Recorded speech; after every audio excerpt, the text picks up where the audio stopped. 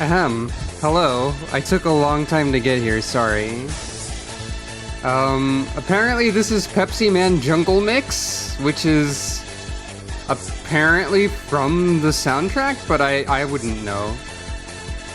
I don't know things about Pepsi Man, except that Pepsi Man! I know that part. There's also a techno mix and various stage themes and some kind of Genesis Super Nintendo remix is also in this playlist. Anyway.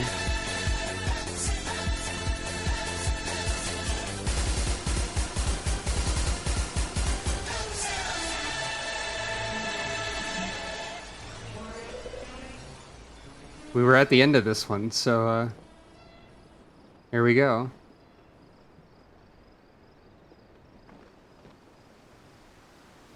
Hello, and welcome. I would say at least one of them is probably. Welcome to Final Fantasy XIV. It has been a while since we did the initial Sage quest, and I kind of forgot that now that I've gotten to Idleshire, I have access to the rest of the Sage quests. But I do.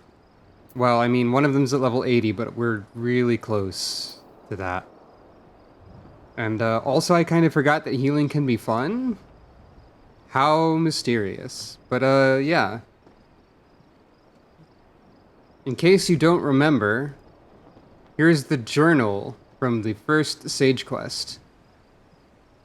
The Charlian Maiden is taking in the scenery with fascination, it says at the start. This quest will unlock the Sage job. As you make your way through the lower decks of Limsa, an outlandishly dressed maiden catches your eye. Curiosity piqued, you approach her and learn that she is Lala Jinjal, a Charlian operative come to Eorzea on a forum-sanctioned mission to capture fugitives. Lala seeks an adventurer to serve as her escort, and you agree to lend her your aid. Before divulging the particulars of the mission, she suggests moving to more private surrounds, and you head outside the Zephyr Gate to continue your conversation. The fugitives Lala hunts are dangerous individuals who have enhanced themselves via forbidden means which have rendered them unsound of mind. One committed murder while in a state of delirium, and though he subsequently died, 3 others remain at large. They have also stolen technical secrets in the form of a sage's soul crystal, and when Lala makes to show you another, the stone appears to react to your presence. Convinced that you are meant to have it, she offers to bestow the crystal upon you if you would swear to use the sage's art only for good. Having given Lala's offer due consideration, you make your pledge and accept her gift of the soul crystal, along with a set of sage's garments. She then bids you take up the stone and don your attire that your training as a sage may begin. And then we, played through most of the story of Realm Reborn, and then all of Heavensward, and now we're here. And so, splat. Hello. Right, you have a sword and shield. And you're also a cat. How interesting. Let's see if I can remember how to play the video game in this particular way. Also, Boaster. Lala Jinjal has a mind to introduce you to the Sage's armaments. I think I've played Sage enough to know what I'm doing, a little bit, but still. I have never played this questline before, I should note. So this is new to me. Hello. Ta-da! I'm definitely wearing the Sage's garments and weapon that you gave me specifically. I see the crystal has imparted to you its knowledge, as expected. Excellent. You are ready to embark on your training, and naturally it begins with the armaments, a set of short staves known as newliths. These are staves? Well, if you say so. Newliths trace their roots to the healers of Eld, who employed naturally occurring objects of power known as adder stones. These stones, which harbor spiritual energy, were placed around the sick and ailing to create an etheric confluence through which the healer channeled her magics. Confluence. From this primitive design, Newliths gradually evolved into their present form. While their construction is far more sophisticated, the basic principle remains unchanged. Except for the part where they can also shoot lasers now. In practice, the sage wields Newliths as an extension of her mind, sending them darting through the air to weave the arcane patterns through which she unleashes advanced magics. If they sound difficult to wield, well, it is because they are. Even the Studium's most talented require years of training to become proficient. But you have an advantage that transcends talent. The crystal has chosen you. With its knowledge, the technique will come more naturally to you than others. Also, I've noticed that Lala's eyes are 2 different colors. Now, as much as I would like to have you try your hand with the Newliths at once, I have just received promising intelligence from Command. Nod. Apparently, our fugitives have taken themselves to Idleshire in the Dravanian hinterlands. Let us make our way there at once. What's that quest jingle? I don't know what that is. Don't look at me. Very mysterious. Never heard of it. Idleshire. Also, for the record, I have never done the binding coil. So, that'll also be new to me. Though I will be cheating by playing unsynced and having help. So this is Idleshire. The tales do not do the place justice. Truly impressive what the goblins and their fellow scavengers have managed to build upon the ruins of our colony. Oh yeah, you are from Charlian. Ahem, to the task at hand. As I mentioned before, we have reason to believe that the fugitives have recently passed through this town, and may even still be here. Yeah, okay, that's also true. If the game cheats, cheat back, as they say. For the sake of efficiency, I suggest we split up and search. I will see to the town south if you could tend to the north. Also, since last time, Sucro get motorcycle. Since friend of the stream Karma informed me that the motorcycle is the fastest mount in the game, and also the webpage says it's the fastest mount in the game because it gets some of the bonuses for like mount speed by default instead of having to unlock them or something like that. Also because I thought it would be good to have a motorcycle for Sucro because she deserves it. But yeah, the speed bonus that Karma informed me about was what finally sold me on actually buying the motorcycle. And so we have it. This is Sucro's Starlight gift. No matter how many times I try, I always forget the name of the equivalent to winter holidays that this game has. I always try to say something involving Saint's Wake, but that's Halloween. That's the scary one.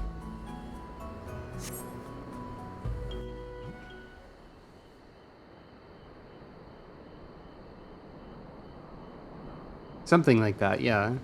Help, somebody, please, I need help! Did you hear that?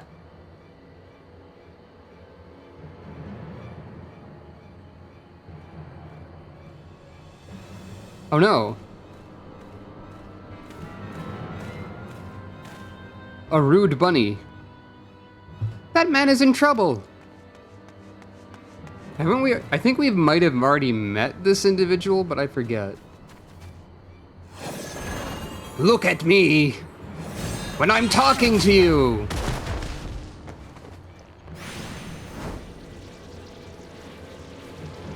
Stop this at once!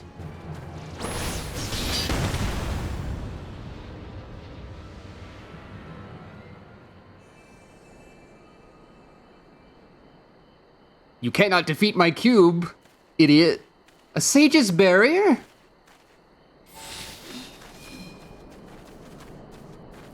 Oh, the bunny did that. Loifa. Too many eyes and ears, we best leave.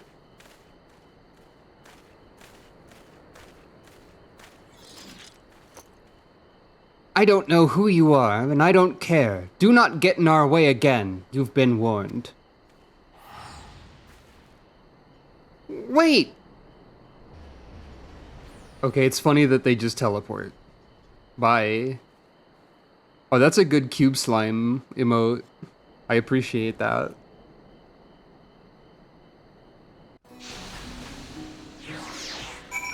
I think the bunny did the cube. It wasn't me. Sucro just sort of ran into danger. You know, the thing that you're supposed to do. Just ask Lancer Questline man. Not pictured on stream. That was them, our fugitives. But why did their leader protect you? Such questions must wait. We must render aid to this man. Render aid to the refined man. Rendering aid. Clipping through hat to render aid. I bet this guy probably sucks or something. But that's the secret. Thank you. Had you not intervened when you did, I dread to think what might have become of me. Permit me to introduce myself. Valdrene of Charlian at your service. Truly? I am Charlian too. I am Charlian too, a recent graduate of the studium, in fact. Would you mind telling us what happened? Oh, is that an alumna should come to my rescue? Thaliak watches over his own. As to what happened, what is there to say? I was going about my business when they set upon me without warning or provocation. I see. What is your business, if you do not mind me asking? Healing? The provision of it, that is. I am a sage, you see, and I travel the realm, providing treatment gratis to those who cannot afford it. Oh, this guy's good, actually. A sage, besides. Speaking of which, one of your assailants, the Vieira man, also wielded sage magic. Was he known to you? No, I had never so much as laid eyes upon him before. I do have an inkling, however, as to why the villains have come here. If they use the sage's art for ill, then their destination is like to be St. Mocaine's Arboretum. Arboretum? What could they possibly seek in that abandoned place? Following the Exodus, the cultivation of certain plants became forbidden in Charlian. But that which can no longer be found in the motherland still grows freely there, among which are potent but dangerous herbs. I see, that does stand to reason, and I dare say it was for your knowledge that the fugitives attacked you. I don't know, when I need knowledge, I don't typically fire lasers at people who can help me, because that sort of makes them less able to share knowledge with me. Like, typically speaking, that seems to generally be the case. Unless they're, like, knowledge lasers. But, you too are a sage, yet you do not appear to be Charlian. How did you come by your soul crystal?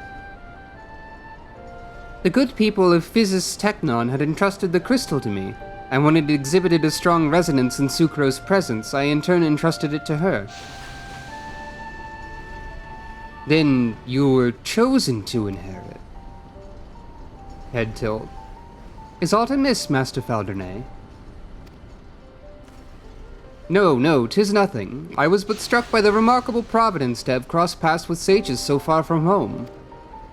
Ours is a reclusive nation, after all. Our policy to observe, not intervene. This did not sit well with me, and so I left Charlian behind, as the great Master Louis Sois once did. Oh hey, this does actually kind of tie into what we're doing next. And though I would never dare equate myself to him, I too believe it my duty to alleviate suffering in the world. So that's what brought you to Eorzea. You are a noble soul, Master Faldernay, and I commend your resolve. Nod. Well, I must return to the road, and I thank you again for coming to my aid. Till next we meet, let us both endeavor to seek out new knowledge and possibilities for the betterment of mankind. Bow.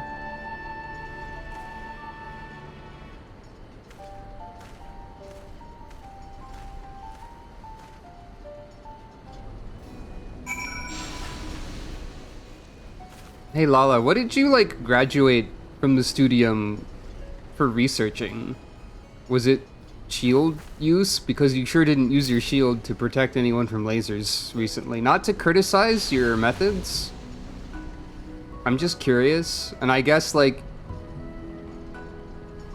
there's a difference between education and like hands-on experience in terms of like in regard to like tanking, I guess.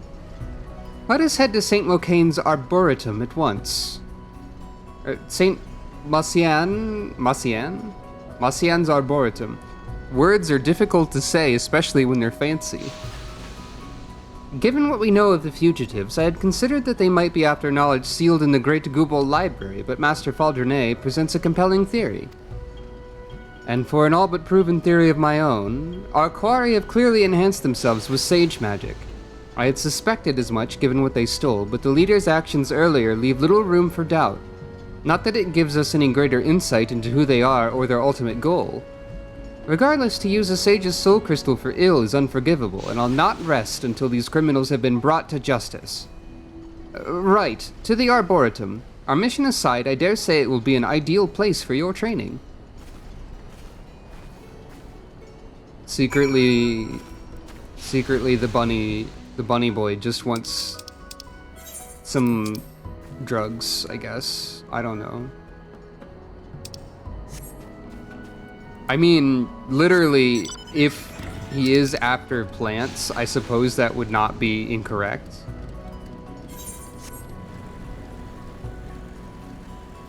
But also, haha, weed.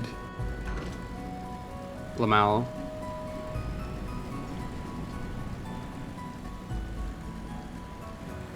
Yeah, probably like if you're gonna be evil, you're gonna want the evilest drugs. Question mark? I don't know what that implies. Please note, I am not attempting to say that weed is evil. Weed is actually very helpful for many people.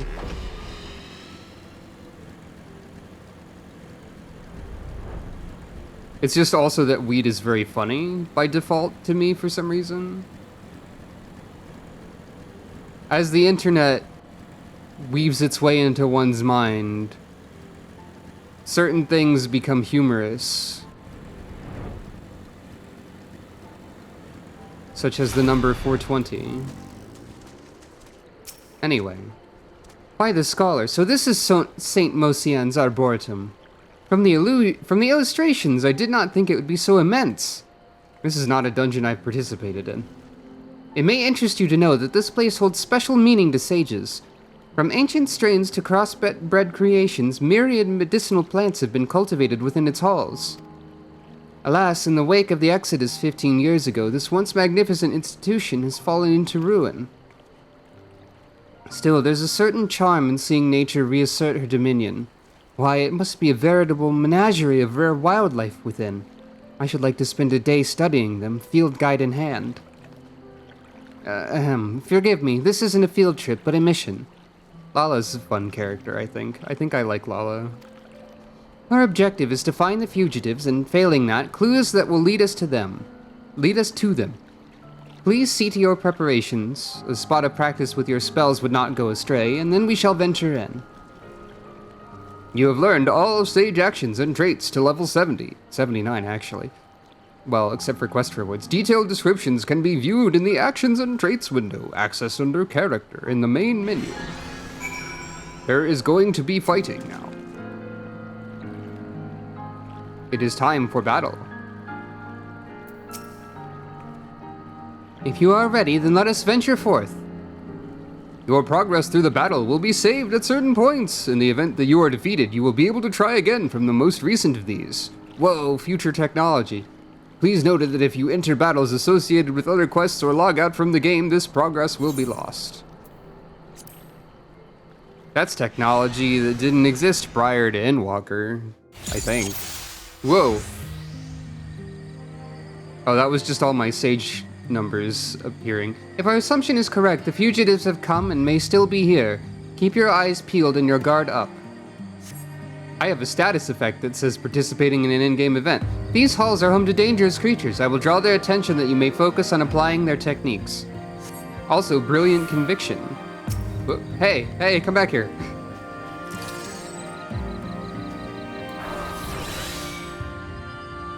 So, shall we practice some summonautical fundamentals? To begin with, cast Cardia on me. The spell will establish a magical link between us. Already done. The residual ether of your attacks will be channeled unto me, healing my wounds as you deal damage to our foes. Checkmark! That's right! I did it! Yes, just so. Let us continue on. So, I didn't show any Reaper quests on stream, but they are like this in the fact that they are more of a tutorial for the job than other things are. Sizable fiend ahead. I believe this calls for a barrier. This time, augment your spells using Eucrasia, then cast Eucrasian Diagnosis on me. This will bestow a barrier on me that provides both protection and healing.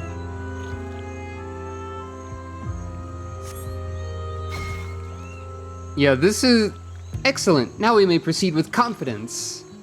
This is much more directly a tutorial than previous job quests are.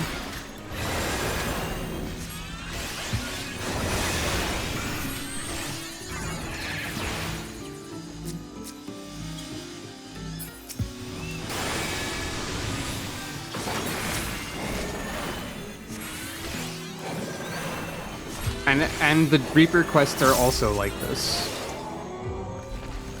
Nothing of note here. Let us head deeper into the Arboretum. It's very interesting, though, is the thing.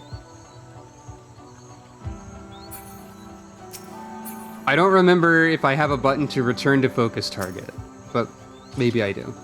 Fiends ahead! Please watch my back.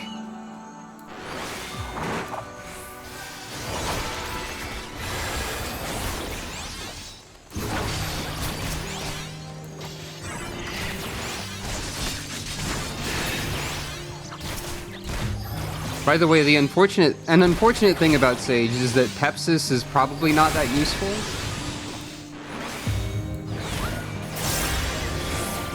What it does is it breaks shields you've established with Eucrasian Prognosis and Eucrasian Diagnosis to heal.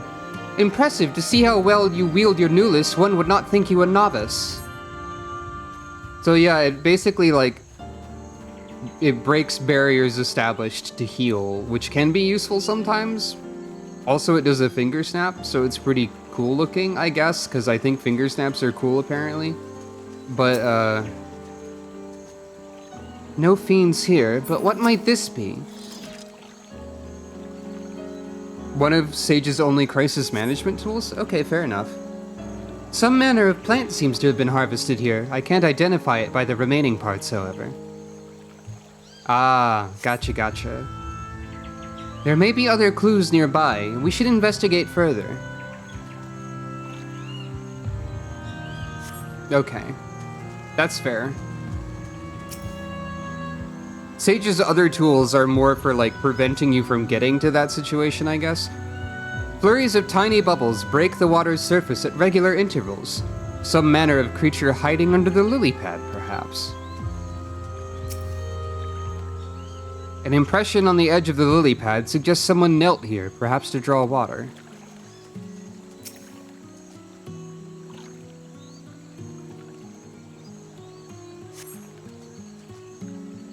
More of the same plant taken. What could it possibly be?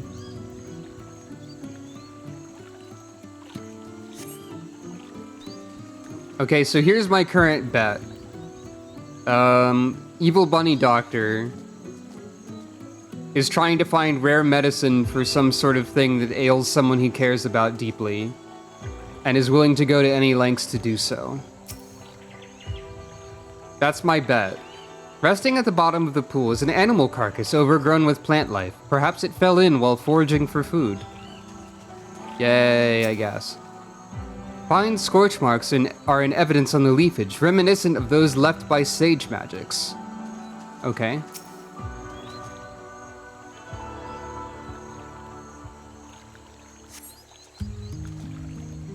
Traces of ice. Someone recently fought here, a proficient wielder of magic. Yeah, makes sense. The fugitives may be close. Be on your guard.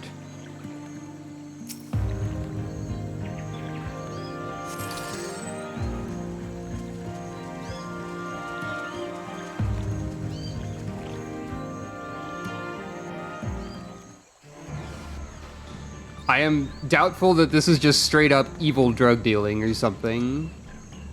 There's gotta be reasons for stuff.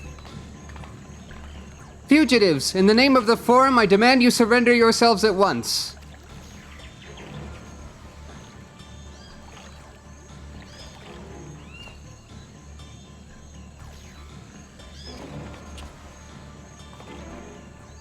Hi.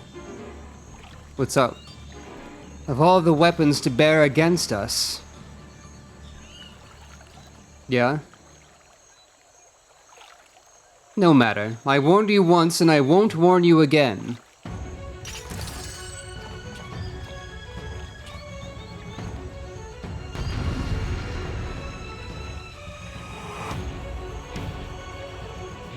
Fancy Endwalker music alert.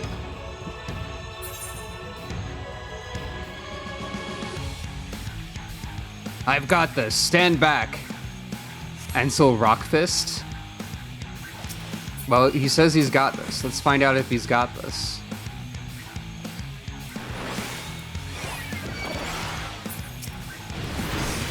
This will go poorly for you if you resist. Oop, that was the wrong button.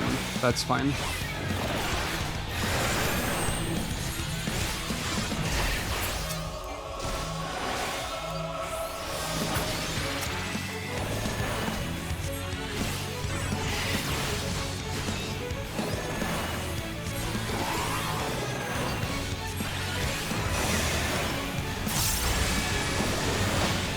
I get what they're going at here. What are you doing now? Oh, okay. That's fine. Arm of the Scholar, it says.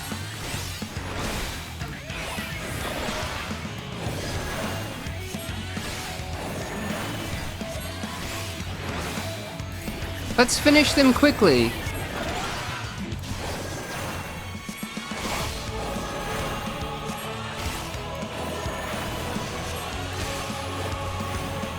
Bah.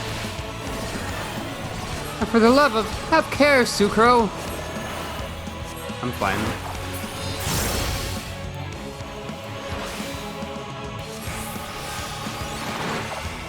Oops. I'm doing the wrong buttons, but it's fine. We'll deal with you instead. Also, goddammit if it wasn't for that sage, someone said.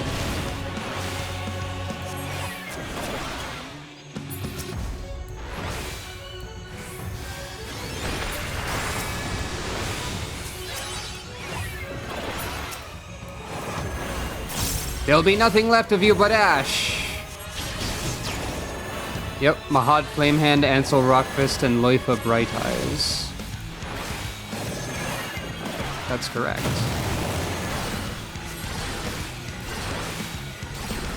Their enhancement has given them such power? Oh shit, I gotta heal you. This is getting us nowhere. We must subdue Loifa first. Mahad, return the favor and take care of that sage. Finish it.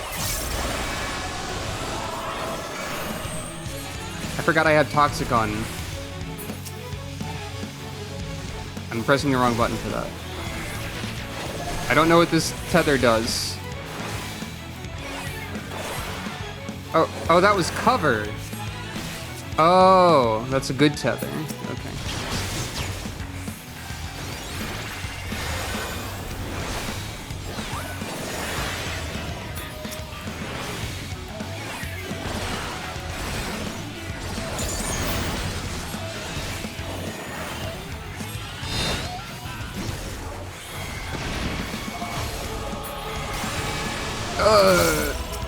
says Loifa. I actually used cover effectively once when I was Paladin. It's over! Lay down your arms and I promise you won't come to further harm. I said that right eventually.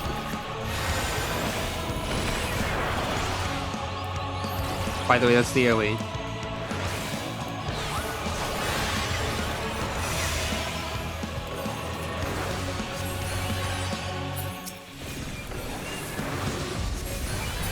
Heck, I've been complimented.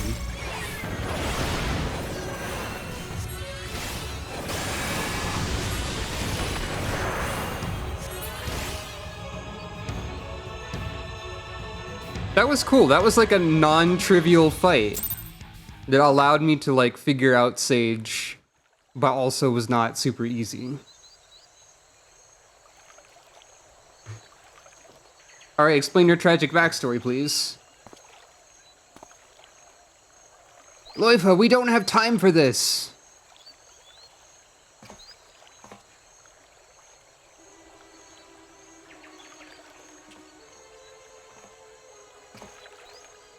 You held your own against the Enhanced.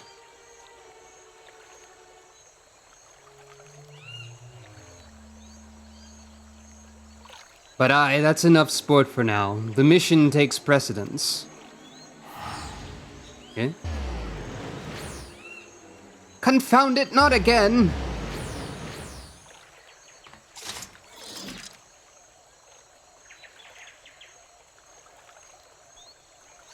Aha! Item. What's this?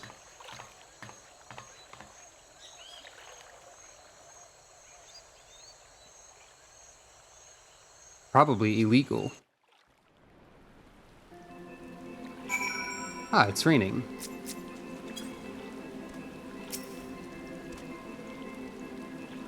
The pouch they dropped contained a plant. What they came for, I shouldn't doubt. 'Tis some manner of herb, but none I've seen in the course of my studies. And as I made my way out, I also stumbled upon what appears to be a diary by the entrance. Though much of its contents are magically obfuscated, I could make out some nautical terms, so we may assume it belonged to a sage. As we continue our pursuit, I will work on lifting the enchantment. When you have a moment, please feel free to peruse the contents in Idleshire. On that note, let us head back to the settlement. Hello, and thank you.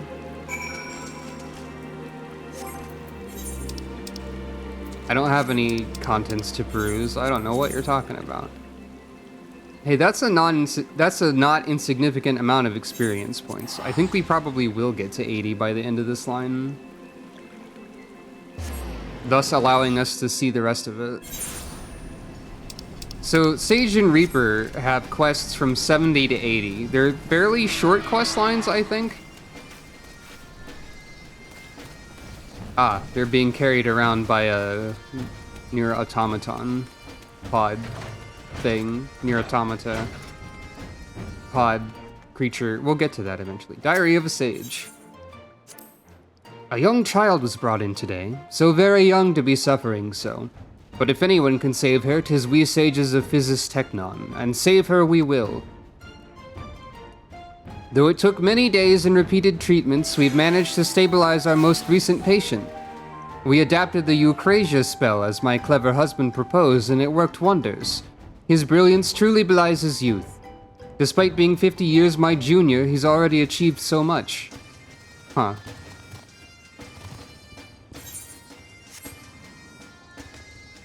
Okay.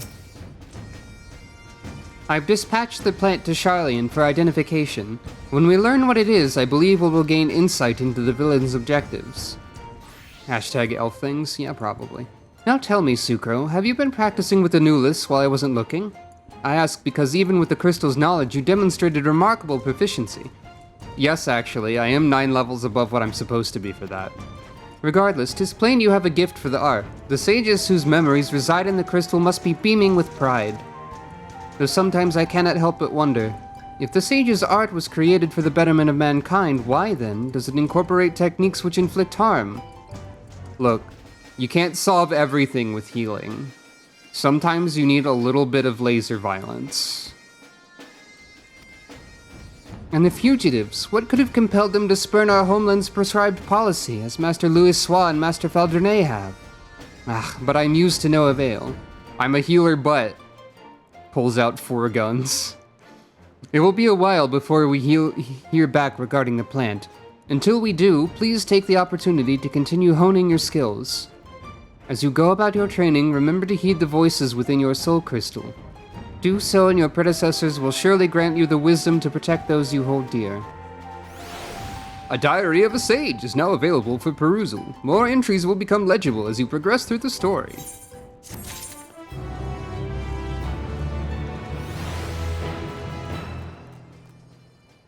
Where'd that victory jingle come from? Never heard of it. Yeah, okay. Anyway, time passes, and so. Sands of Despair. Sands of Despair, not sands. Not,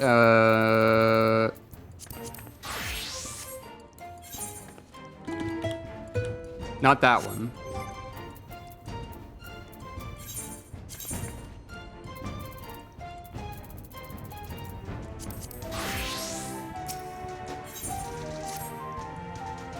Wonderful timing, Sucro. Remember the mystery plant I sent to Charlian for analysis?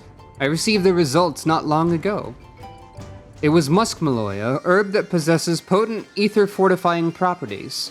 Owing to its effect, its cultivation was outlawed some years ago. It is most certainly why the fugitives came to Eorzea. Unable to obtain the herb in Charlian, they decided to procure it from the Arboretum.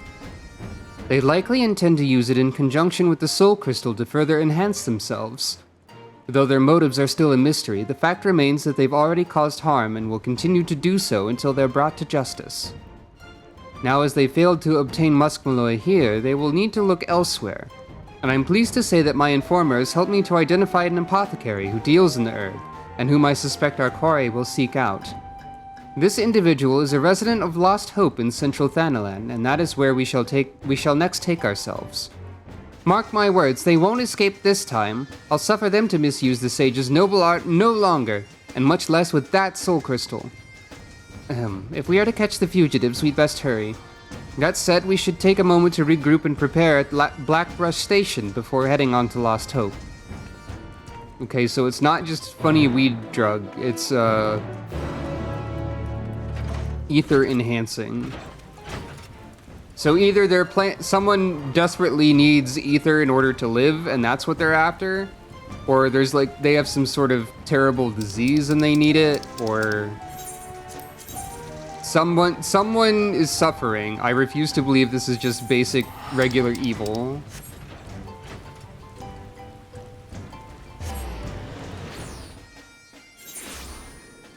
That's too obvious. It can't be that. It has to be something more complicated and tragic. Good God, such a dry and dusty place this is. What I wouldn't give for a bath right now. How long have you been here? 2 seconds. I mean, 'tis well that you're here. I've already replenished my supplies, so if you're ready, we may begin looking for the apothecary at once. A Huron woman whose facial tattoo should mark her out. The fugitives are likely to be searching for her too. We must find her before they... Huh? That woman yonder fits the description, but something appears to be amiss. Let us investigate.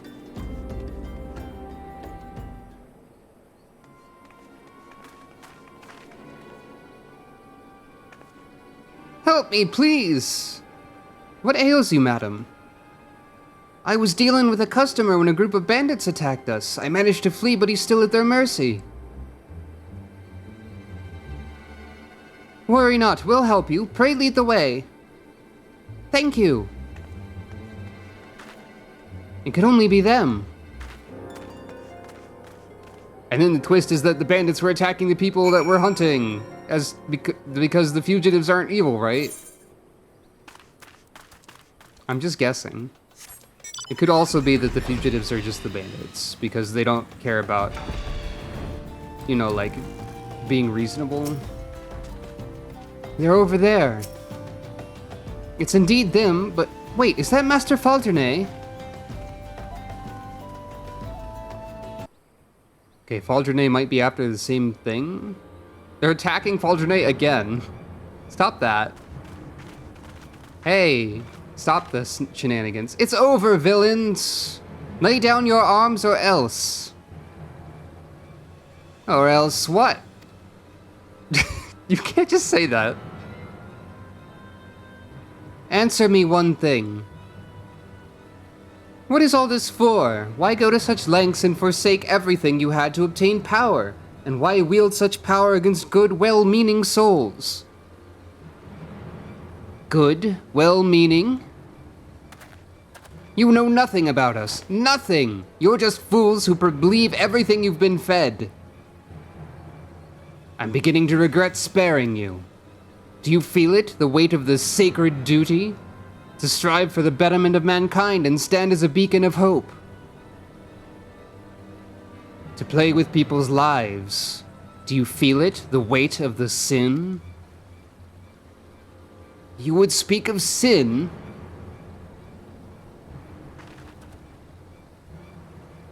To do naught when a life might be saved, that is the greatest sin.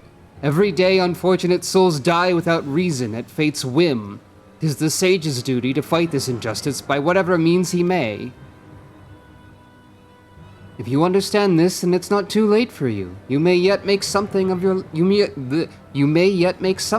lives. Shut your mouth! Why are there ants in this cutscene, by the way?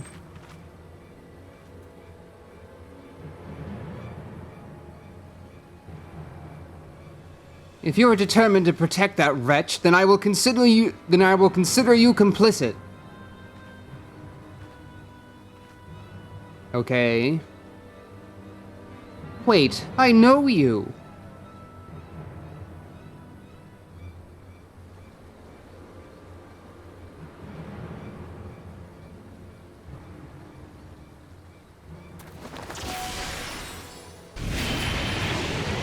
Oh.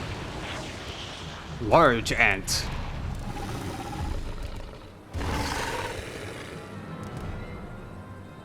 They're too close to the settlement for comfort. I fear for the civilians.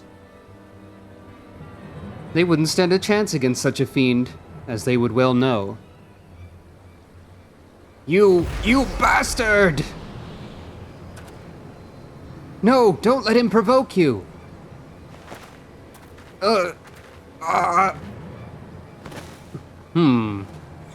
Who's really evil here? Stay with me! Listen to my voice! We must lure the beast elsewhere and tend to it. Sucro, would you mind assisting me? Sprints away with giant ant following him. Go! I have the situation here in hand!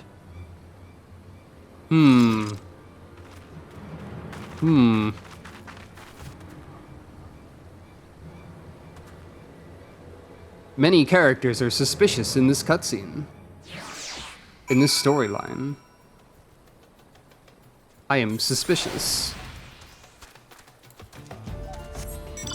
I'm going to drive my motorcycle 5 feet over here and then shoot an ant with a laser beam. But I'm also suspicious about it.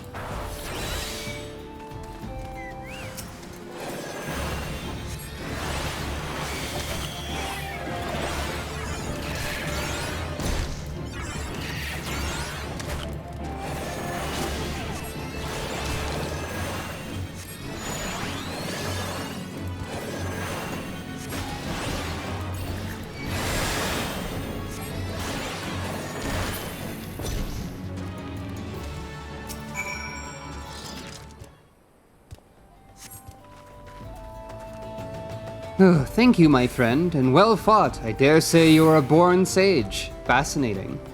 But come, we should return to the others. The villains may not remain stricken for long.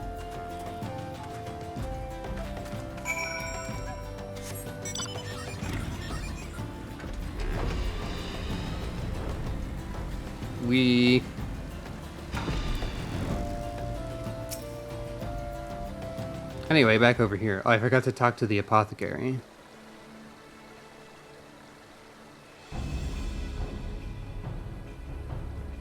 Please just explain your deal. Their condition is unchanged. We should probably take advantage of this and apprehend them.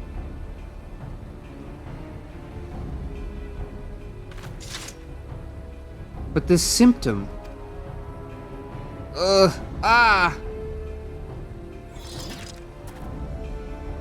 Hold on, I'm getting us out of here. We're fine, Läufer. No, you're not, and you know it. It's the enhancement, isn't it? I know something of the procedure, of its potency and the harm it causes. There's a limit to the amount of corporeal ether a living being can harbor. As we grow up, it waxes. As we grow old, it wanes. A gradual, gentle process, if allowed to function in a natural fashion. But complications may arise when one forcibly fortifies that ether, as a rogue healer was rumored to have been doing with live subjects some years ago. The man used an unproven procedure on countless souls, a forbidden procedure known only to a select few sages. And though he succeeded in a few instances, those subjects suffered from debilitating side effects. But those rumors were denounced by the Forum as baseless, and yet... You'll believe anything they tell you, won't you? Naive fools. What? Can you stand? Wait, please. It's really you, isn't it? Mahad, Ansel.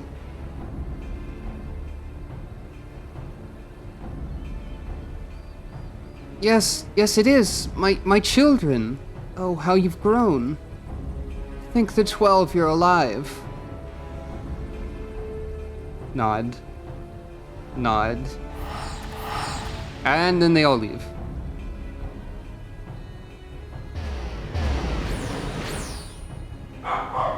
And Lily barks. Corgi, please. Huh. The mystery increases. And I bet Faldrenet is the rogue healer who's full of shit. Then, 'tis plain that they are confused. I pity them. Mahad, Ansel. Ansel? I had the perfect chance to apprehend the fugitives, to complete my mission, but I couldn't. I think it would be Ansel, is how you would say that. It seems you know them, the ones called Mahad and Ansel. Of course, they're my adopted children. They were orphaned at a young age, and I took them in and raised them as my own. Though none of us were related by blood, we became as close a family as any.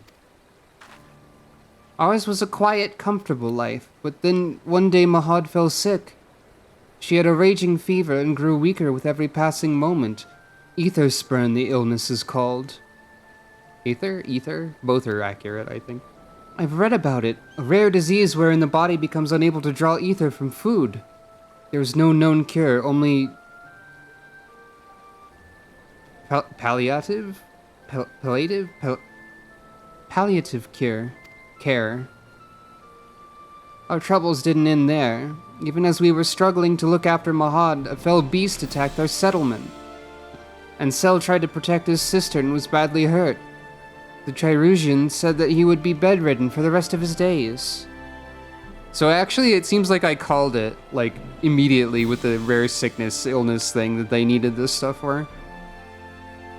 I didn't know what to do. Without the coin to care for them, my mind went to dark places. I began thinking of how I might spare them the pain, spare us all. It was in that state that he found me, a kindly traveler. A healer? Yes, he offered to help Mahad and Ansel and refused what little payment I tried to give. But he also said that their condition demanded special care and facilities. It would take years, many years. Desperate as I was, I accepted without hesitation, and so he left with my children. It was hard not knowing what became of them, wondering if I'd made the right choice. but I clung to the hope that one day we would be reunited, and we were. We were. Oh, to finally see them again is... I haven't the words for it, and it matters not that they've changed. The healer, what was his name? Gildivane, he called himself, a healer of some renown in his native Charlian, I believe. A truly touching tale. Where there is life, there is hope. Would you not agree? Now then, if I'm no longer needed here, I shall return to making my rounds. Till next time, my aspiring sage. Sus. Don't trust that guy. So there's probably no Gildivane, is what you're about to say, I'm guessing. I didn't have the chance to speak with Mahad and Ansel properly, but whatever they've gotten involved with, I hope they'll be alright. I believe the danger is past, but for good measure I will ask the Immortal Flames to keep an eye on the area. We're in your debt. Now, if you do not mind telling me, was this your first time meeting Master Faldernay? Oh no, he's a regular of mine, introduced by an acquaintance. And when he comes, he always takes a moment to treat those who are unwell. To have so many kindly healers, Charlian must be a wonderful place indeed. And who is this acquaintance of yours, if I may ask? A merchant in Aleport. Master Faldernay buys alchemical ingredients from him, rare items sourced directly from Thabnir. I see. Out of curiosity, what did Master Faldernay buy from you this time? Oh, just the usual, a few sprigs of muskmalloy. He was actually the one who told me where to get the herb, says it's used to treat certain serious illnesses. Well, if you'll excuse me, I must be returning to my stall. I don't know when, but I know my children will return, and I must work hard if I'm to give us better lives. Faldernay, sus. Let us return to Idleshire for now. Recent events have given me much to ponder. Nod. Hey, Lala is actually like a really good character, I think, so far. She's like smart and figuring stuff out and asking good questions. And is like also has endearing personality characteristics and traits. Shoutouts to Lala, I guess.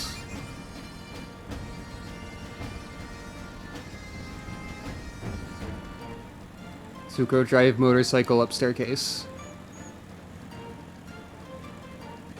Whoop. Oh, I took the most roundabout way possible. Okay, not yet. Sucro, ashamed though I am to admit it, I'm no longer certain of the truth. It wasn't Loifa and his accomplices who sought Muskmalloy, but Master Faldernay. No, what the fugitives want is Master Faldernay himself. Clearly they bear a grievance against him. If those despicable rumors were true and one of ours was actually... But the Forum was adamant in their denial, and they surely wouldn't. My mind is running amok. Forgive me, but I need a moment to rein in my thoughts. Mood. 3 to 5. The child has taken a turn for the worse. Her corporeal ether wanes at an alarming rate and she cannot keep food down, having vomited all she has been given. Well, that sucks. I mean, obviously. Though we were able to keep her with us, it's not but a stopgap measure. I reviewed past cases in all existing literature, but found no effective treatment. Yet there must be something we can do, something that no one has yet thought to try. Muskmalloy may be the answer. We Vieira have used this medicinal herb since ancient times. Though potentially poisonous, though through refinement we should be able to suppress the adverse effects. So that was 3 to 5? Okay, yeah. We Vieira, huh? The Diary of a Sage is trying to make me think Loifa is the writer, but I don't believe it.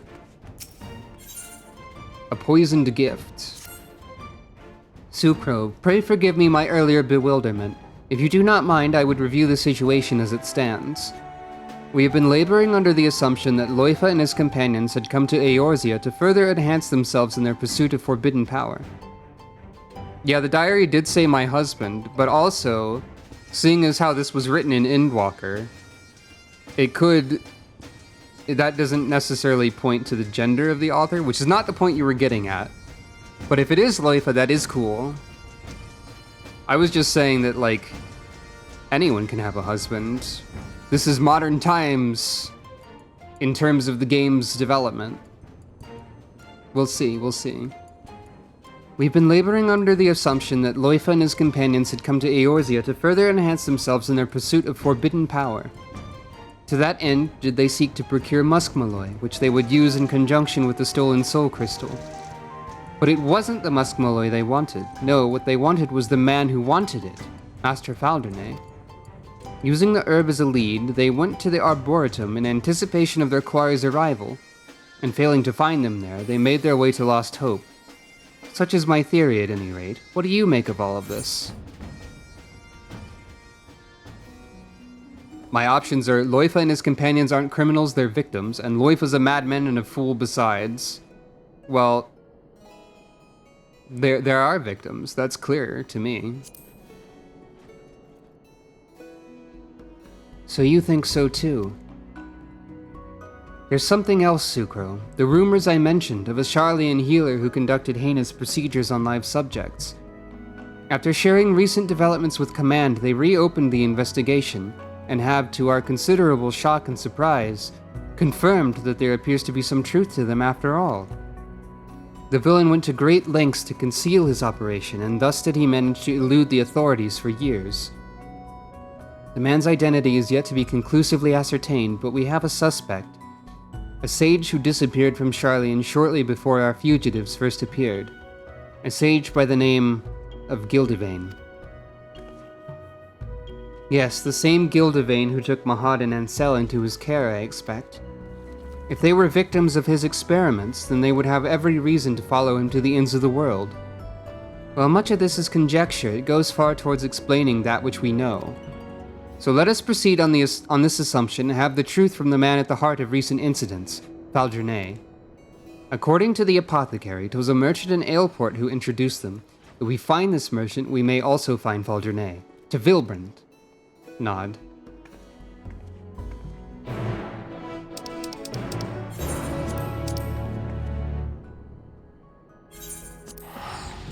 And we are ever closer to level 80 and completing getting to the level necessary to complete the rest of the questline.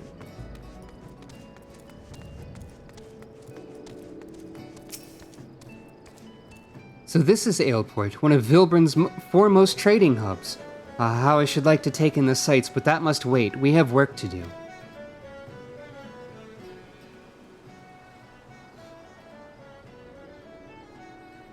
We must try and find this merchant before Faldernay does. As I recall, the man deals in Thavnarian wares. Let us begin by... Healer! Send for a healer! This keeps happening. You're a healer? Good! We've got us some badly hurt folk just outside, attacked by the looks of it. Can you go and tend to them? Nod. Might be as whoever did this is still near, so watch yourselves. I'm going to raise the alarm.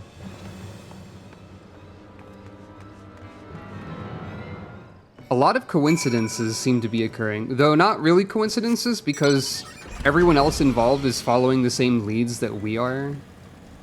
So it actually all makes sense. Oh, shit. Now that's not who I expected to be lying on the ground.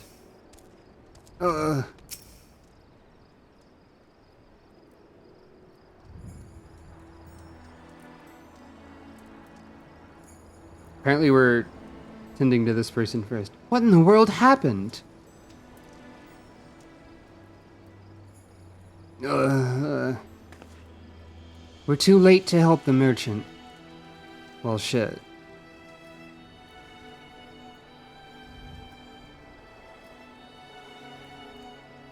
But, Loifa, you can still save him.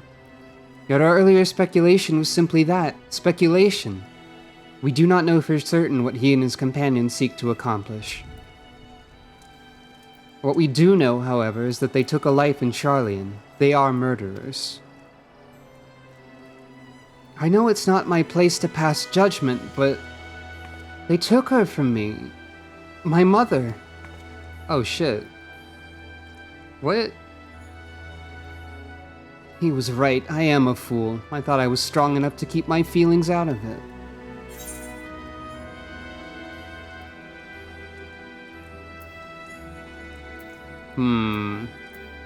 Loifa protected me, I owe him, or Loifa can't tell us anything if he's dead.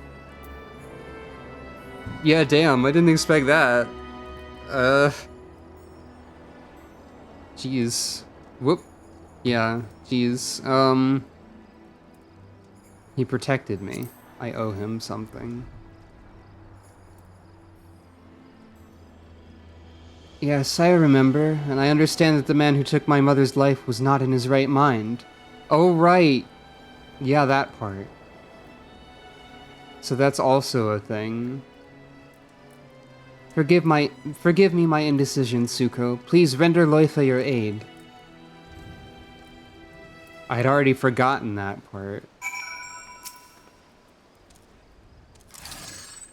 Use diagnosis. Diagnosis.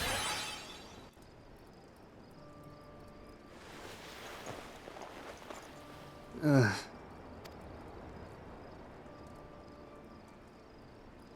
Are you alright? Mahad and Ansel, where are they?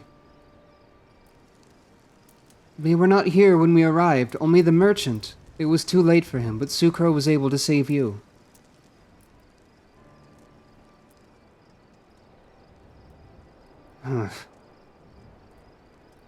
Will you tell us what happened? Who was it that attacked you? Gildevane, who else? That bastard is still out there because of you. And now... So it is as we suspected. Valdrene is Gildevane. Finally ready to accept it, are you? He can change his face and his name, but there's no changing the monster he is. Still masquerading as a kind-hearted healer, a wolf in sheep's clothing who preys upon the vulnerable for his vile experiments. So you were indeed his test subjects. I'm sorry. Had I known, Save your apology. It won't bring Mahad and Ansel back. When we confronted Gildevane, they shielded me from his magic. He must have taken them. I couldn't do anything. For all the power and the sacrifice, I couldn't do a damn thing. What are you talking about?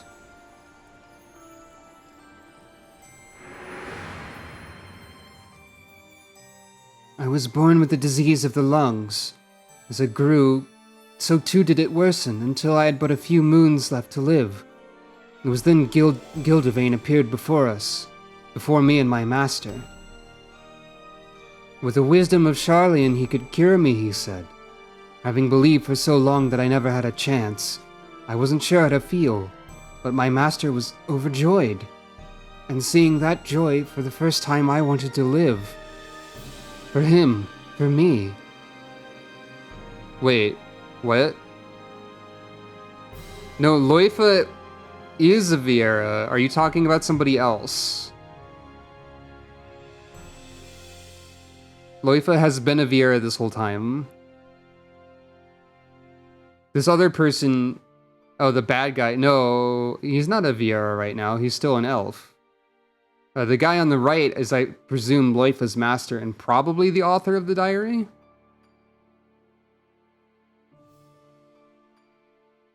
I don't think they've stated this guy is or was a Viera. For the first time I wanted to live, for him, for me. But we were fooled. In the guise of treatment, Gildevane subjected me to a dangerous procedure to fortify my ether. I wasn't the only one. There were others. So many others. But one after another they disappeared until only a few of us remained.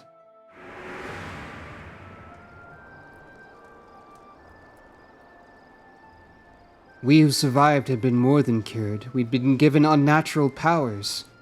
I was twice as strong as any man and could channel magics with ease. For all the good it did, I was no match for Gildevane and his tricks. Worse still, I couldn't protect Mahad and Ansel. If this life is my reward for all the suffering and sacrifice, I'd have been better off dead.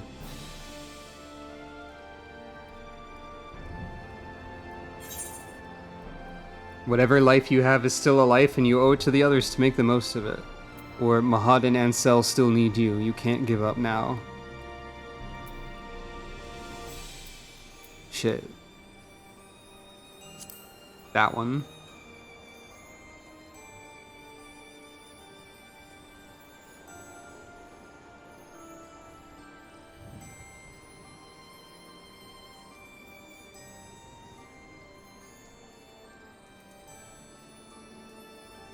Help me, please.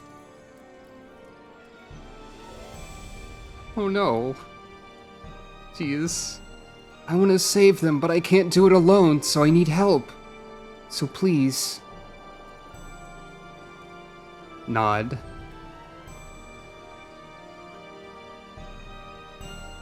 Hey, the Sage questline's actually really good. What? I wasn't expecting that. I don't know what I was expecting, but this is good. I should have listened. I should have been willing to question what I was told. And now because I wasn't... If Gildevane went to the trouble of taking Mahad and Ansel, it can only mean one thing. He means to experiment on them again. We can't let that happen. We have to find and save them. Wait, even if we manage to ascertain Gildevane's whereabouts, the fact remains that the three of you together couldn't overpower him. We cannot expect to fare much better. In all likelihood, he himself is also enhanced. If we were to confront him, we must have a foolproof plan. Do you not agree, Sucro? Nod. Very well. For now, I ask that you return to Idleshire. I will join you there after briefing the Yellow Jackets on the situation. Nod.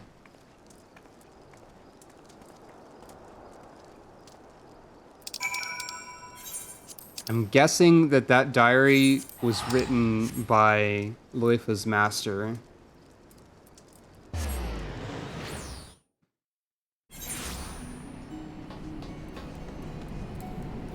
But we'll probably have a more clear answer as to who wrote that diary quickly, actually. Please be safe.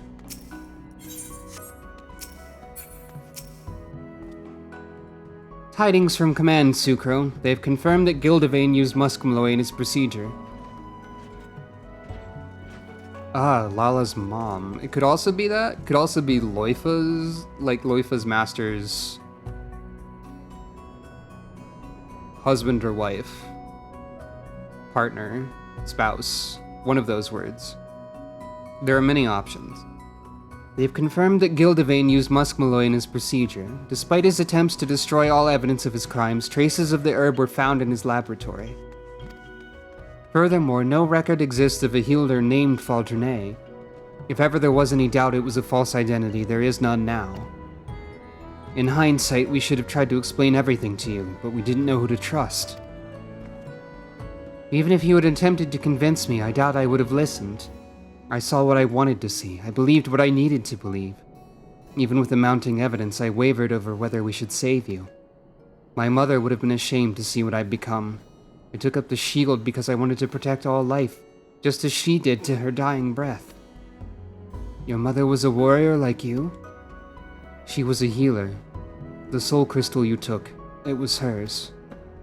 Then the woman that day was your mother? Gildevane had already fled Charlian. We were attempting to escape when one of our comrades collapsed in pain. Someone chanced to see us, another sage at Physis Technon. Suspicious though he must have looked, she rushed to our aid without hesitation. But our companion, he flew into a frenzy and we couldn't stop him. I tried to save her, the gods know I did, but with the last of her strength she pressed the crystal into my hand. Forgive me. Jeez. There is none to forgive. She did what she'd always done, what she believed was right. If she had any regrets, it would doubtless be that she couldn't help you sooner. As for the crystal, she clearly wished for you to have it. She must have seen something in you in that moment. 'Tis my hope that you will carry on her legacy and fight for the future of all lives. The future of all lives? Nod. I shall dedicate my efforts to locating Gildavane. Until I do, please continue practicing your skills, the better to be prepared for when we face him.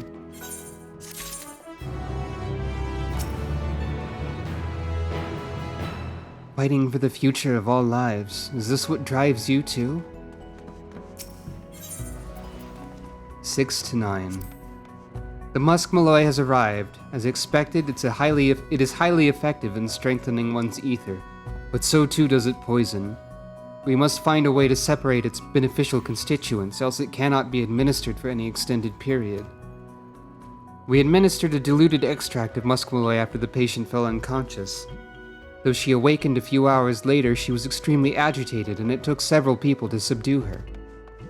We can no longer dismiss the inherent risks in the treatment. We must submit a report to the studium on the dangers of muskmalloy, ere someone else repeats our mistake.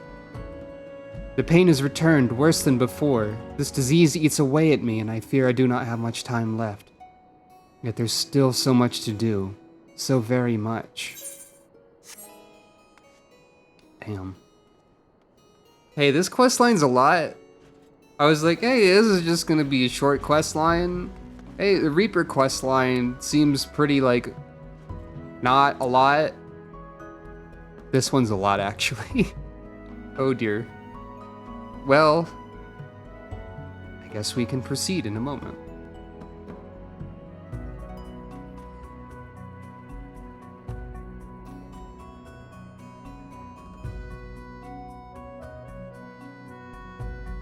Oh yeah, definitely. Coil's gonna be a walk in the park.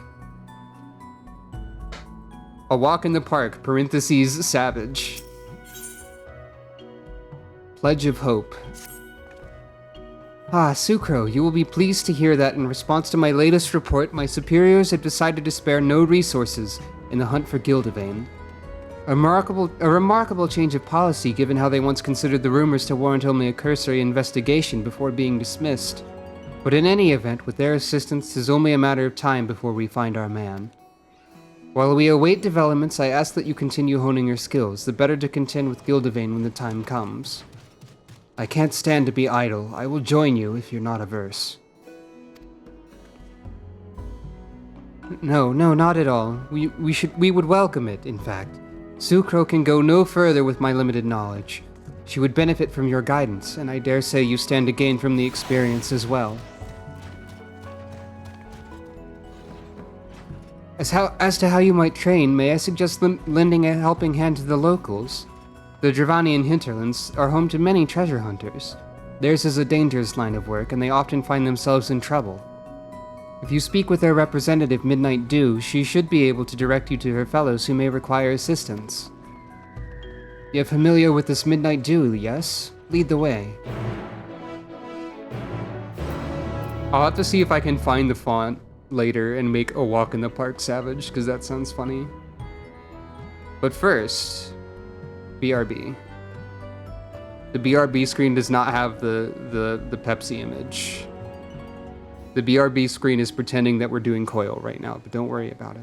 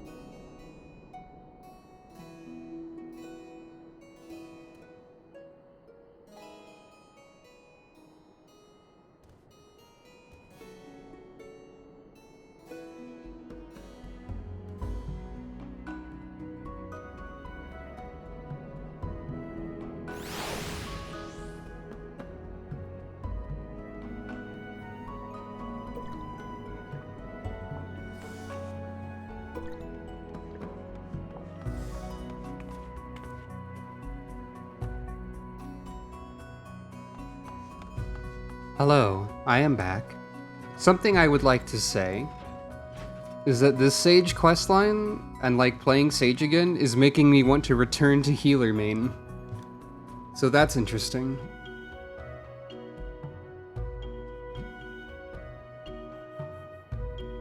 Surprise, anxiety is being deleted a little bit. Anyway. As I've mentioned before, while I studied summonotics, I never had a talent for spellcraft.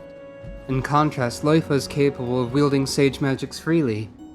Though the potency of his abilities may be attributed to his enhancement, his finesse suggests a natural affinity for the art. Go ahead, go on, lead the way to this midnight dew. We'll see if my wanting to...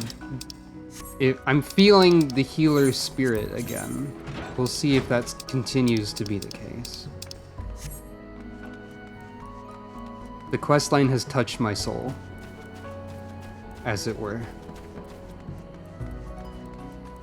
Reminded me what healers are for, etc. Other dramatic things. I was worried Midnight Dew was going to be like, go to the library, hard mode, haha, because that's also a quest she has. He's with you, I take it? Something I can help you with? We're looking for people to heal. Oh, you want to help us? Well, it's true enough. Wanting to make quick coin, there's some as bite off more than they can chew. As a matter of fact, a few hunters have yet to return, and I had a mind to go and look for them. Reckon you could take care of it in my stead? Nod. Much obliged. Some especially nasty fiends have been out and about of late, and I'm hoping our friends haven't run afoul of them. Friends, I say, but we're more like family, and family looks after family. Aye, that they do. Watch yourselves out there, eh? And thanks again.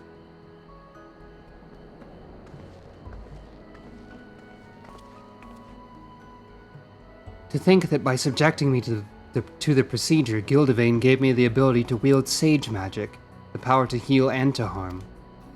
And I will repay his gift by doing just that. With his death, his victims will finally be able to move on. But those are thoughts for another day. Let us be off and see if we can't find those hunters, and any fiends that might be stalking them. Nod.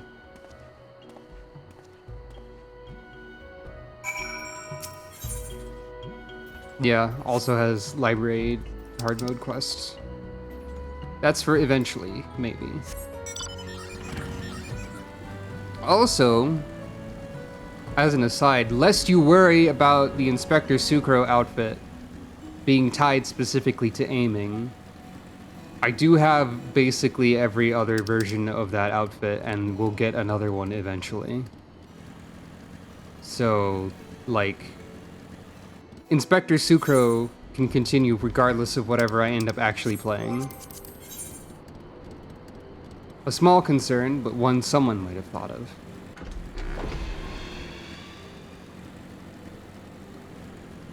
That someone could be me. Worry not about the state of Sucro's outfits.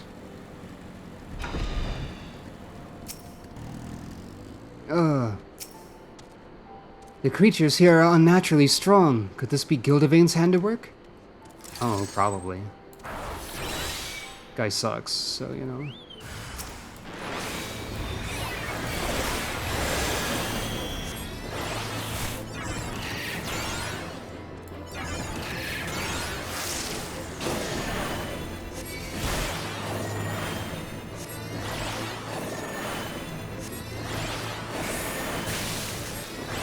An unnaturally strong caterpillar, indeed.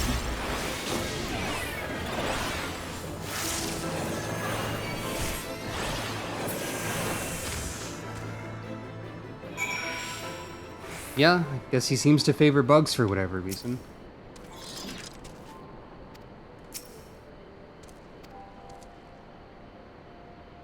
Heal her using the diagnosis spell. Thank you. I thought I'd be able to handle the fiends. Oh, how wrong I was. I owe you my life, and you can be sure I'll sing your praises to all who will listen. Fare you well. Bow.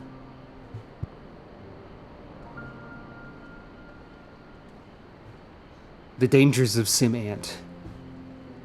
That reminds me that I need to stream Spore at some point, and I did in fact buy both of the expansion packs for that, because they were like $5, because they were $75 off each, due to sales. I'm glad we could help her, spare her family the sorrow. Come, let us continue.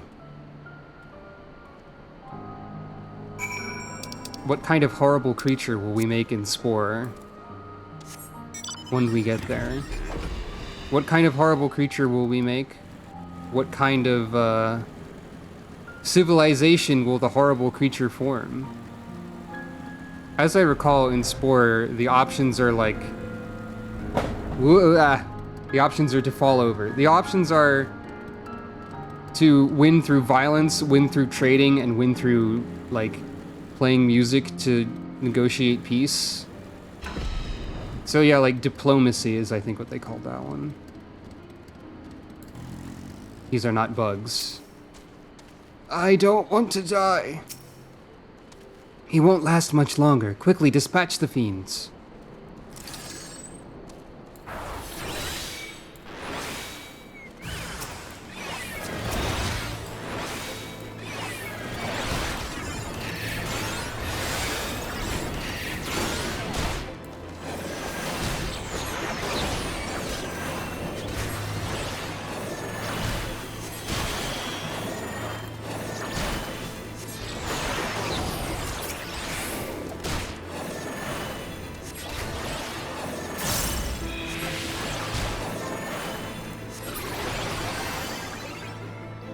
Fiends dispatched. A terrible wound. This is no time for training. I'll take care of it.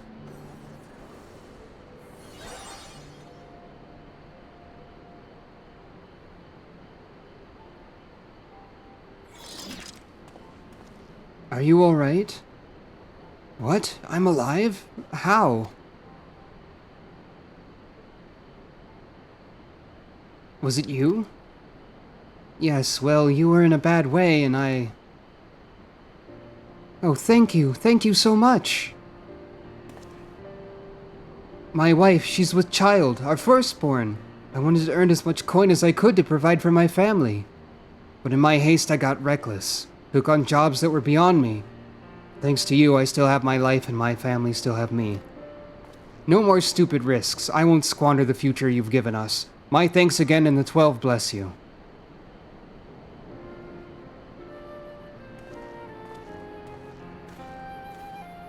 Yeah. He's got a lot to live for, doesn't he? You know, I used to dream about the future I knew I'd never see. About overcoming my illness and protecting the forest as a wood warder, as is the duty of Vieira men. I wanted to repay my people for not giving up on me, my tribe and my master.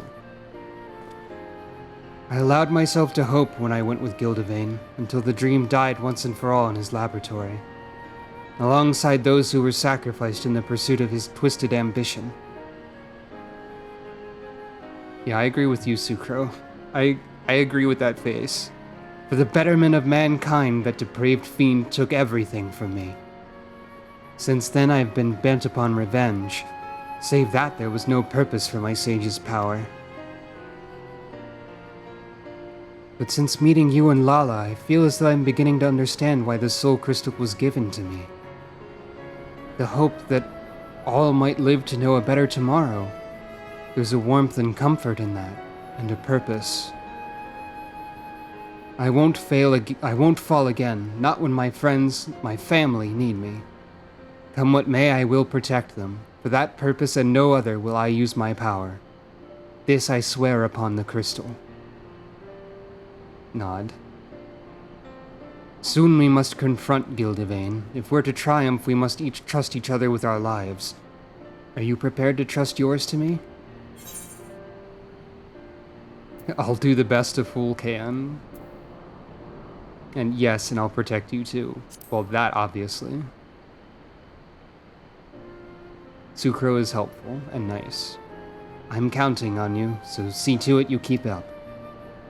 Well, I believe that's enough training for one day. Let's head back to Idleshire. Hopefully Lala's allies have made progress. Nod.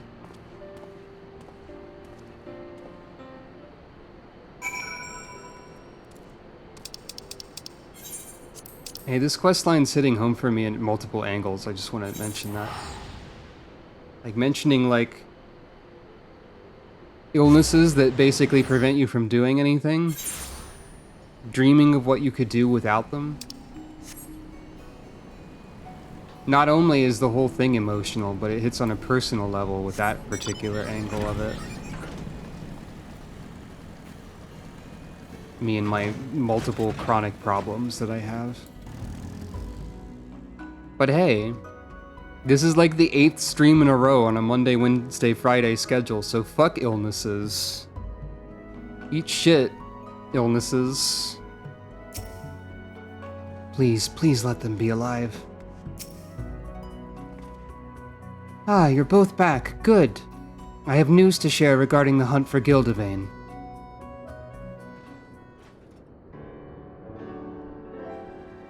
Something about how I've ended up voicing these two also seems particularly good to me for some reason. First of all, we've located the villain. We've located the villain.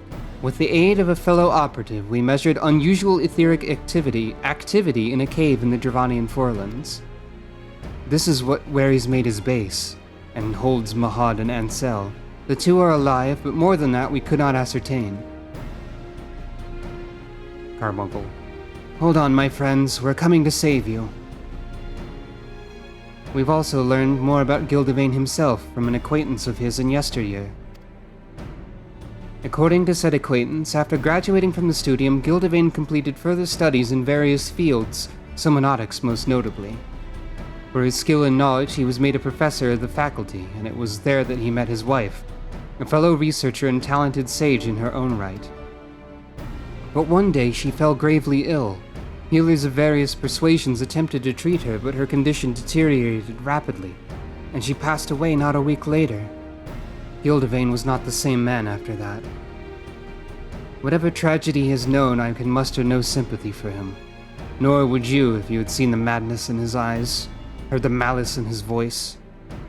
Mark my words, if it wasn't for his wife that he mourned, it wasn't for his wife that he mourned, but the loss of a valuable resource. That is all people are to Gildevane. So it seems, and whatever reason he may have had, he cannot be permitted to continue his depraved experiments. That being said, we cannot storm his cave just yet. His knowledge of summonotics makes him a dangerous opponent, and we must be amply prepared. To that end, I've been working on a countermeasure, but it will take a little longer to complete. Meanwhile, I must ask for your patience and your faith. As much as I wish to save Mahad and Ansel, it would be meaningless if we lost anyone in the process. So please believe in me.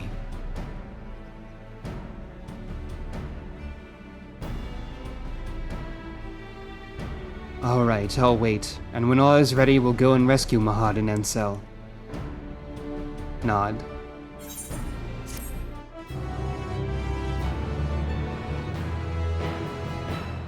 Level 80? Hey! Perfect. Perfect. 10 to 12. To my shame, I collapsed while treating the child. I do not recall ever seeing my husband so distressed. Such though I am, I'd rather that he didn't fuss over me. He knows my prognosis. Okay, so the diary is actually that guy's wife. So, like, that much is obvious now that we've learned this last bit of information. As sages, it's our duty to fight for the future of all lives. Soon I will no longer be able to fight this fight, but it is my hope that someone will carry on in my stead. To that end, I, Hatia, will pour myself into the soul crystal. My love, in case this is my last chance, I want you to know that I'm glad I met you. You made me the happiest woman, and even should I be reborn, the rest of the page has been torn away.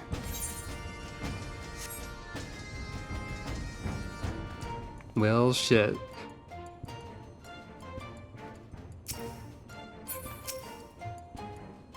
Soon we'll rescue Mahad and Ansel and settle the score with Gildevane.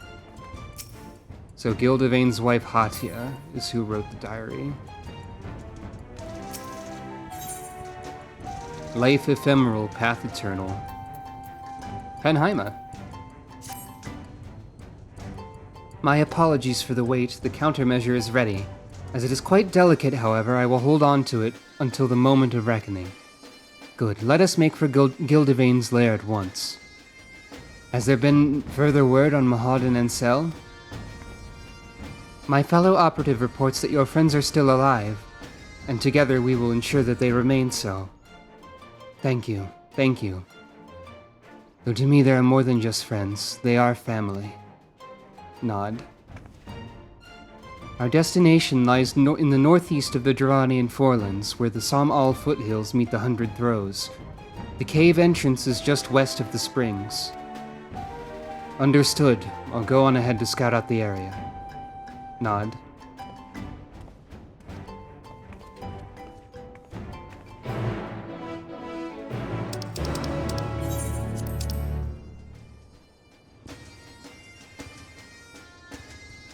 Hey, they actually put something up here. That area was kind of like underused from what I remember.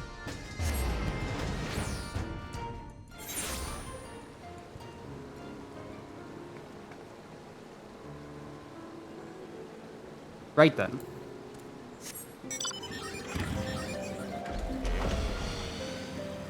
The motorcycle is going to be Sucro's mount of choice for the rest of all time, by the way. Oh, a white mage quest also happens over there. Healers just go here. I do remember the Heavensward white mage quest because it has the line, "What is dead can never die" in it. Which is pretty good. I want to say that the character who says it's named like Alakwa or something. Alakwa. Don't know why I'd remember the name, but something of that nature.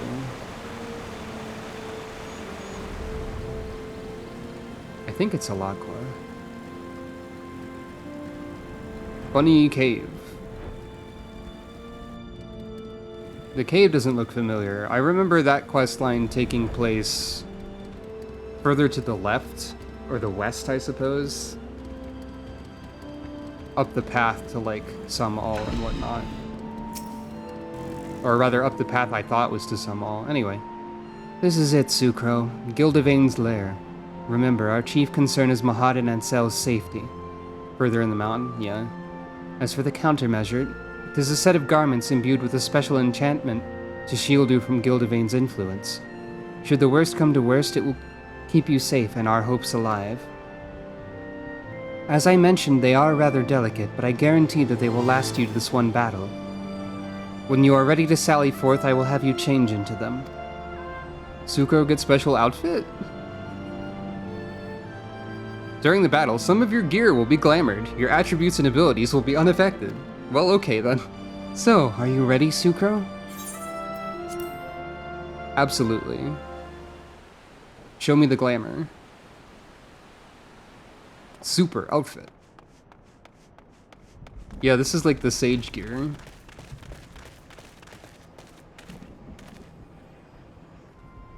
Or a sage gear of some kind. Hello, asshole. Mahad! Ansel! Loifa, wait. We have to be careful.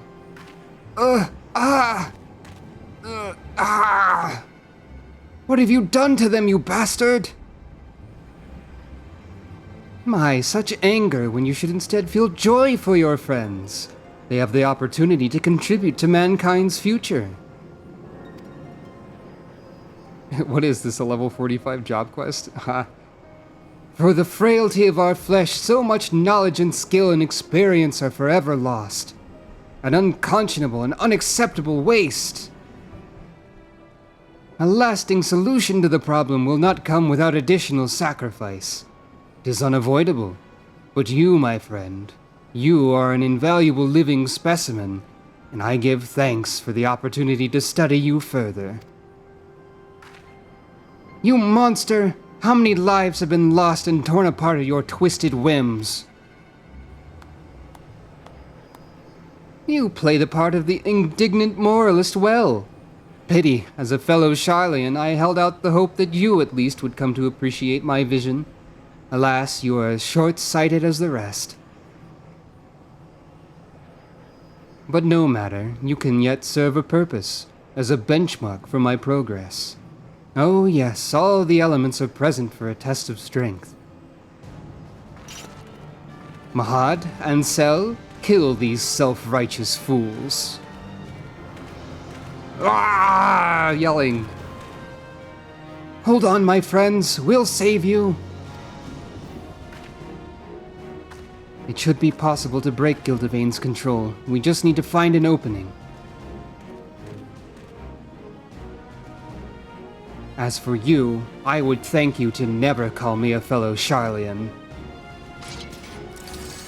It sickens me to think that you are a compatriot. My, the animosity is fairly palpable. I had best make myself scarce.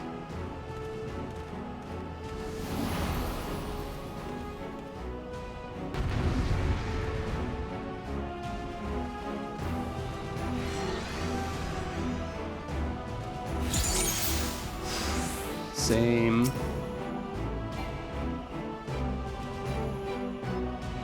Let us begin with you, Ansel. I was reading. Damn it, they're not in their right mind. Or, damn it, they're not in their right minds. I was misreading who was saying what. Then we have no choice but to subdue them. Let us begin with you, Ansel, was Gildevain, of the Tainted Edge, I might add. Alright.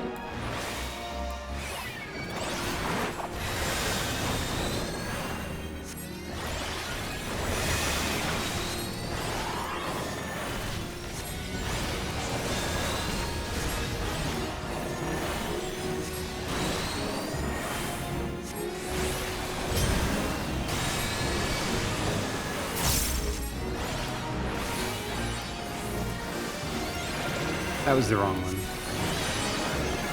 That was also the wrong one. Uh-oh. That looks bad.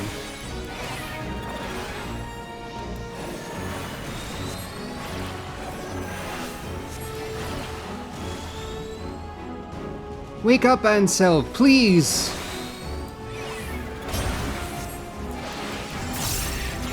To attack with such reckless abandon, their bodies and minds must be on the verge of breaking. Hey, that's a move that's familiar.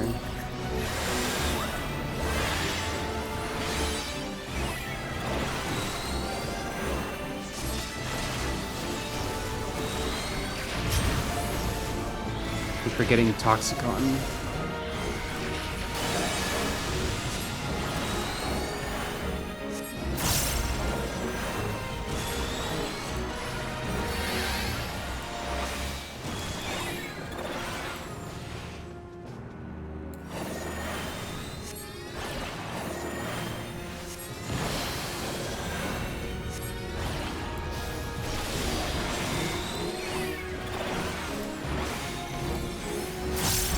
Wrong one again.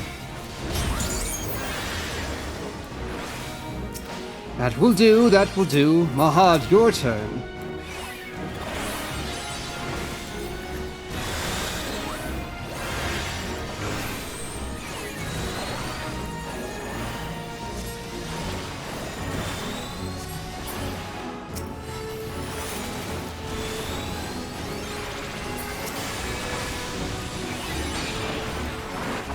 Lightning gathers, we must head it off. Mechanic.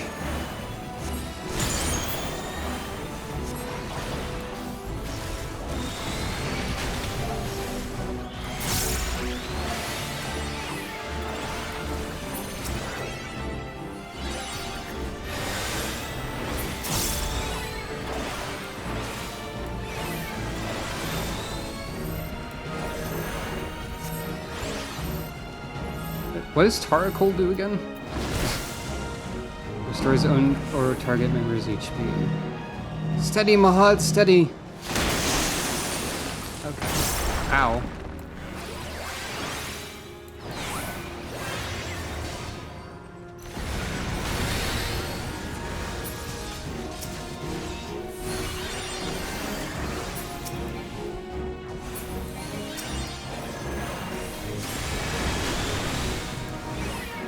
I'll learn my moveset at some point.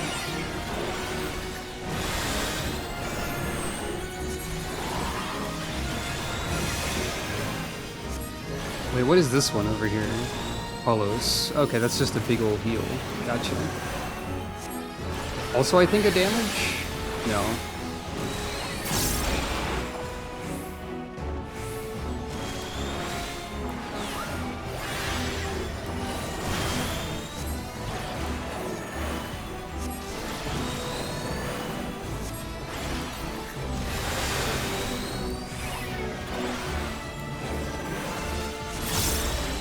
Keep applying the dot way earlier than I need to.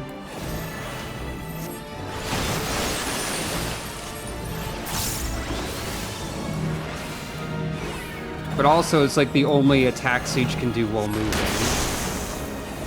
So this is your limit. Yet another disappointment, but perhaps you can take one of those meddlers with you to the grave. Stay with me, my friends. We'll free you yet.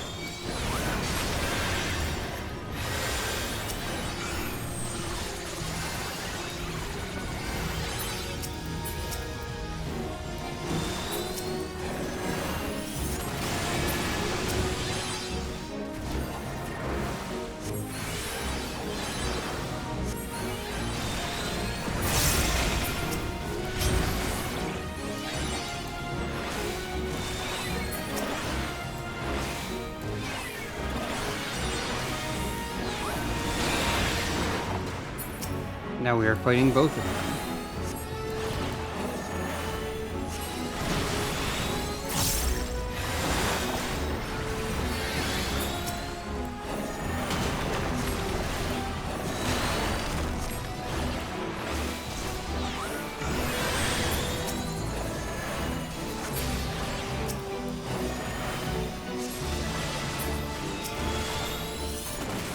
Defeated.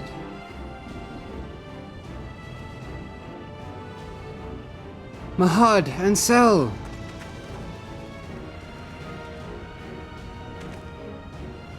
Forgive me, I didn't want to hurt you.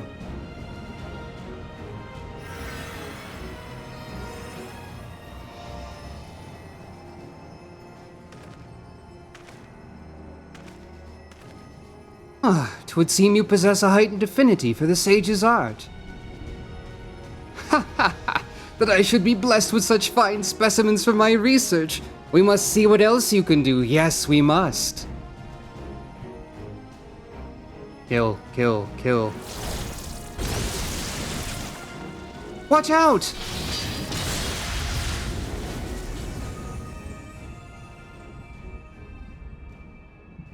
What? Aha! I also have cube. You have a promise to keep.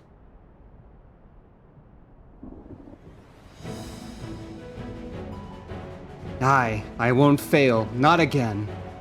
Fuck yes, Endwalker boss theme. Through all the suffering and sacrifice, I'm still here. Still alive. Fuck yes. And so long as I live, I refuse to let anyone else die on me. What say you, Mahad and Sel? As if you needed to ask. Where you go, we follow. You know this. I believe in you too, Loifa. You and Sucro both.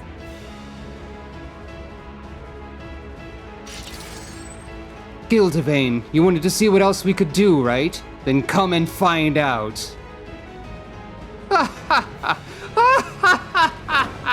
Marvelous! Absolutely marvelous! Do not hold back, my dear subjects, for neither shall I. For the betterment of mankind, let us transcend the limits of our flesh together.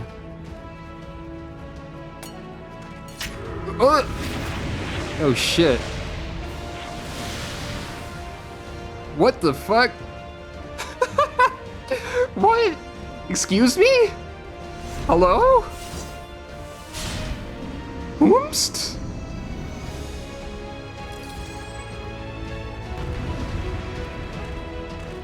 This rules, though. Hey, the Sage questline kicks ass.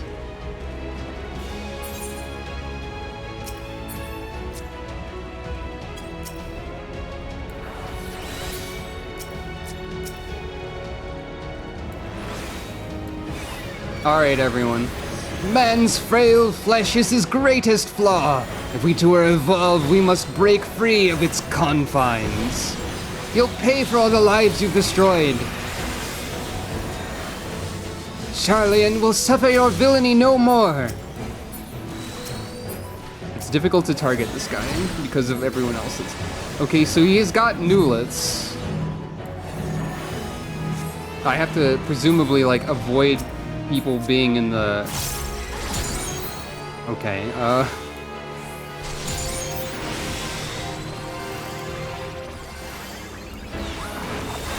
This proving ground was prepared especially for you. I trust you won't mind if I harvest a sample or two. Let us test the edge of my scalpel.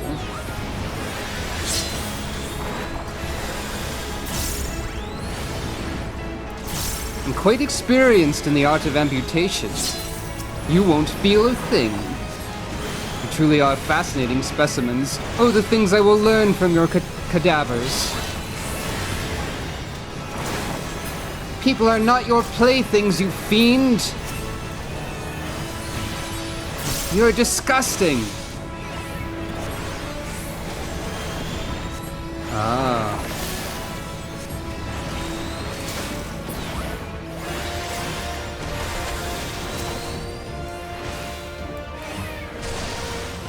Hypothermia.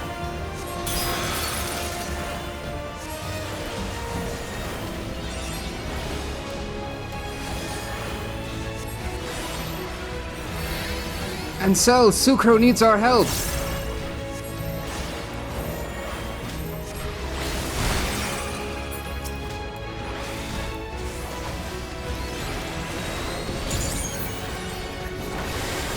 It has been a tremendous pleasure, my dear subjects, but all good things must come to an end.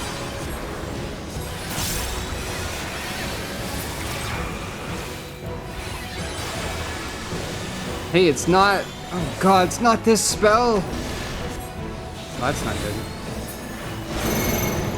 Ugh. What? Damn it, he's taken control of their minds again!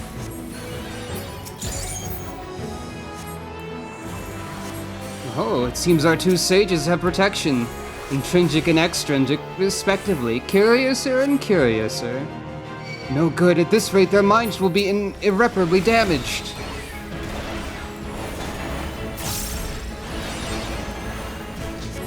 Magic is derived from summonotics. If we destroy his nucleus, we can break its hold.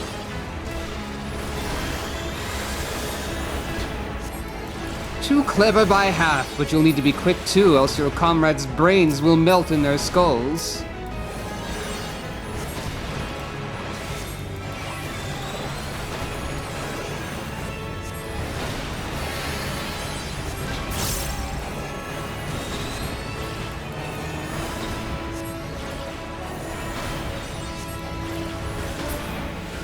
I should have Toxicon in a more accessible button, I think. Maybe.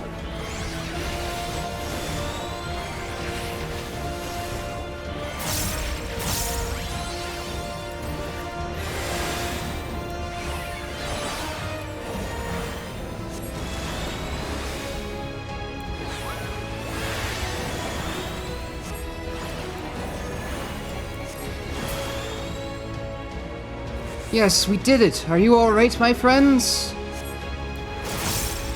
I think so. Thank you.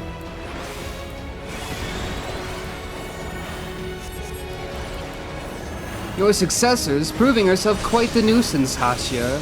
But as unique as she is, she's most definitely worth the trouble. Oh, I have Hatya's soul crystal, eh? I mean, that makes sense.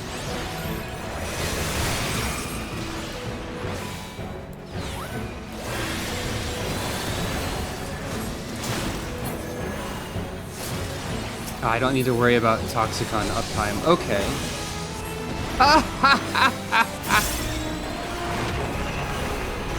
Laugh while you can. You won't be doing it much longer.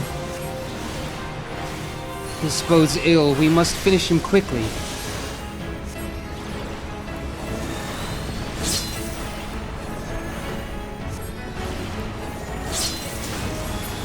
dude's like Dr. Ravana sometimes, kinda.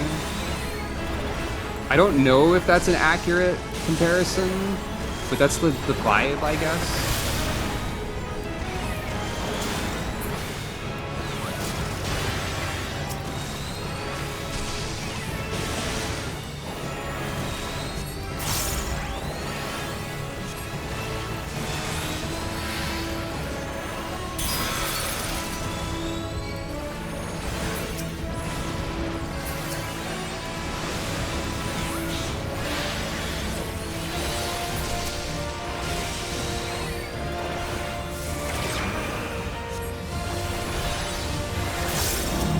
Spread out! Spread out!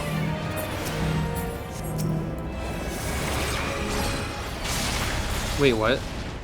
Who died? Fuck. Lala died. God damn it. Well, that's not easy. It's difficult to see everyone's health bars when you can't see everyone's health bars, it turns out. Yeah. I could set it to easy. You know what? For the interest of time, I will set it to easy.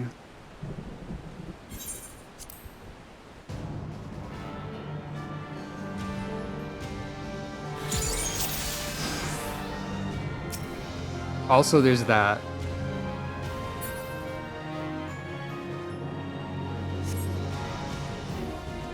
Well, hey, that's actually fascinating that we lost. I wouldn't consider that a bad thing. It's just really interesting. It's difficult to heal and fight when they're not proper party members. For mostly targeting reasons, at least on the controller. I think it might have been, and also because you can't see the HUD. I don't know if they can just make them temporary party members, if that is possible in the code or whatever.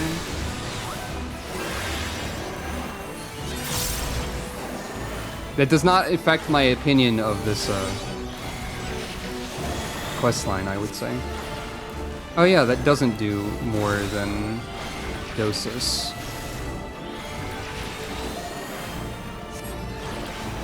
Even duty support, sure, but it's difficult to say exactly how things are coded. I accidentally used Pepsis.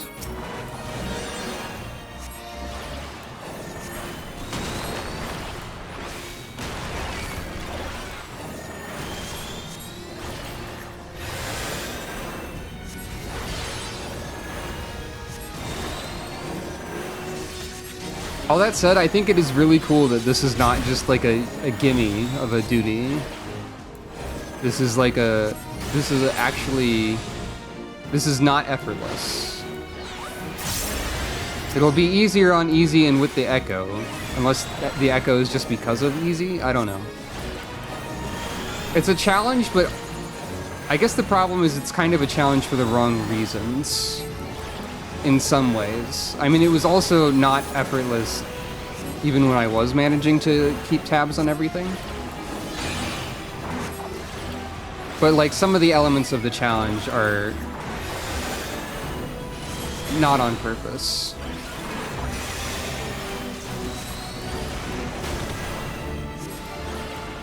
I think it's pretty clear what I mean, so I don't really need to elaborate continuously forever.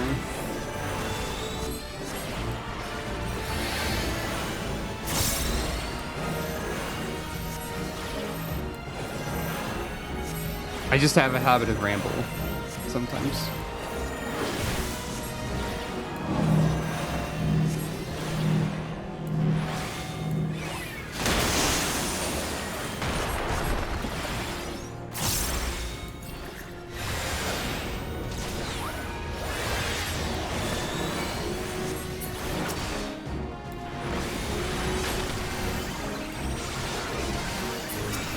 Even now, Lala is getting wrecked a little bit.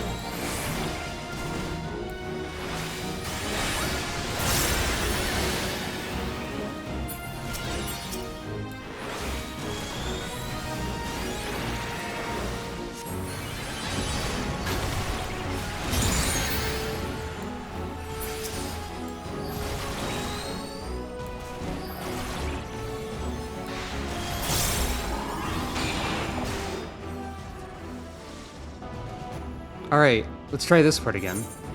And if this fails, there's always very easy.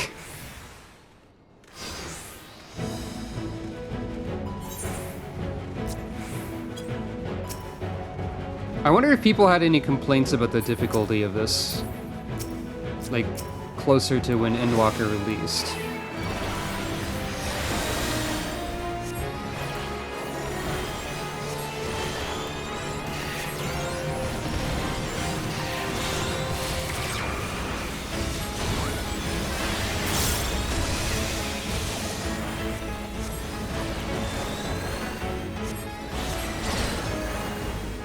I also wonder what the Reaper questline boss is like, because there's gotta be one.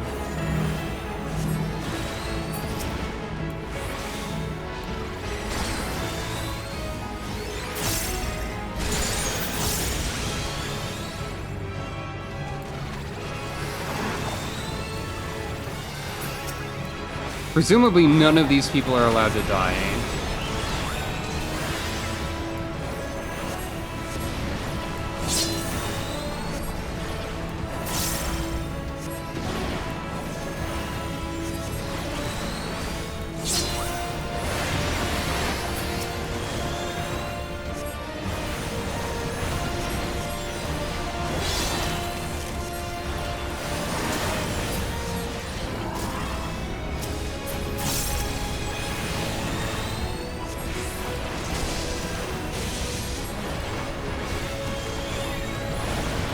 I think I was standing in that a little bit, no?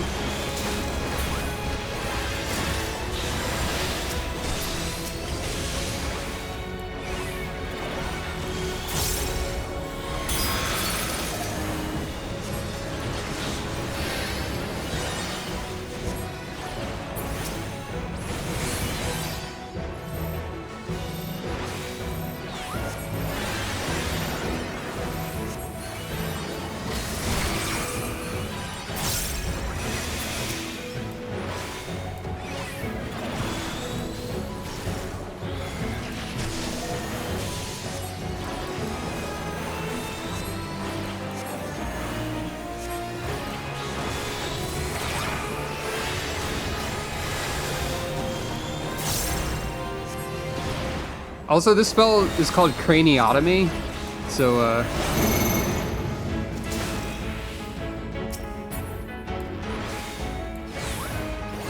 Also, it does affect Sucro for like 1 second.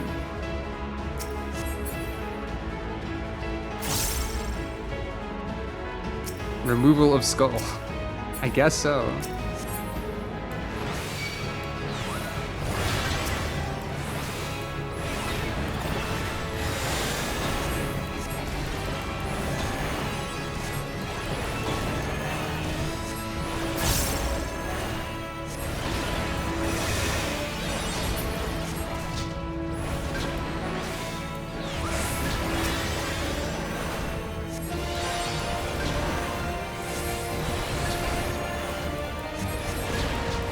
Some of their attacks are doing actually nothing. Due to, I guess, the difficulty?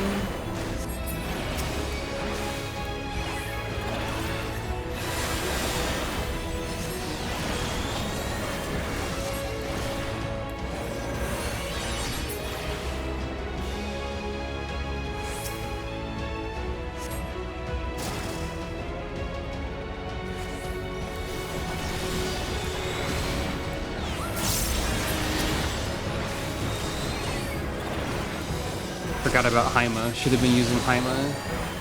And Haima would be really helpful here, but you get it from this, so.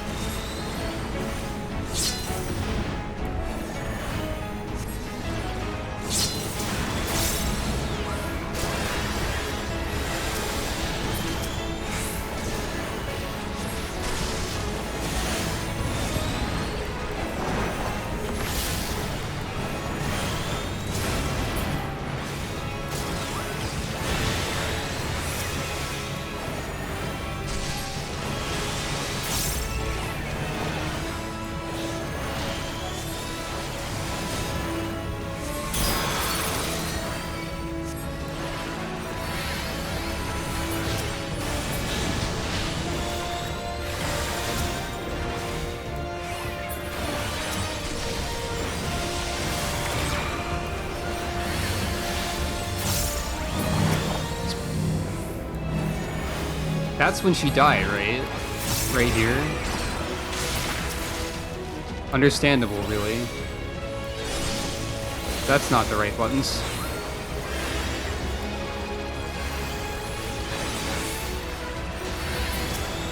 So we got really close to the end, like, is what...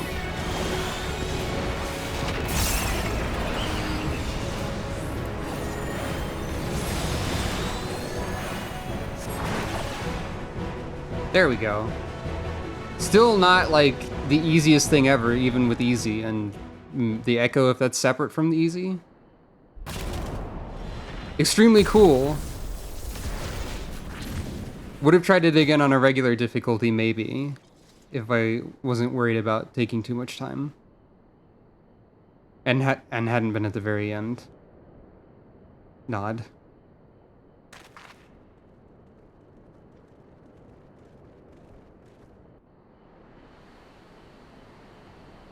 That's completely unique. Wow. That rules.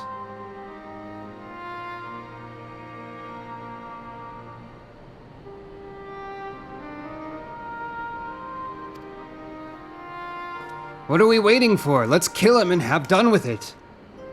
No, Ansel, it should be Loifa's decision.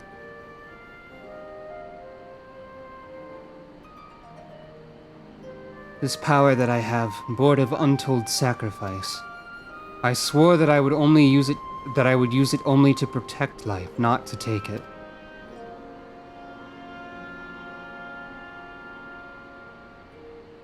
Gildevane will face justice back in his homeland where he committed his most heinous crimes. I'm sorry, my friends. Shake head. Lala, this crystal was your mother's and it rightfully belongs to you. It's already where it belongs. Through your deeds, bring honor to my mother's memory. I will strive to do the same, with my trusty sword and shield. Nod. With your blessing, I hereby take Gildevane into custody. He will be transported back to Sharlayan, where he will be tried by the Forum. While I tend to the necessary arrangements, you should return to Idleshire and have a rest. I will join you anon. Nod.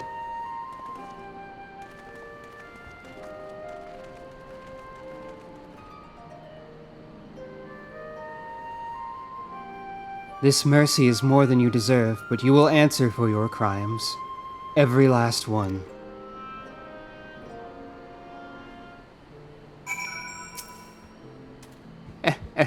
Marvelous. Absolutely marvelous. Do you not agree, Hatya, dearest? When I set out from Sharlayan, I wanted to reclaim my mother's soul crystal. Wanted it as a memento to remember her by. But I've come to realize that there's no better way to remember her than by the legacy of her deeds in life. She was the gentlest and noblest of women, one who never flinched in the face of danger when someone was in need of succor. And I will endeavor to do honor to that legacy by rising to the defense of those in need of protection. This includes Loifa and his friends, so in case you worry for them, don't. You should return to Idleshire as well. Gods know you deserve a rest too.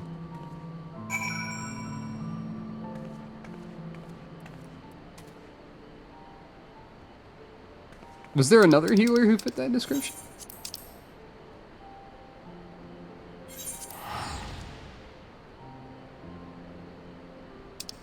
Probably.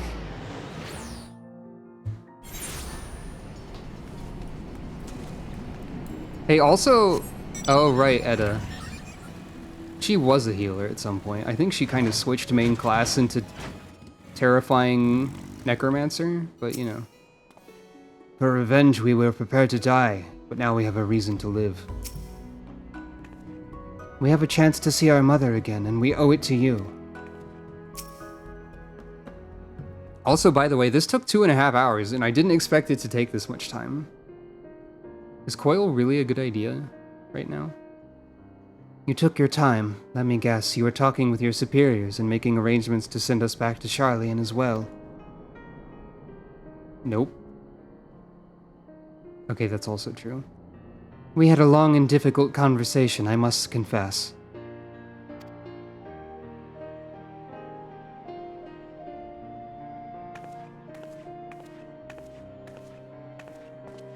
Though they were pleased that Gildevain would be returning to Charlian, alive no less, they were deeply disappointed to hear that the fugitives escaped, and that despite my best efforts I could not pick up their trail again. Though I don't exactly mistrust the Forum, I do have reason to believe that they know more about Gildevain's activities than they let on. Perhaps they were hoping for a resolution that wouldn't see the sordid details of his experiments brought to light. But now that it's all going to be out in the open, and your innocence has been made plain, my superiors will no longer think to pursue you. You are free to begin anew, which is the very least you deserve after all you've suffered. Well now, you're surprisingly reasonable for a mole-headed Charlian. I beg your pardon, a simple thank you would have sufficed.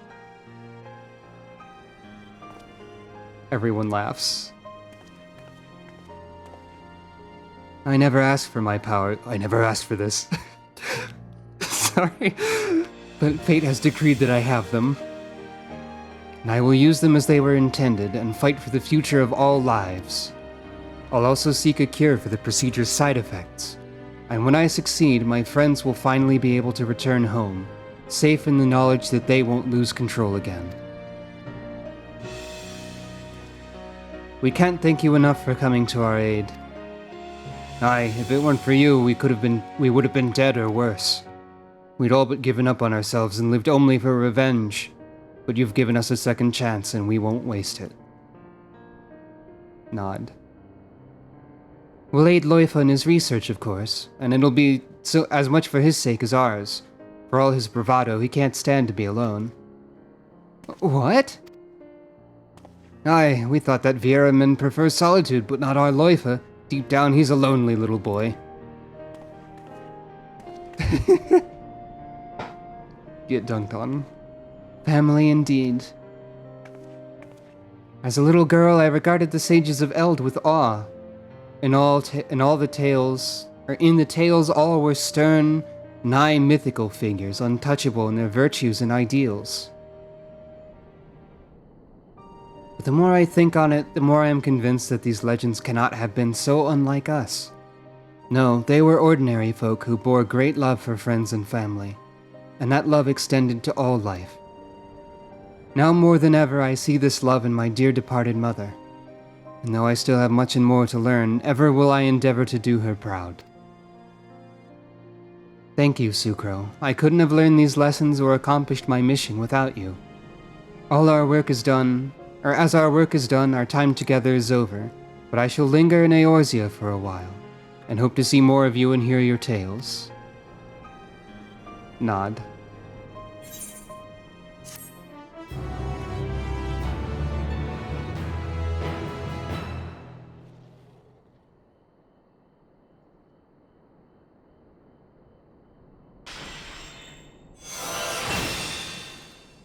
Panheimer. Also new animation for learning stuff. Sage, heal thyself. And that gives us the title.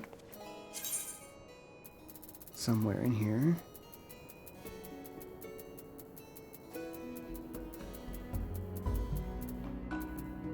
The Sagacious. Is that how you say that word?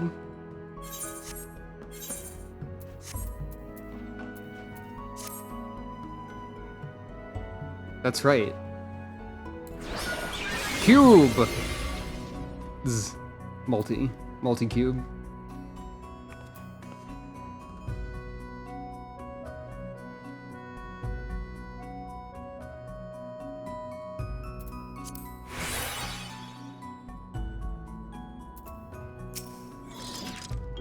Oh, Sucro, how fare you? Still fighting the good fight, I shouldn't doubt, and bringing succor to all those in need.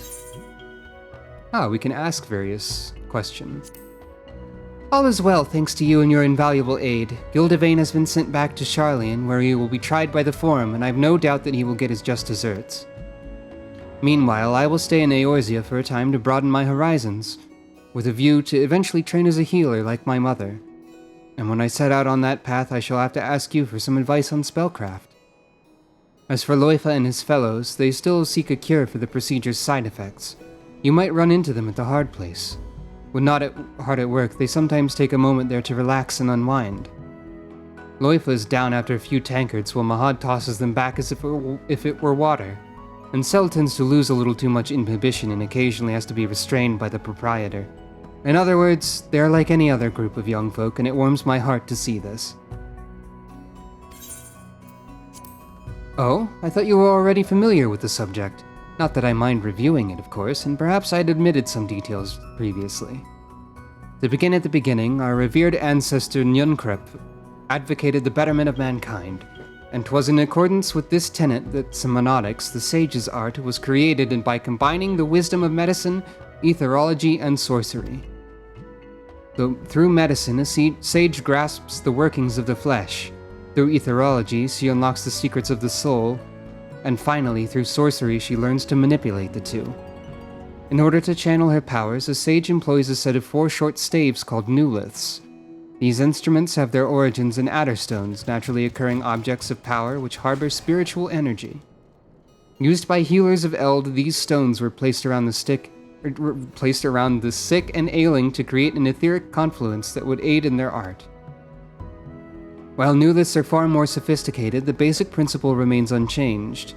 Wielding them as an extension of her mind, a sage sends them darting through the air to unleash her magics. By your asking this, I assume you've also read the diary to the end. I've dispelled the obfuscation enchantment in its entirety, and there are no further entries. Judging from the contents, it belonged to Gildevain's wife, but where the handwriting changes, it would appear he took over. Maybe I didn't read all of it yet. I, of course, have other thoughts in the matter, but I'm not yet sure how to put them into words. For now, however, I will say this. I'm glad that it was you who inherited Hatia's legacy. Quite glad.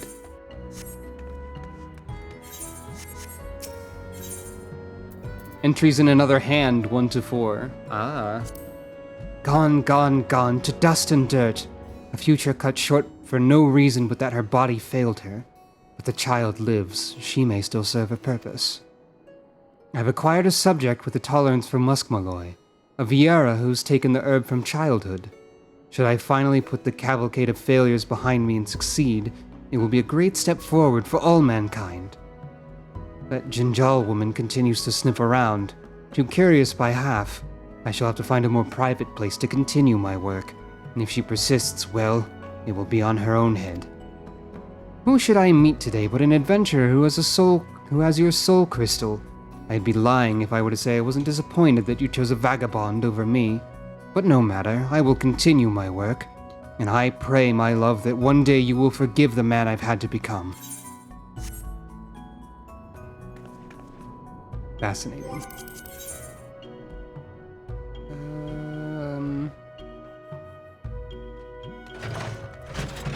Can I actually find them over here?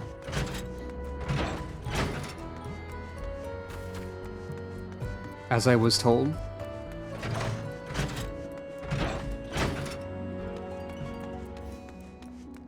Nope. They're not here right now. Unless...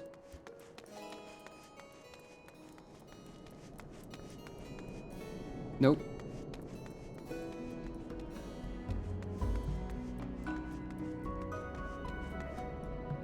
Ladder.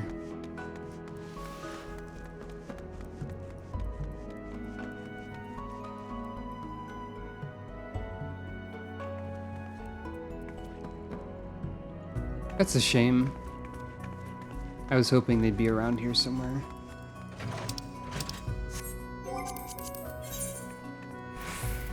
So, oh yeah, that's possible too. It is the day, isn't it? Oh no, it's night. Eorzea time, 11 p.m. What do you think, Mapopo? Thank you. Okay. And so, that took a lot more time than I thought. I'm guessing that the coil will also take a while? But, I'll still try at least some of it.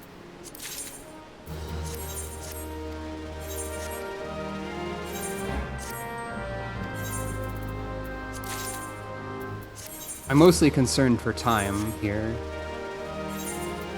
So I'll BRB again in a second. And then be ready to attempt the coil, I suppose. And that would be...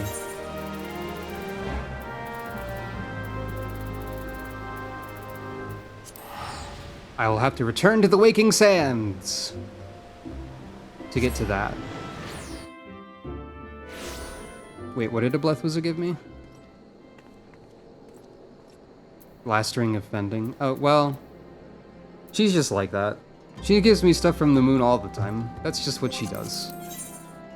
So, I believe the initial quest for this is in the Waking Sands. So we'll go there, and then I will be right back. And I think I will do this as a sage. Why not, after all? We'll continue with the sage way for a while.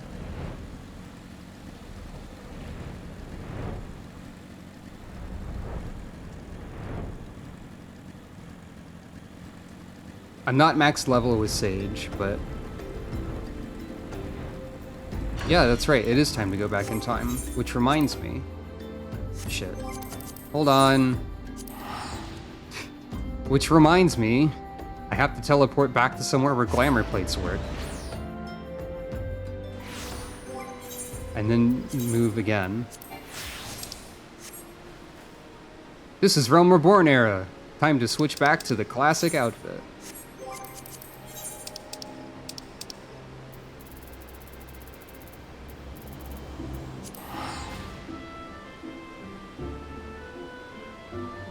I was actually thinking about this before, so...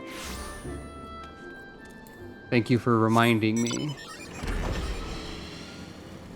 Back in time when Sucrose still had a motorcycle, because motorcycles transcend time and space. Everyone knows this, that's why they're so fast. Also, I did pick up Sage before Heavensward, so that still tracks.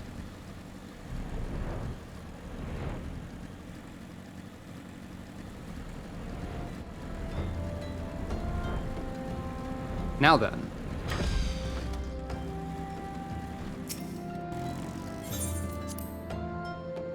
On that note, I will be right back.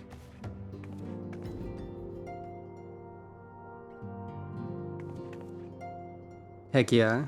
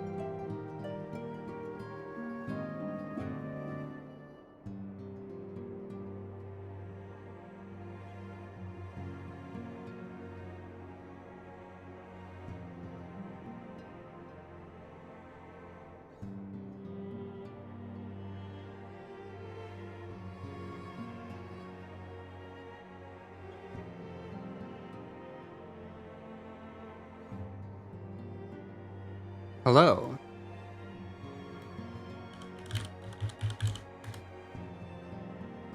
Sagacious. Gotcha. We're back. Time for Sucro the Sagacious to go back in time and say hi to Bahamut and meet Alizé properly and all that stuff. Spoilers?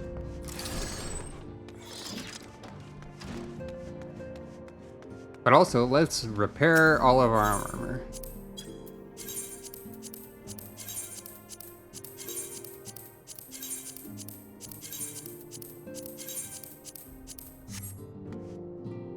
Wait, did we know you were here?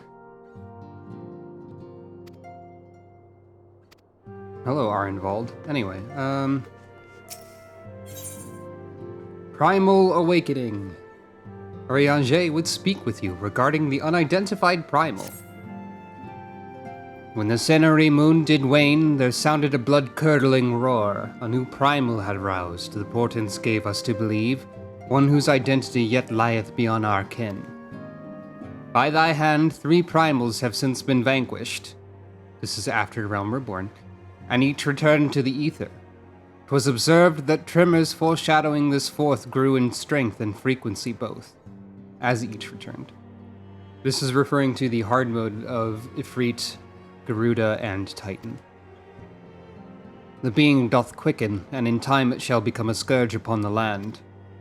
Yet even as we pondered a course of action, a benevolent soul did arise, one who would forestall this threat. Though she be tender in years, she is true of heart and steadfast of resolve. She would solicit thine aid if thou art willing to proffer it. Proffer it? Lest thou wonder, this maiden is of our order. Thus did the antecedent straightways consent that thou shouldst assist her howsoever thou mayest. As soon as thou art able, hie thee to Wineport, where thy petitioner doth await thee even now. Thou shalt for a certainty find her visage strikingly familiar. How do I voice this character without just doing the same voice I do for Alphina?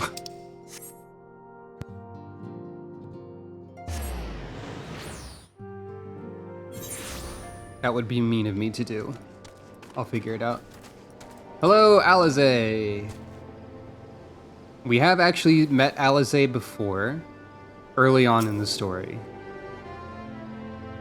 But we haven't properly talked to her.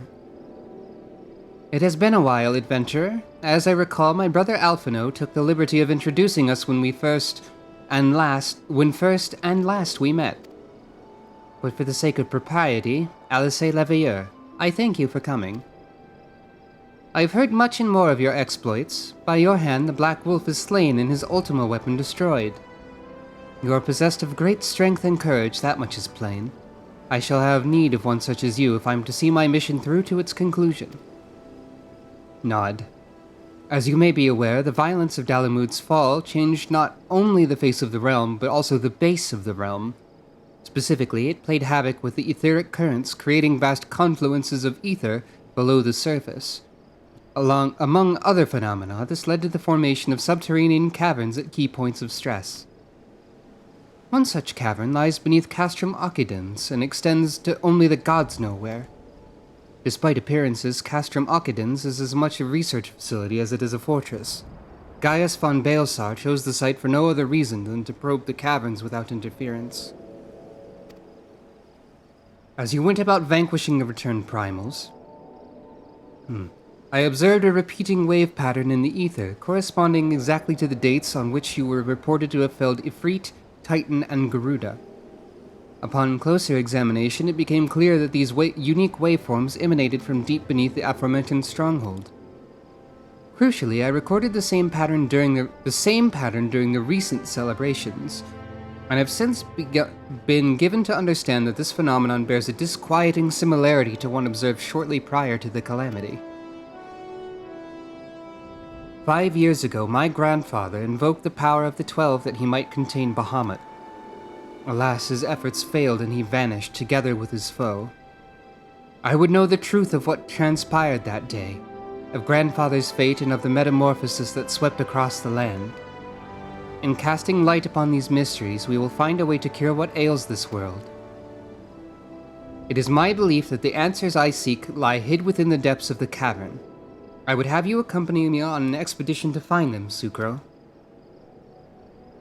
Considering.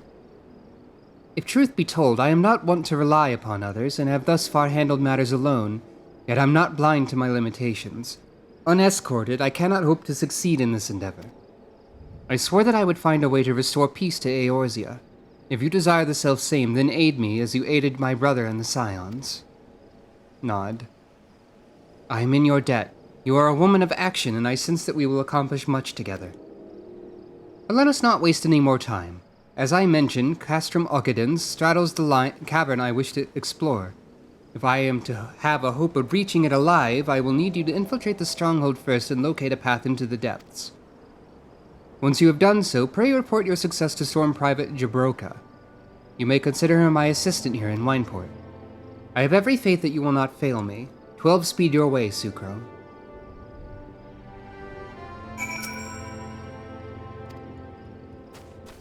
That's not quite an accurate Alizé voice, but...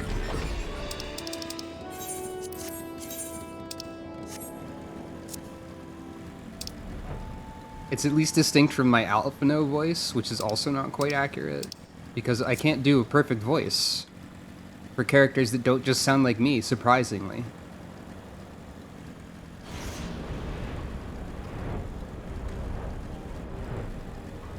I have not mastered the art of perfect mimicry.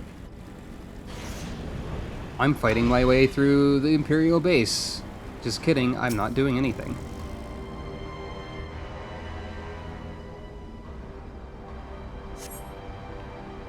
I found it! Actually, wait. Since we're back in time,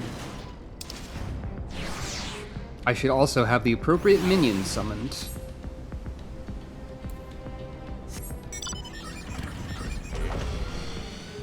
Not use the appropriate mount, though. Sucro's motorcycle transcends time and space as previously established.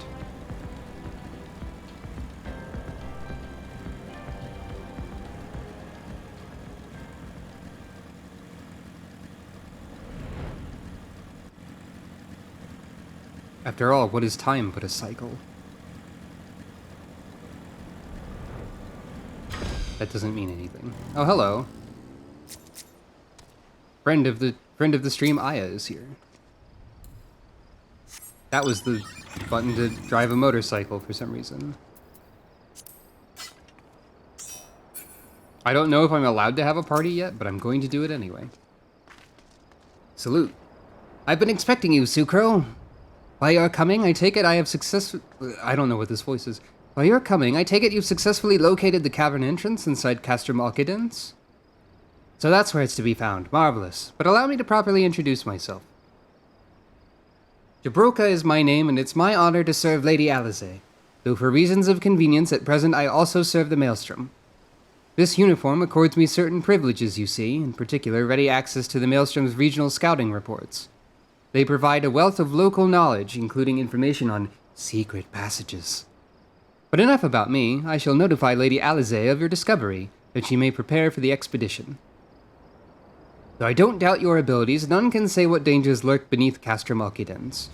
For my lady's sake as well as your own, please spare neither preparation nor caution. Pray choose your companions well. Ah. I can just access all of it? Well, okay. First of all, unrestricted party. Secondly, it would be, I assume this. Why can I access all of it immediately?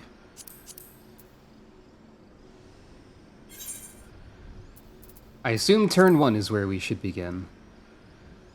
That's just how it works. Fair enough.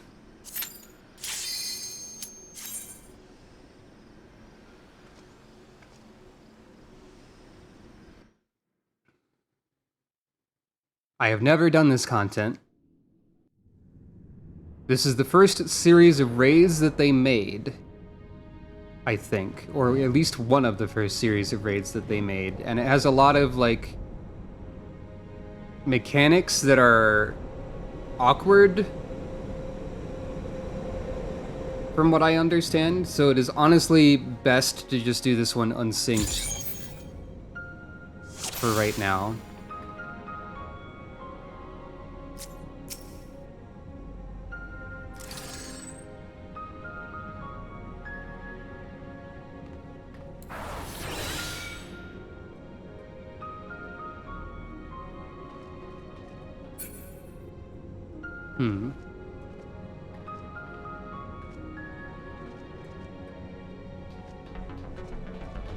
So they died instantly even when you did this legitimately? Fascinating.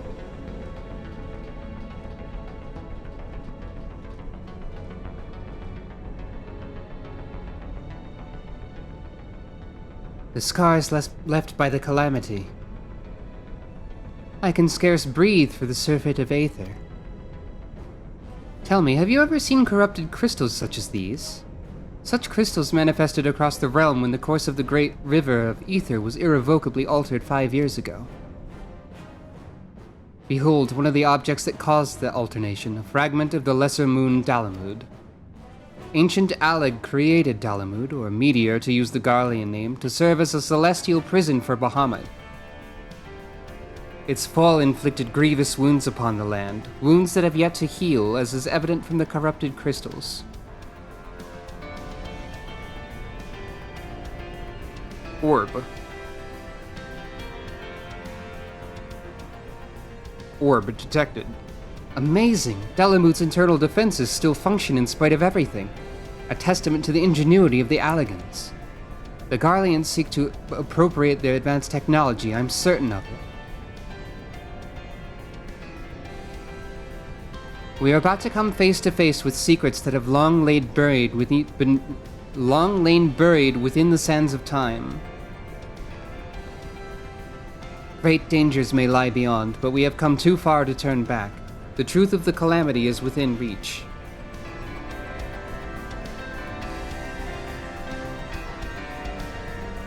Well.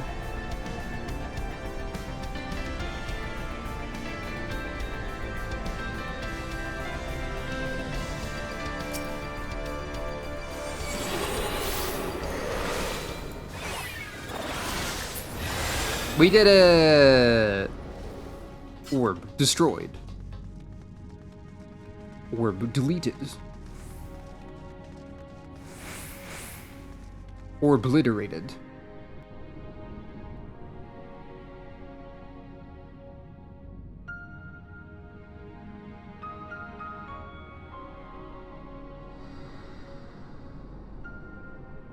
Gods preserve. Dark wings that would engulf the very heavens. These could only belong to Bahamut, the primal who laid Eorzea to waste 5 years ago. At Cartano, my grandfather sought to imprison Bahamut anew by invoking the power of the 12. Alas, the Dreadworm proved too powerful, and he soon broke free of his confines. Yet instead of resuming the destruction he had begun, Bahamut vanished. Whither to, no one knew, until this day. But I do not understand. If Bahamut is truly a primal, how is it that he retains his physical form? Did Grandfather defeat him, or is there some other explanation? We must press on if we are to learn the truth.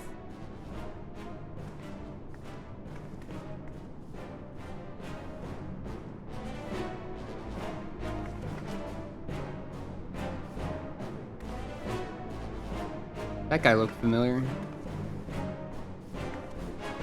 Anyway.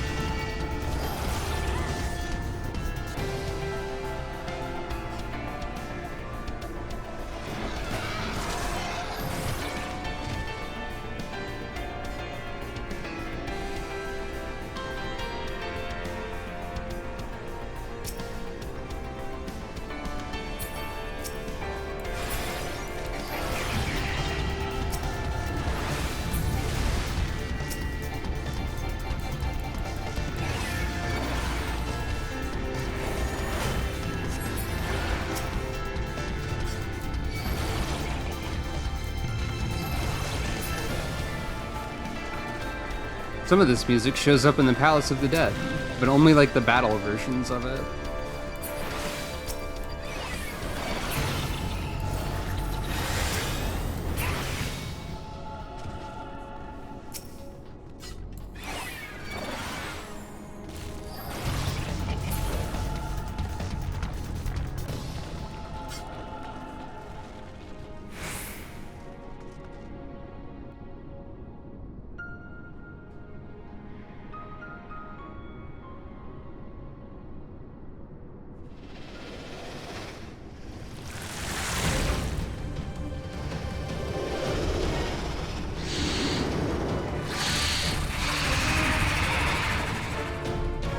Snake.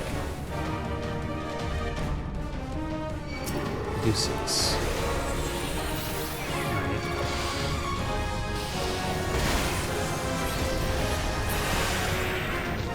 Well, the mechanics were not here anymore. They're gone. Farewell to the snake.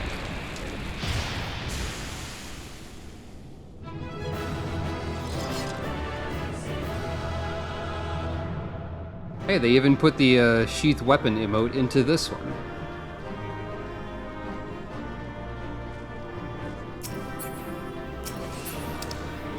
Oh geez. What's all this then? Eh? I don't know what any of this means.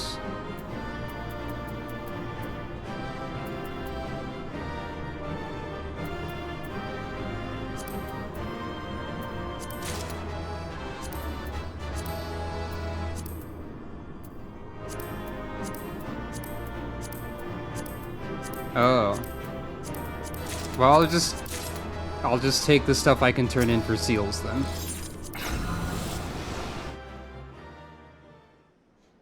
Ah.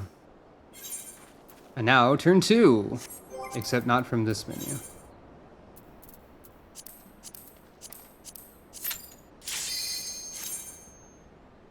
Presumably we just go in them at this order. Like immediately? No in-between dialogue or anything?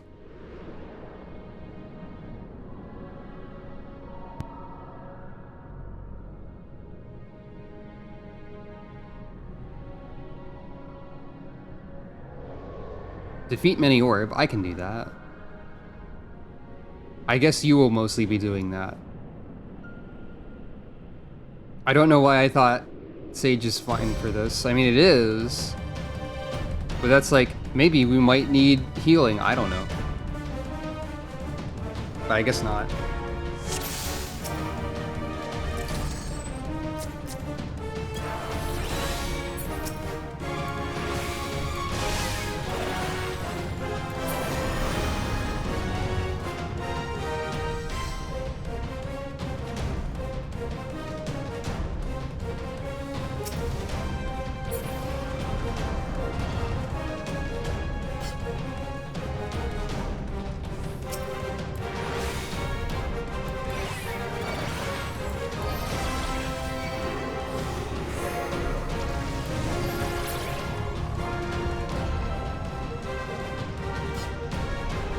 I wonder if this is kind of like a preview of what the new Deep Dungeon will be a little bit, like in terms of aesthetics.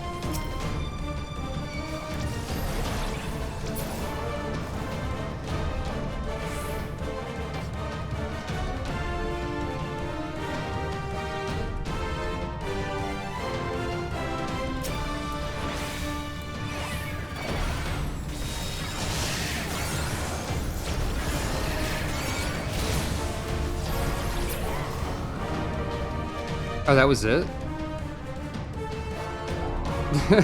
Well, okay.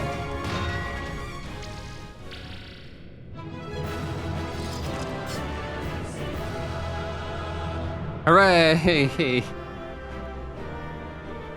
Nothing happened in this one other than orb.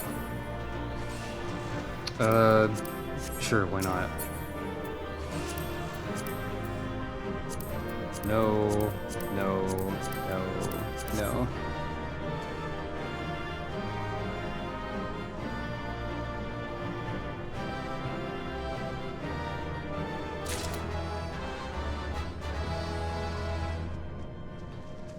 I think I like barely followed what the mechanic even is.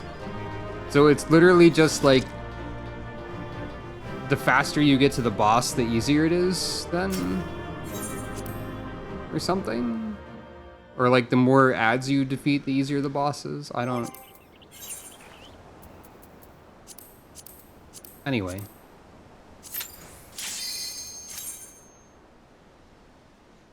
Each orb we fight makes the boss easier. But you have to fight all the orbs, don't you? Or could we have skipped any of those? Oh! Okay. I get it. I see. I barely even paid attention to what was happening.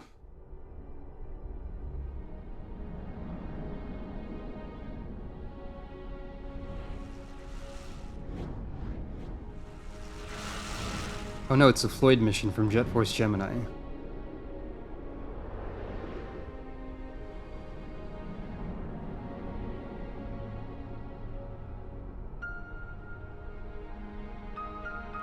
Platforming minigame. Interesting.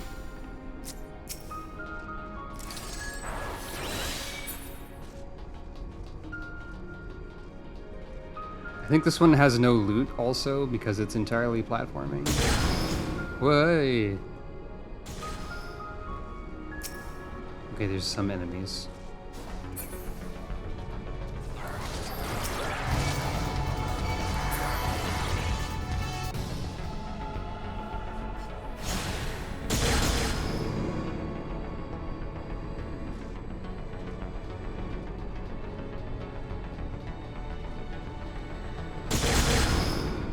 I'll just follow your lead, I guess. Maybe?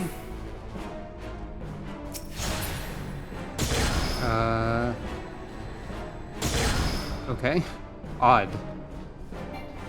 Weird minigame.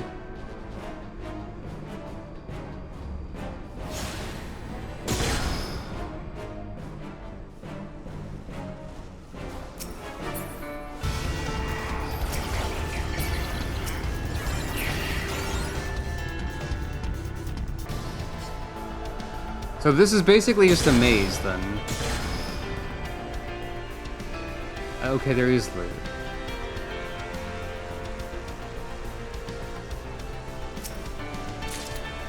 Yay.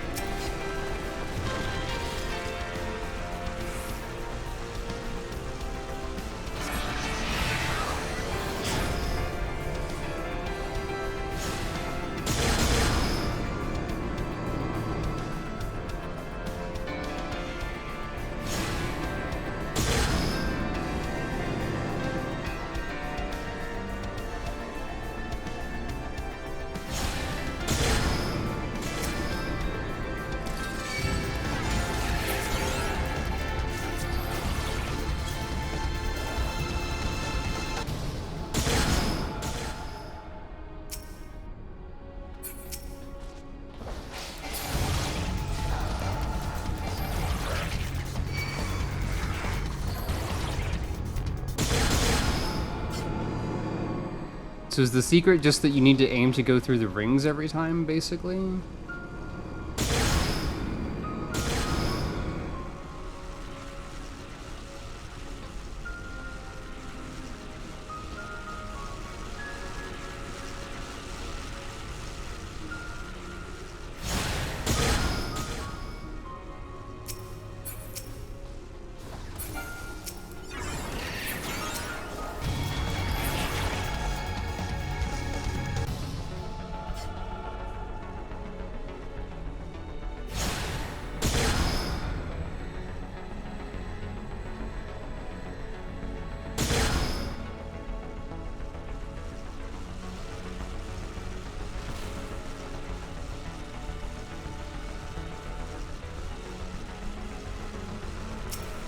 Oh.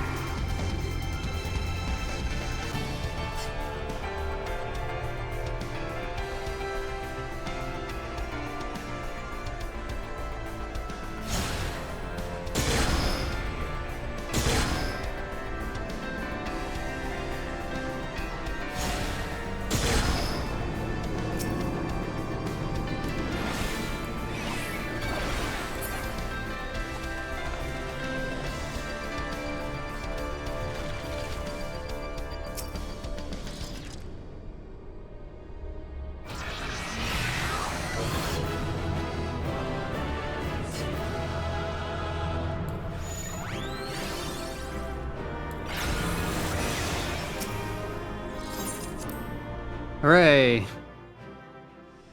Weird raid.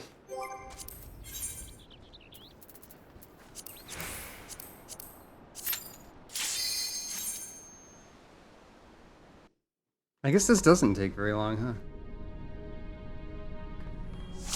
Unless the last couple are much more. Quite a bunch of mobs. Well, okay then.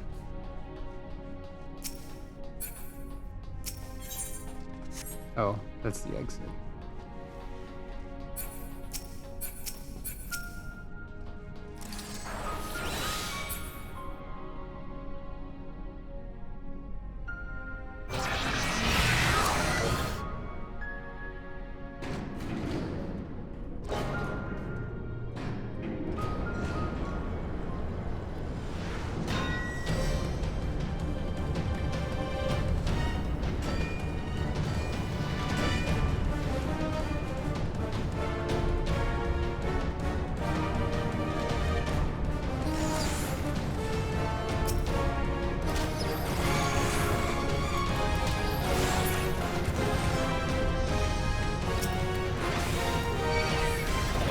Ah. Hey, these clockwork bugs just look like dark gunners from Phantasy Star Online to me.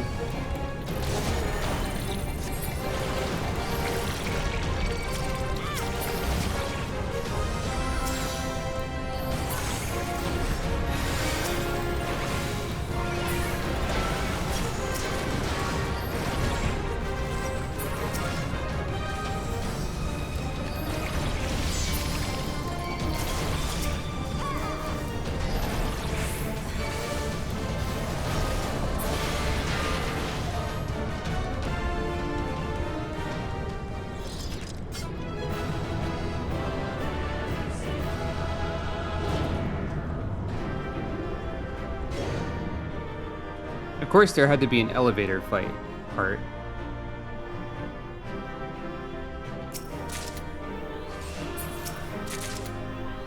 Oh no, I got garbage because you left already.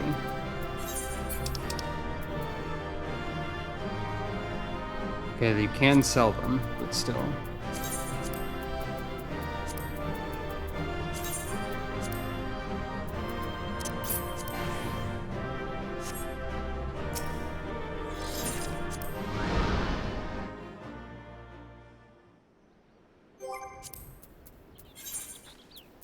Okay.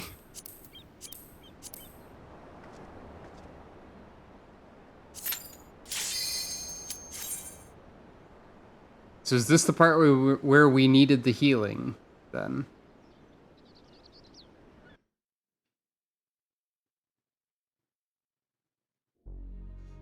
Oh. So there's more after this, then. Okay.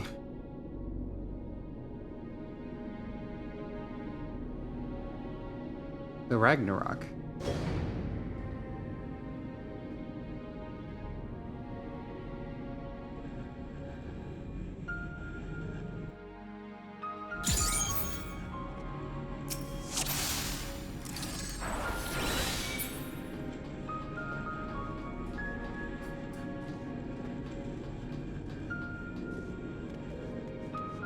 The right hand of Bahamut. The arena is Bahamut's hand, that is true, yes. This is going rather more smoothly than I expected. It is indeed convenient to have a hero on hand. Gods, that the cavern should open up again even at this depth. Ha! This resembles a finger.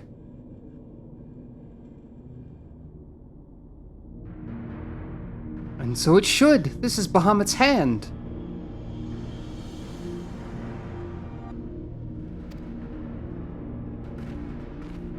As with the wings, it seems to be frozen, and for that I can count my blessings. But again I find myself wondering, how is it able to retain physical form? I had assumed that Bahamut's reversion to ether was the cause of the widespread changes to the realm, but if he's still here, then that theory no longer holds.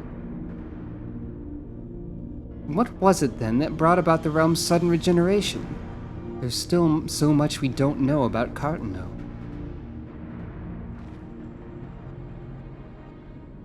I haven't the slightest inkling how deep these caverns run, but we must continue. There was a mechanic where the accepted strategy was to hide inside a little decorative divot on the platform because one of the boss's attacks hit a 3-dimensional hitbox that would go over your head. Amazing.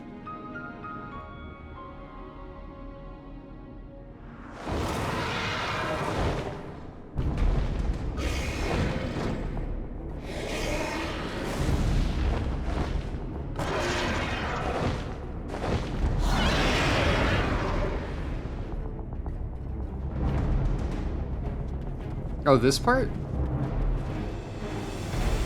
Ah, Twintania.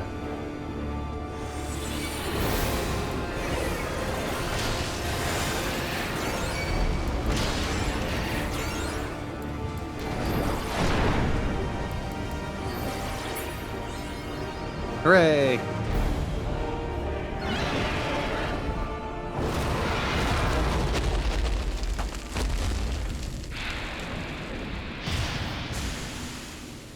We did it, legitimately. Probably. It was fine. Finding coil bahamut complete. I'm not so sure about that.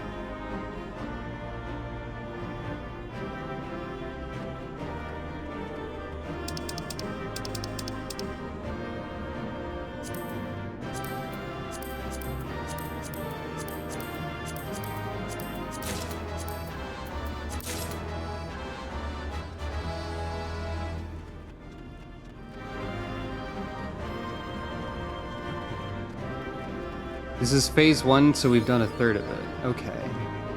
Interesting.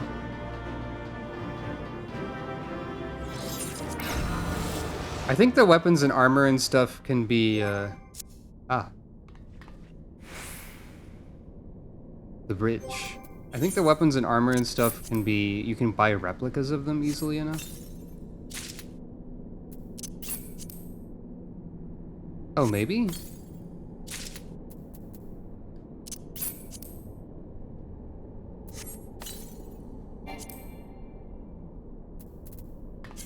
Oh, right. Yeah, that makes sense.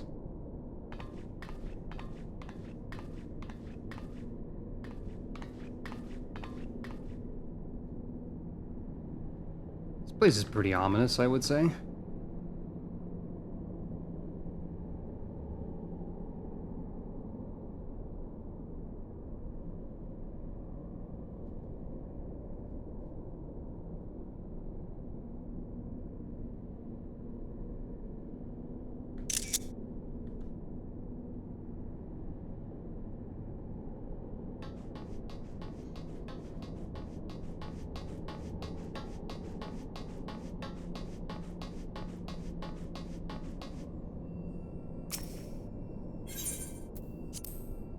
I love to activate a lift.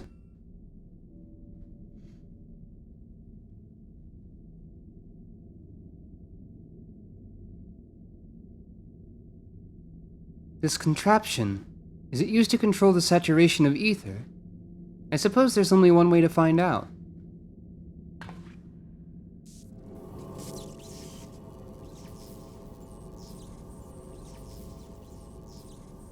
The dragon you vanquished earlier, doubtless you noticed the peculiar contraption around its neck. It was likely a receptor of some description, used to enslave the creature. Ancient Aleg possessed the means to control dragons, it would seem. The Ishgardians would kill for this knowledge, though to be sure it could easily be brought to bear against them. It could as easily. An army of dragons could turn the tide in any battle, as the Garleans once learned to their sorrow. I would not be the least bit surprised if they now sought to exploit this power. Whatever their plans, this serves as another reminder of the might of the Allegans. One cannot help but wonder how so advanced a civilization came to fall. Too much might, obviously. As is always the case.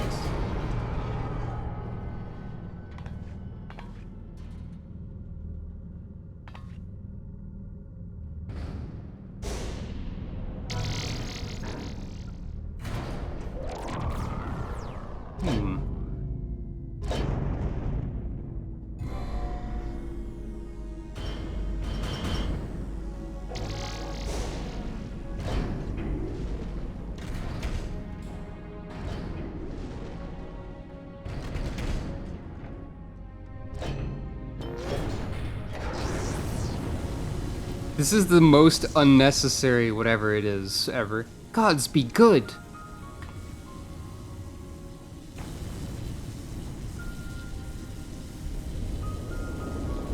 Oh, interesting.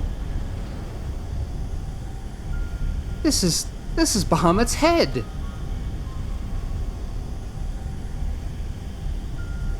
Okay, maybe not so unnecessary if this is what it was sealing away. And that enormous crystal, it pulsates as if it were a heart. Then the primal that had awakened was Bahamut all this time? No, no, no, this cannot be true. This would mean that grandfather died for naught.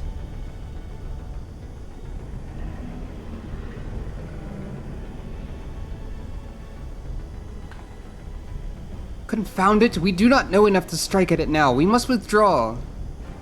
Nod. Who is that? No, it can't be.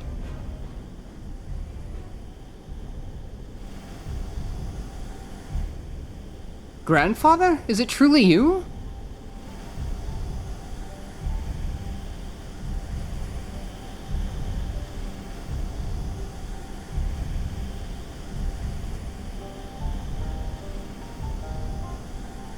Louis. As they say in Pikmin 2. No, don't leave me again, please! Grandfather!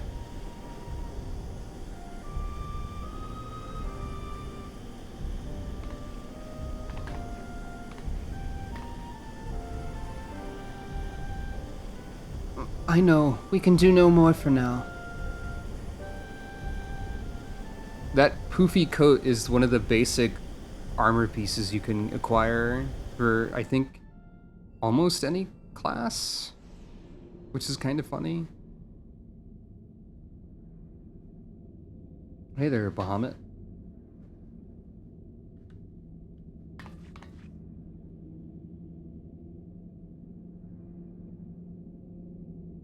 Hang on, Bahamut, I have to get a video thumbnail. There we go. That's probably fine.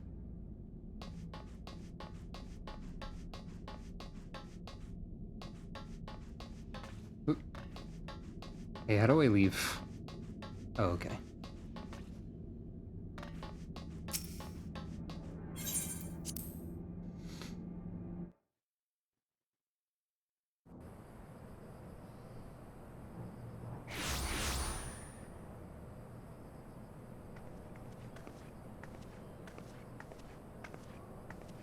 Sucro in this outfit is so weird to me now.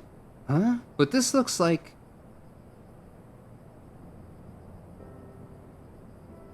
How did we come to be in northern Thanalan of all places? Oh, but such details matter little. Grandfather's alive, Sucro. Nod. Bahamut did not defeat him. But why won't he return to us? I don't understand.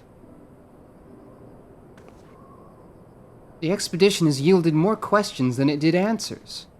At any rate, we would both be better for a rest. Let us return to the waking sands and reflect upon what we've seen. Thank you, Sucro. Without you, none of this would have been possible.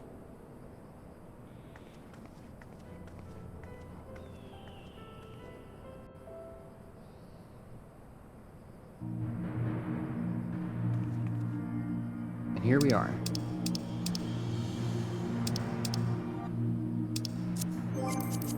Return to the waking sands, you say? I guess I will.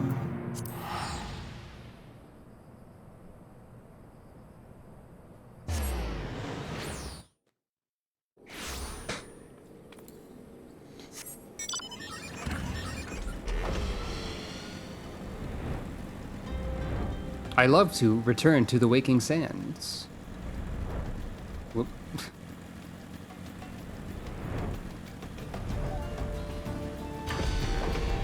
I just wanted to drive on the face of that statue for a second because it was funny.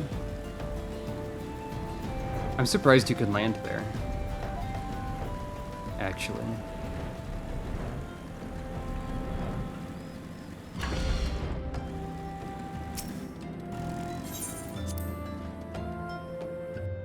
It's interesting how this isn't really, like, properly incorporated into the game as a quest line in the same way as a lot of later stuff is, as well.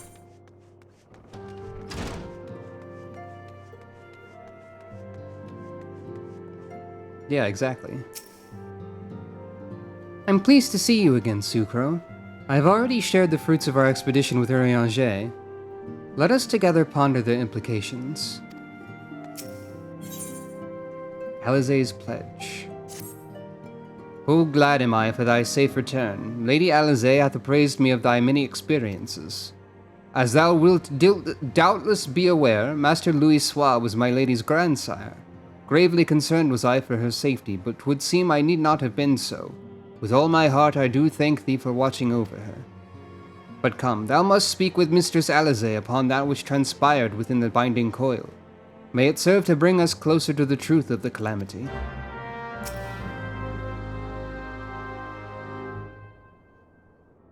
Shall we begin, then? Urianger, I understand you have a report of your own to share with us. Nod. Aye, my lady, even as thou didst emerge from the depths, an etheric disturbance betokening primal activity was observed. In Mordona was it marked first. By comparison of time and magnitude, we have since deduced its origin, the Cartano Flats. Strange, there have been no reports of primal activity in that region. It could only have been Bahamut. That would certainly explain how we came to be in northern Thanalan. Somehow the cavern took us all the way from Vilbren to the heart of Aldenard. It would seem so, my lady. It is all but certain, then. After Bahamut disappeared 5 years ago, he hid himself deep beneath Cartano, and has since lain dormant, regenerating. Aye, my lady. Taken together with thine own account of Bahamut's continued presence, the land's slowness to heal, and the disorder of the etheric currents do point to one conclusion. Bahamut stirreth. If left unchecked, the primal shall drink of Eorzea's life force till he doth waken to rain ruin upon the land. I'll shoot him with lasers! Rest assured, I do not mean to give up, Sucro. Bahamut may still live, but so too does grandfather. For the past 5 years he's been keeping vigil over his nemesis, making certain that the primal does not escape. Master Louis Sois doth yet live? I durst not hope. And thou art certain 'twas no mere manifestation of thine all too sorely felt grief. I know how desperate this may sound, Urianger, but I saw him with my own 2 eyes, as did Sucro. But he vanished deeper into the labyrinth before we had the chance to speak. 2 more like fragments of Dalamud pierced the earth when the lesser moon fell. One we have seen, but if we can find the other 2, I'm certain we will find grandfather as well. If thou so believest, my lady, then I too shall have faith. If it please you, I shall notify the grand companies of this development. All Eorzea must stand united if we are to avert a repeat of the calamity.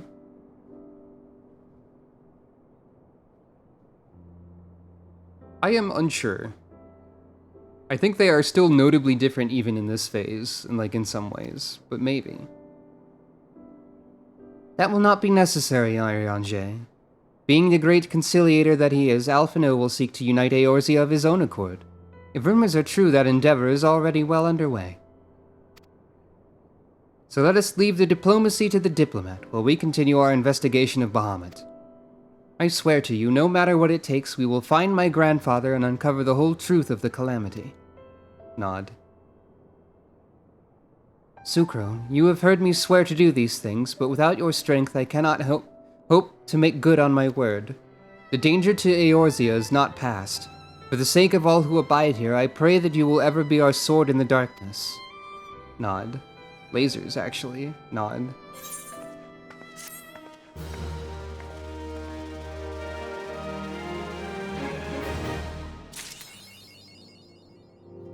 The truth is down there, and actually I'm going to BRB again.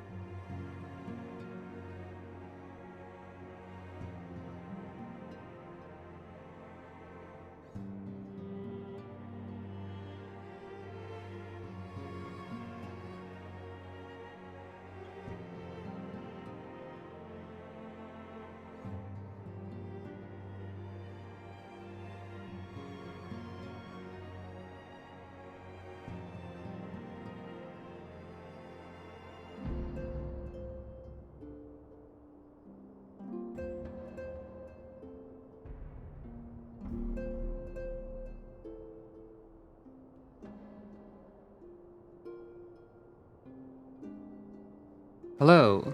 Pray forgive my recurrent absence from computer. Let's see. Next boss mechanic is hit you with 1,000 debuffs and dots till you die. Okay. After that, ridiculous Gorgon that makes her petrified beams come out of your eyes to buff her and kill your allies. Okay. Funny robot that shoots you with missiles until you die. Okay. What if a boss had a lot of ways to instantly kill you? Isn't that fun?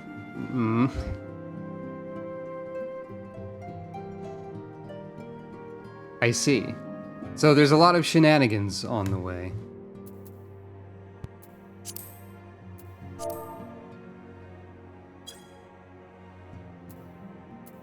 Very interesting. Another toin in the coil.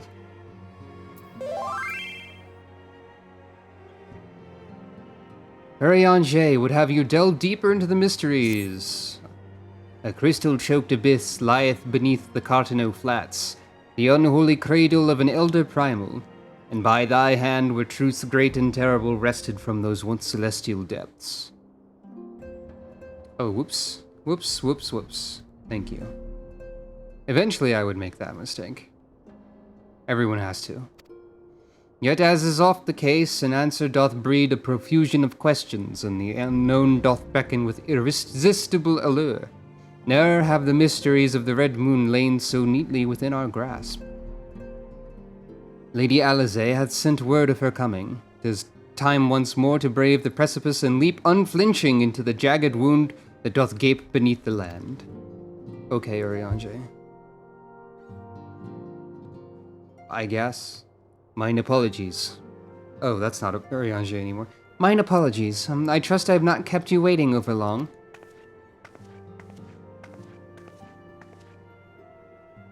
Sucro, I am both delighted and reassured to have you at my side once more. I would not waste your time with trivialities. Let us proceed directly to the discussion of that which we have learned, and that which we hope to learn anon.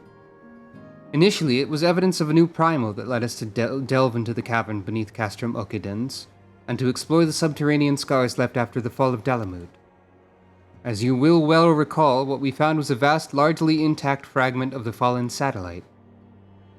And within the depths of that structure, we discovered not the new primal we'd expected, but the broken form of Bahamut himself. Yet even this great revelation would soon be overshadowed by the appearance of my own dear grandfather. Also, I might, cool it on the voice acting a little, just for the sake of my own health, I guess. Maybe a little. I have since shared our sundry findings with Rambros, preeminent scholar of the Sons of St. Koinak, and he in turn did kindly furnish me with his theory concerning the Elder Primal's Allegan prison. It would seem that Dalamud was constructed to gather unto itself the rays of the sun, and thence channel this radiant bounty unto the Crystal Tower. The ancients saw great potential in Bahamut's capacity to manipulate energies of otherwise unmanageable magnitude. 'Twas for this reason that they did bind him with the Red Moon to serve as its living core. Do you remember the sight that greeted us at the culmination of our journey? The colossal devices that surrounded and seemed to cradle the incomplete form of the Elder Primal. From the information provided us to by the Sons of St. Koinak, we have learned that these contraptions were termed internment hulks, and that each bore the designation Ragnarok class.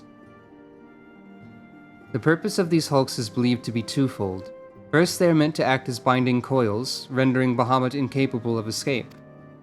And second, they are meant to feed him. Perversely, the selfsame energy which prevents him from moving also serves to sustain his corporeal manifestation. Bahamut is permitted neither to die nor to truly live. He is merely allowed to be. Oh hey, just like Tiamat. Except we don't see that until later in the timeline. For century upon century was the Elder Primal thus imprisoned, bound about in fetters so subtle in their working and yet so adamant, that though his cell be destroyed, Bahamut lieth yet at the mercy of his long-departed captors. Nod. It is It has long been held that primals require the prayers of their faithful followers to exist, yet none alive worship Bahamut. Could it be then that the Alligans found a way to simulate prayer itself? It seems the only logical explanation. I would postulate, therefore, that the regenerative mechanisms in question also supply something akin to the power of prayer. Consequently, if all of the intermittent hulks were to be rendered inactive, Bahamut should dissolve into the ether. Upon the evidence of thy previous foray, we would determine that the Elder Primal is sustained by 3 such binding coils. Thus did we commence to scour the realm and found in the 12's wood an as of yet unexplored fragment of the Lesser Moon, bearing a most familiar etheric signature. And after conducting a preliminary investigation, we believe we've discovered a point from which this North Shroud fragment and the second of the internment hulks can be entered. As Eorzea's sword in the darkness, I would have you once more lead the charge. I will, of course, be there at your side.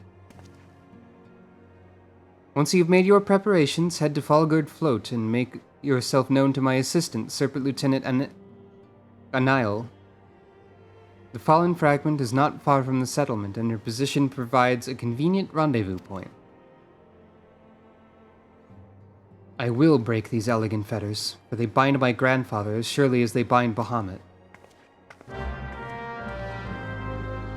Louis is also going to dissolve into the ether, I bet. I would bet $1.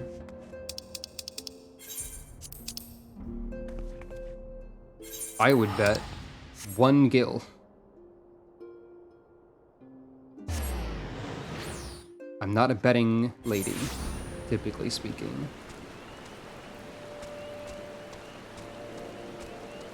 And you can bet on that.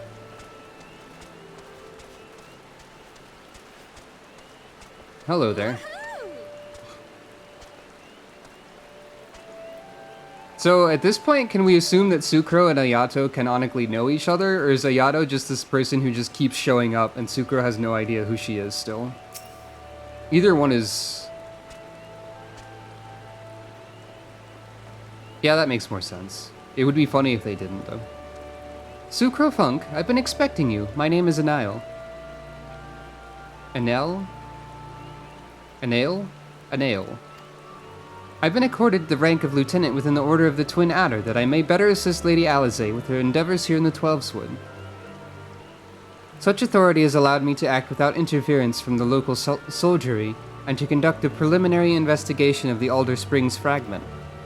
From what we've seen of the exterior, the structure shares many common features with the one we've explored in Lenosha, and likely plays host to a similar complement of guardians. But I fear words alone will do little to prepare you for what lies ahead. Pray seek out my comrade to the south and west. He is charged with observing all that occurs in the vicinity of the fragment, and will be well placed to show you the thing, if nothing less.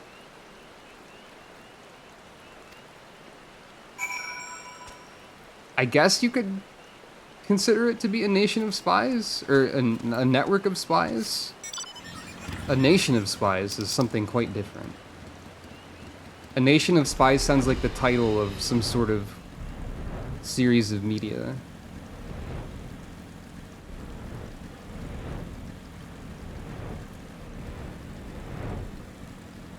And or the plot of a Marx Brothers movie or something.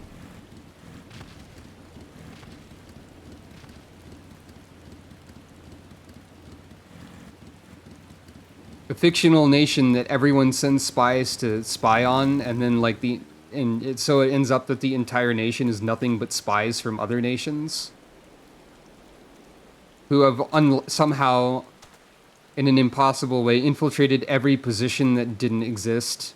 So like, the leader of the nation is a spy, posing as the leader of the nation, and none of them have ever thought to question this. And some of them have like convinced themselves that they're actually what they're pretending to be. See, that's why it sounds like a Marx Brothers movie. No, Void Ark is not this time. Void Ark is next time. You missed, I'm currently doing the coil stuff, and I also did the Sage quests. Void Ark will be next, after, I guess, Thief quests also? Or Rogue quests? Sorry if that sounded snippy at all, because I feel like I said that with haste. Sometimes tone can be difficult to manage. Anyway, what does this person have to say? Also, hello. What business brings you to this broken land? Unless you fancy being ground to a bloody pulp under the granite fists of a wandering golem, I suggest you bugger up. I'm a cat. Oh, my apologies, madam. Lady Alizé did send word of your impending arrival. It would seem I've grown rather too accustomed to shooing away curious sellswords and reckless explorers. Thanks for stopping by. Behold, if you will, one of the fallen shards of the Red Moon, Dalamud. Our initial survey uncovered no evidence of the Empire's presence, which, while fortunate in itself, meant that the approach to the fragment had yet to be cleared. After much effort, however, we succeeded in carving out a semblance of a path which should grant you access to the entrance, and that, I'm afraid, is where our progress ended. The interior? Well, assuming that the architecture of this hulk resembles the first, the master controls you seek will be located on the bottommost layer, past all the ingenious and deadly defenses of which the ancient Alligans seemed so indecently fond. If you would know more, I'm afraid there's nothing for it but to brave the depths of the fragment yourself. Lady Alizé will soon be arriving at Falgord. Pray do not tarry on your way back to the lieutenant's post. I imagine our young mistress will be most eager to commence the expedition. The road ahead promises peril aplenty, and I would humbly suggest that this is not the occasion to stint on preparation or provisions. May the 12 watch over you.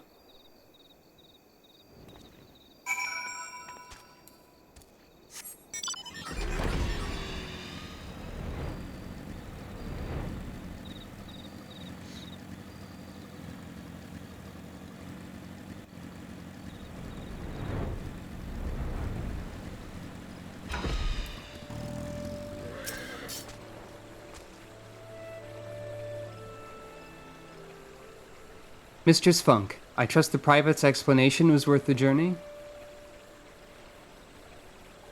Simply securing an approach to the fragment's entrance proved a monumental task. I dare not think what defeating its inner defenses will entail. If there's aught I might do to aid you.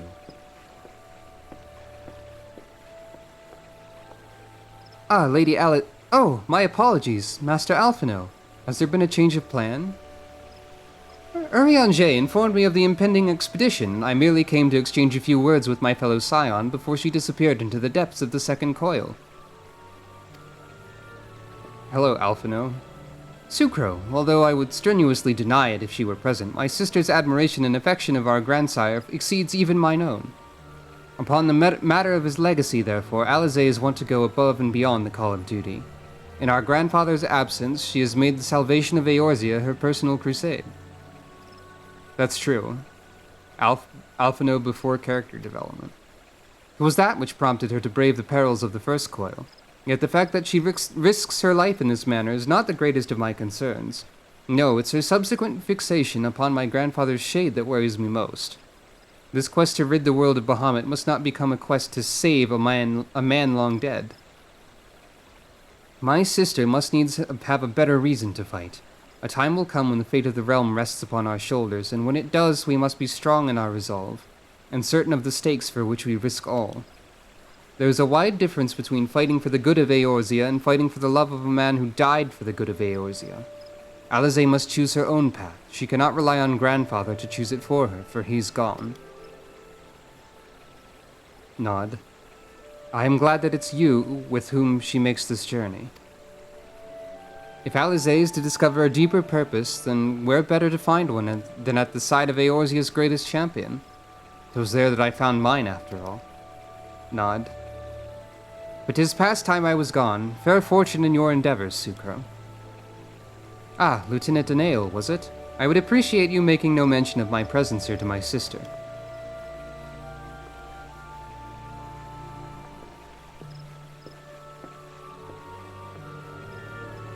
Lady Alizé is due to arrive at any moment. I shall abide in confident expectation of your triumphant return. I was expecting her to walk onto camera immediately afterwards or something. The second coil of Bahamut is now accessible.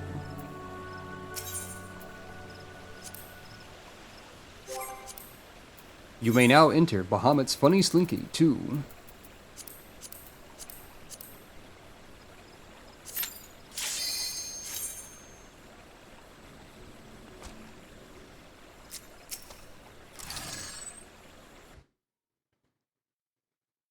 The Bouncing Slinky of Bahamut.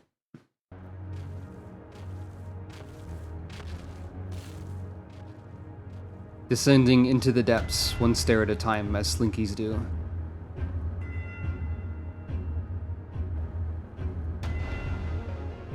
Hey, this bears a resemblance to the Sea of Clouds, or whatever. Not the Sea of Clouds, the Churning Mists. Only in the sense that it's a bunch of floating islands, I suppose.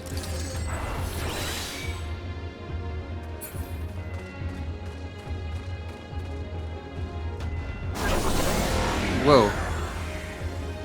Okay, I was about to wonder if you had to actually jump across or something. That'd be funny.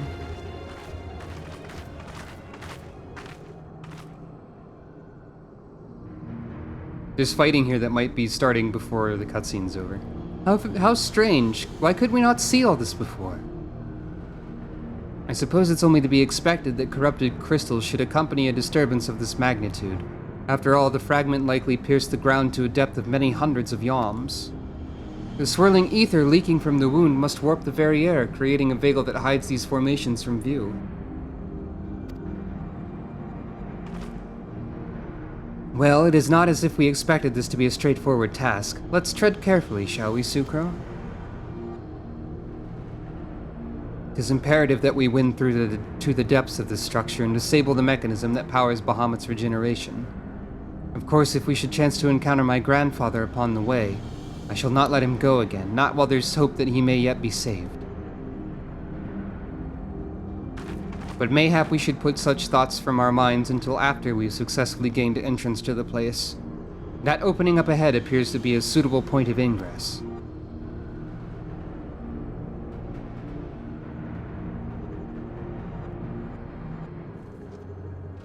Okay.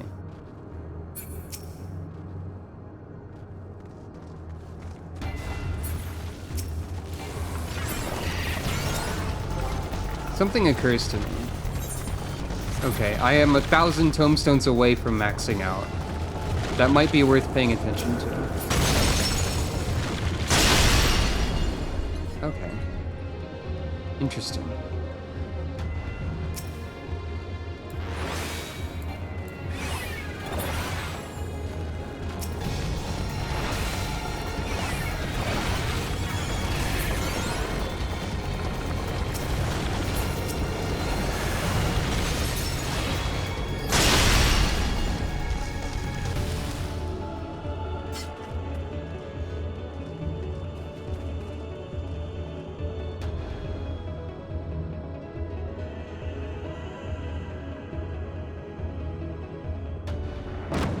It'd be interesting if they, like, redid the coil at some point.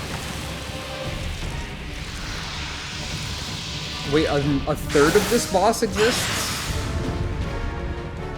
There's 3 of this?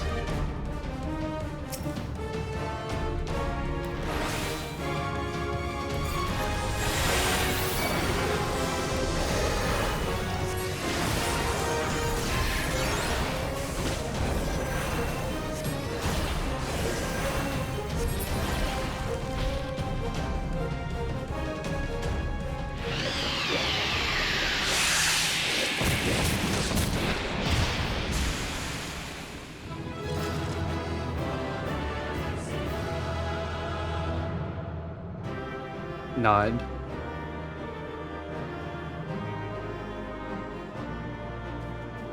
Corello Ten-Tails? What?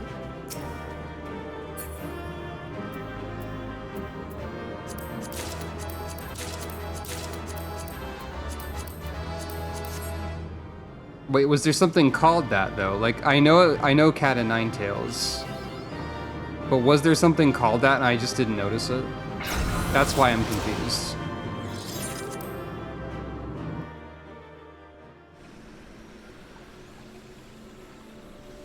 Oh, gotcha.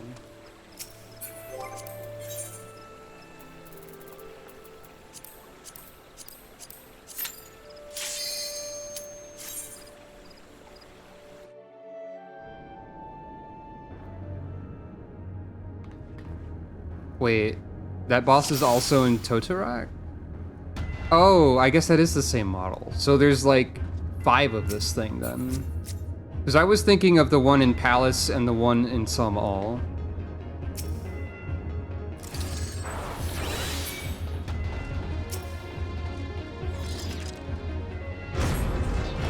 Didn't realize that was the same model, but yeah.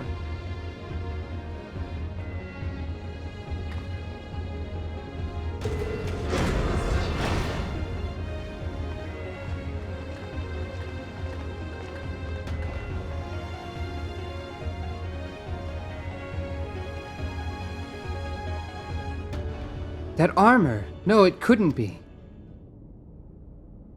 Be on your guard, Sucro. Though it defies all reason that he should live, I know of only one who wears such armor. He whom the Empire raised as high as the Black Wolf himself, the legatus of the 7th Legion. I speak of the madman who brought the Meteor Project to fruition. We face the White Raven, Nael von Darnus. Van Darnus, harbinger of the 7th Umbral Era.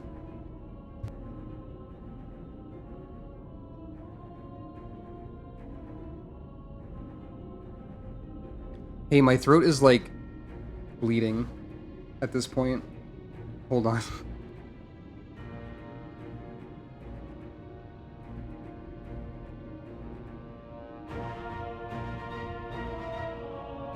Turns out you can talk too much. I can talk too much, I should say.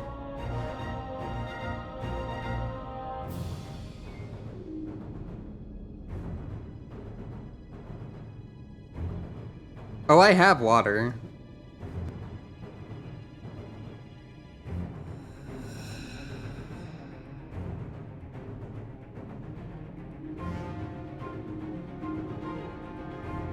Also, sorry if my throat is bleeding is too much information. But yeah, the one in Palace is, Spurge, which is a very something name.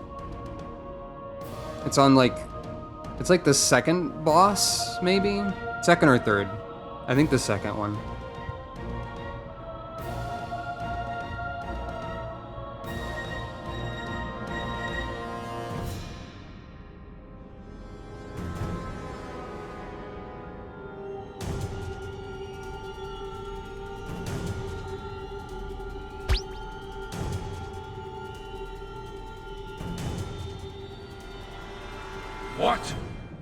What is this?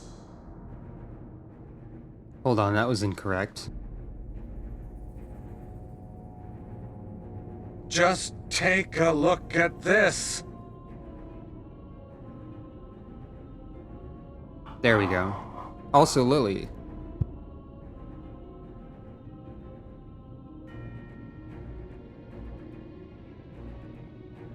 Anyway.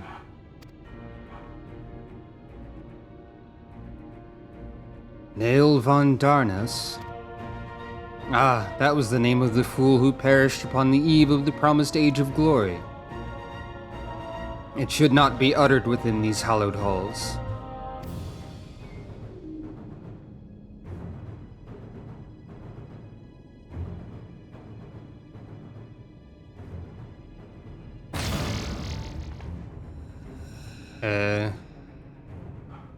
Out of love for his royal servant, the one true deity named me Nael Deus Darnus. Well, that's great.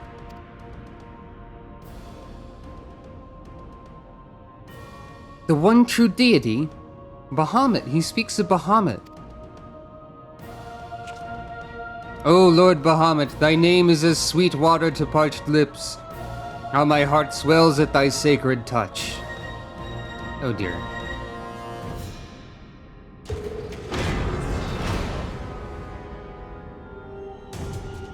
This blessed sanctum is the domain of my God and his beloved children. Seek to defile its glory and you will answer to me. Bye!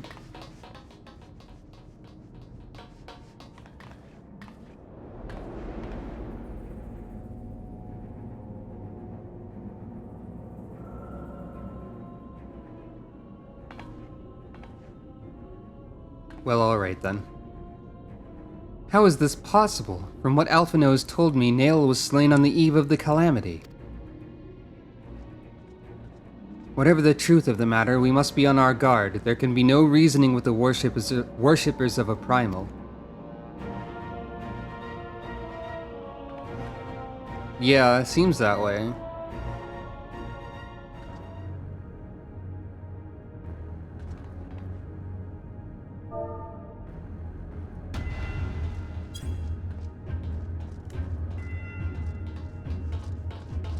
I should be able to manage the rest of the talking, by the way, don't worry.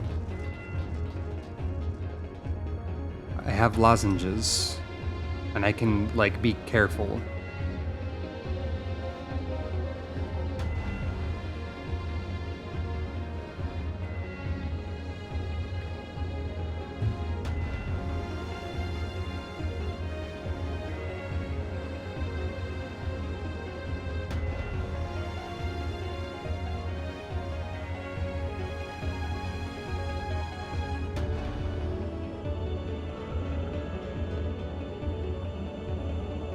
Well, that's various enemies.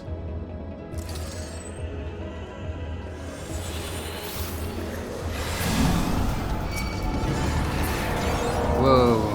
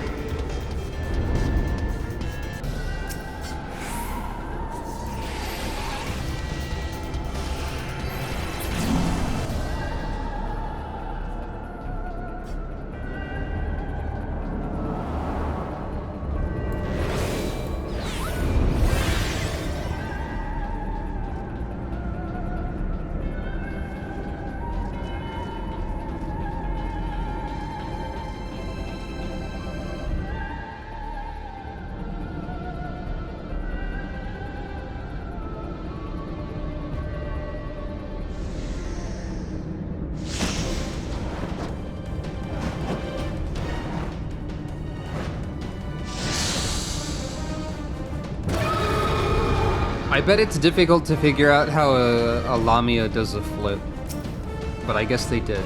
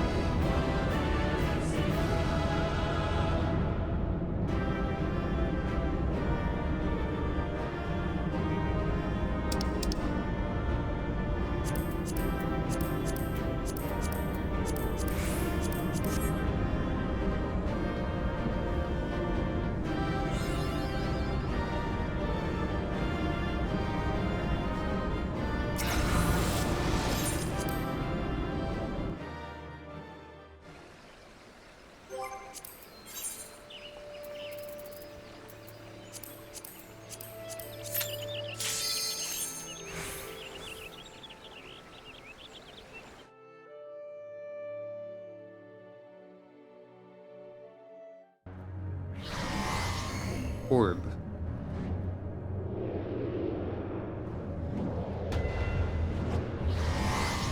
Orb.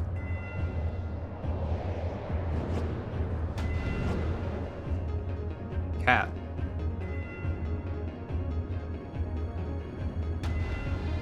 Orb. I'm reminded of the passages beneath Castrum Occidens. We must have traveled quite some distance below the surface. More of the same tunnels. 12 be good. Surely they cannot continue all the way down from the other floors. It is difficult to see inside, but I have a terrible feeling those corridors house more of the dreadful guardians you have already faced. It's said that Alligans excelled in the creation of chimerical beasts, and that the Red Moon teemed with 1,000 fantastical monstrosities, all to prevent the enemies of the ancient empire from releasing the Elder Primal. I wonder, the creatures that prowl these halls, could they be the beloved children of which Nail spoke? Well, this is yet another mystery to ponder upon our return. Shall we continue onwards?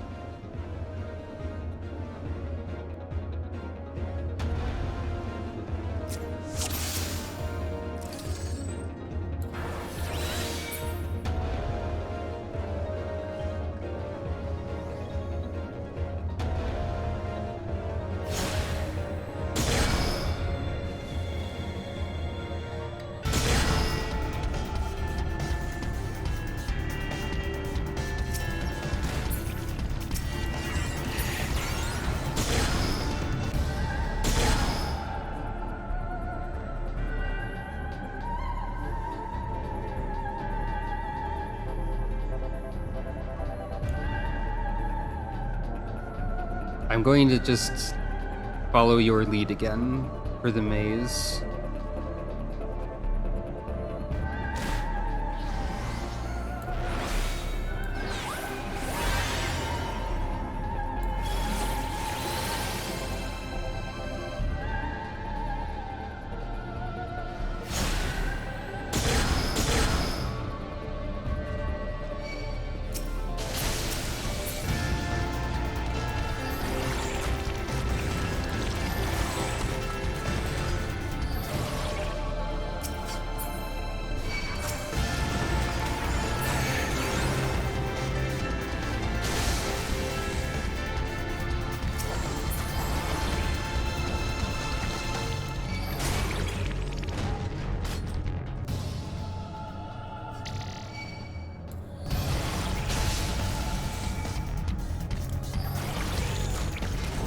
I guess it's probably possible to avoid many of these encounters.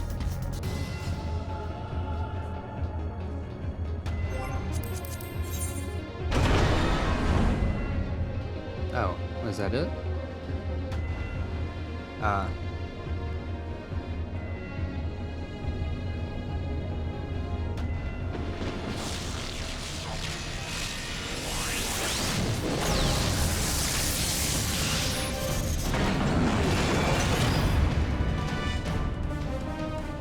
Weird creature. The Avatar.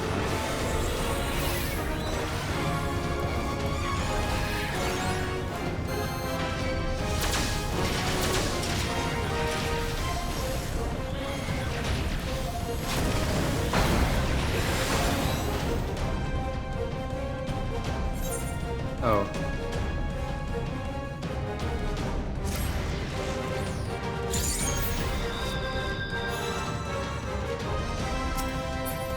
What? Oh, we have to stack for that? Okay.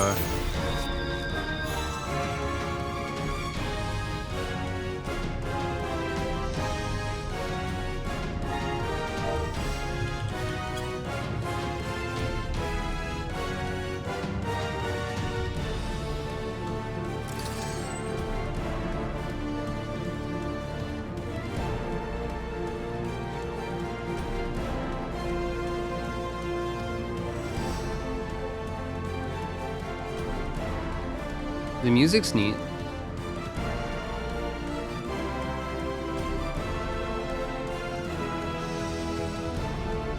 not stacking. Okay.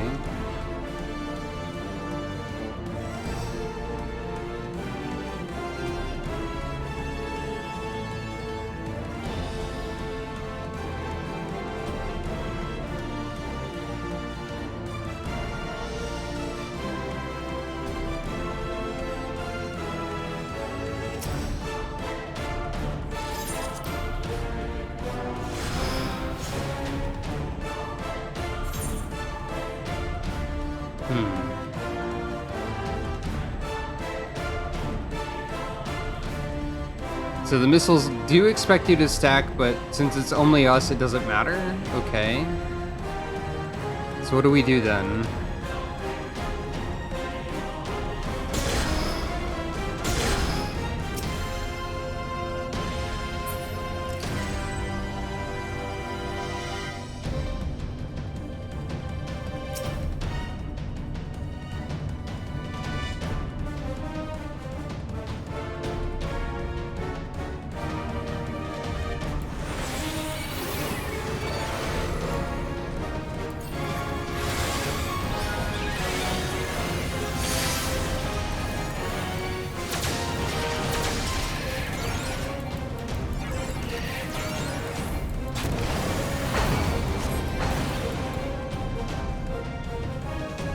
So this is literally impossible unless we have a tank, I guess. Okay.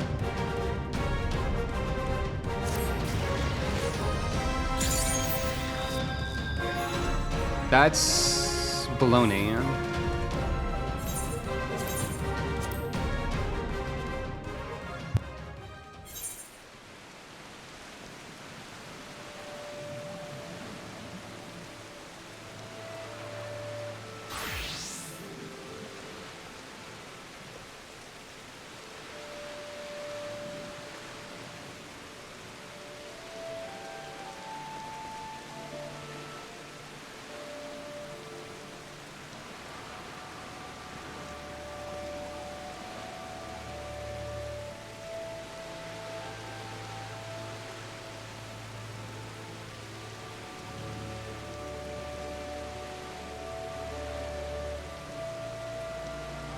The strategy on this wiki means absolutely nothing to me if I look at it, so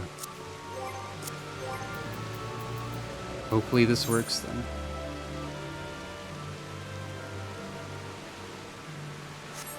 Should I switch to DPS then?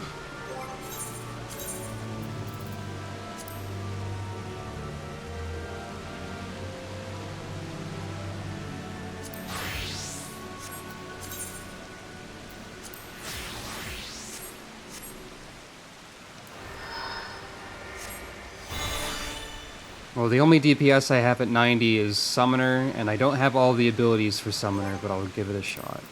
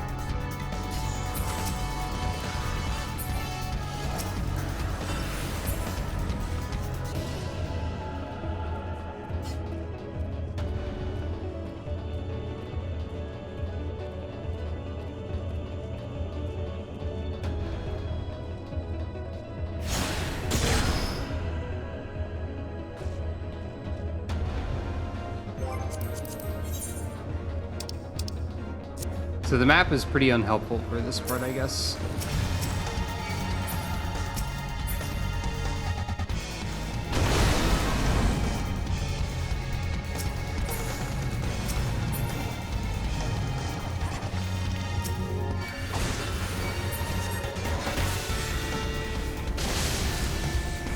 Oh, come on.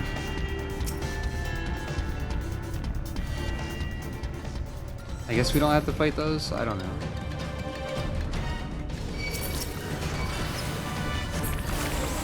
Maybe not. Maybe... Well, we did. I don't know what I'm talking about. Help.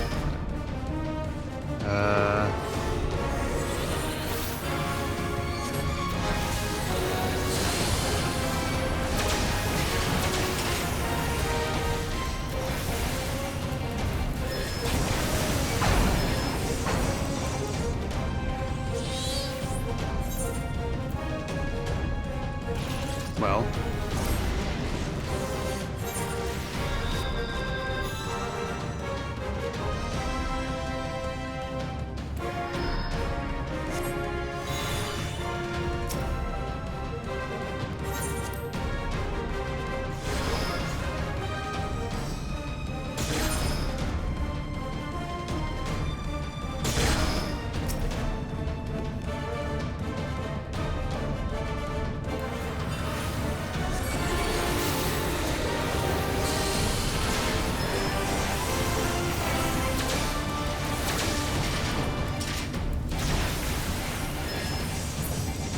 Hey!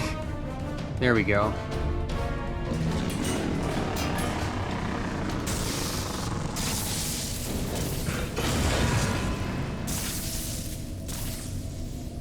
That boss is a little busted. By a little busted, I mean like designed for not what we're doing. So... but still kind of wacky.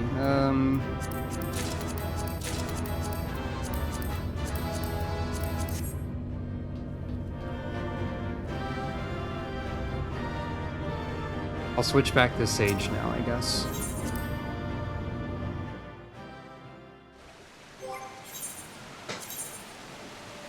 Sorry if it seems like I've gotten grumpy or tired or something. I'm trying to, like, not be as... speaking... you know...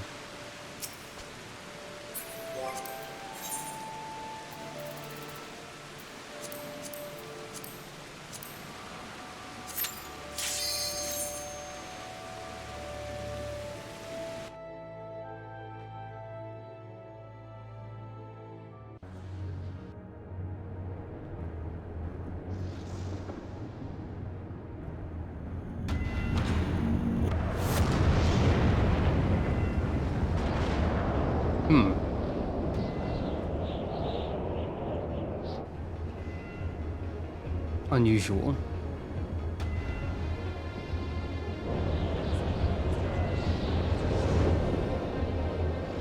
Sukro had quite an expression there. I think it was mostly the lighting that made it look odd. And by odd, I mean scary for Sukro.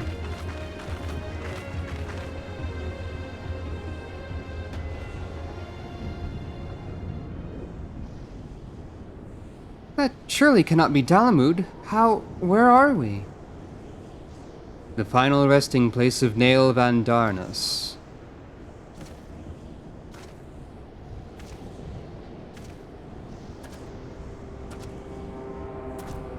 This is a grave for the undeserving. And for the crime of trespassing upon my god's sanctuary, this place shall serve as your grave too.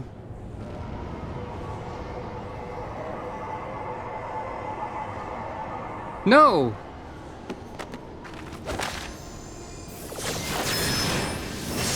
Bonk.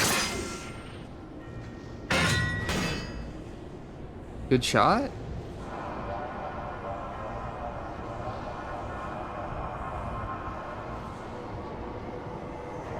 In the hour of his failure, Nail Van Darnus felt the currents of ether begin to bear away his essence. But before oblivion could claim the last of him, a divine will reached out and I was born. Then did the words of my God resound in mine ears. Bring unto mine enemies crushing defeat, that they might know despair without end, and claim thee thus the victory which thou wert once denied.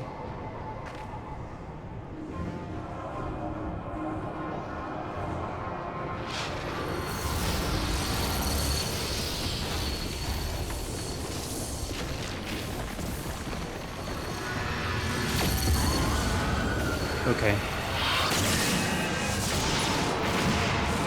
Normal.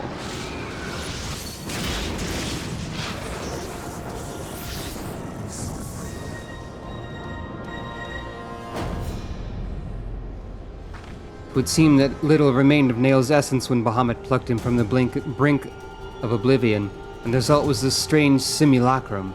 Nevertheless, her aura bespeaks great power. She channels the rage of the Elder Primal himself. Lord Bahamut, thy wish is my command. None shall escape thine unquenchable fury. Come, ye dull, unthinking beasts, bare your teeth. They will avail you not in the calamity to come.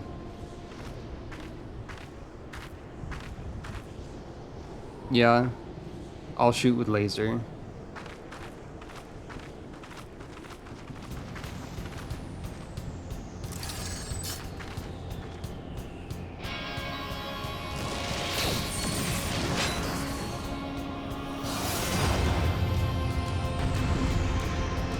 So, wait. Nail Van Darnus was a guy, right? And now Nail Deus Darnus is a lady? Just because, I guess? There's a lot about Nail? Okay. Fair enough. Cool music, though.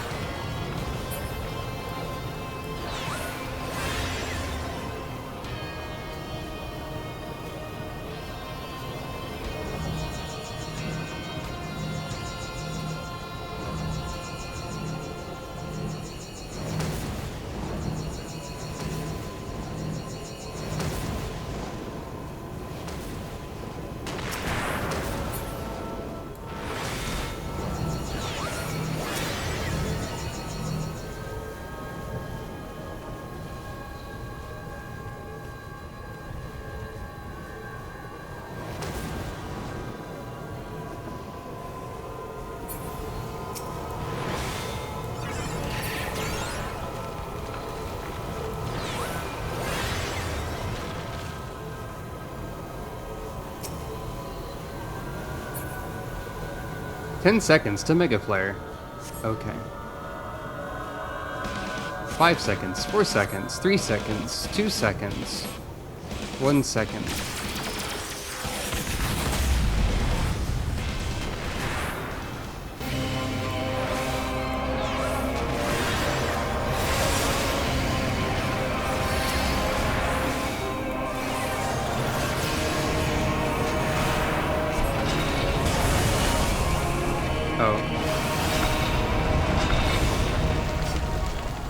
Sorry, what?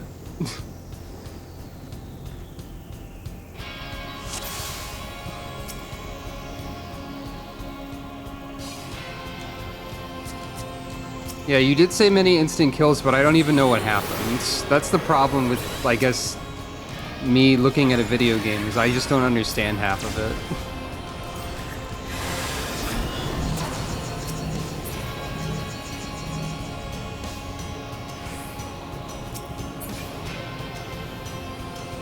And or the problem with the raid, yeah, I guess that's fair.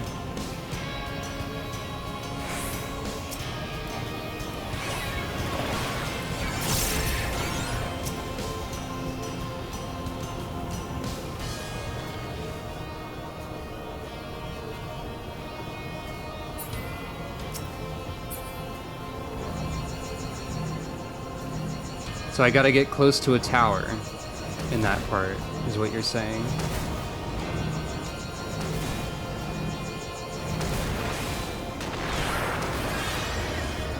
Oh. I can't touch the tower.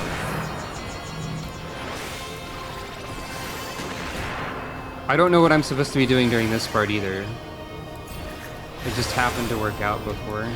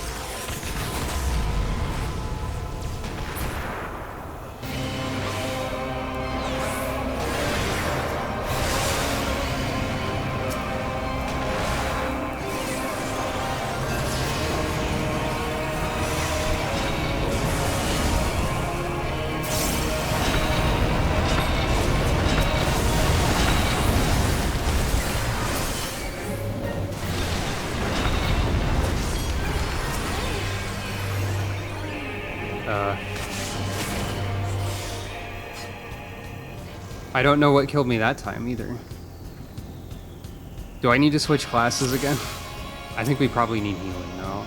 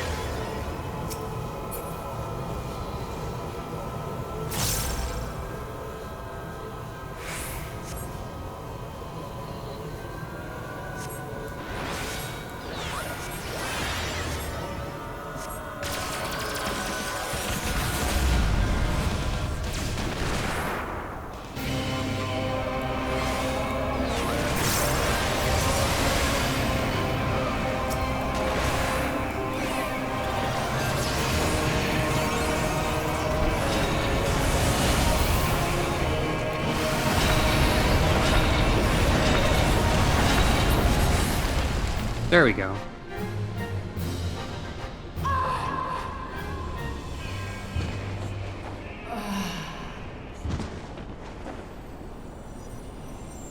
What an anticlimactic flop on the ground.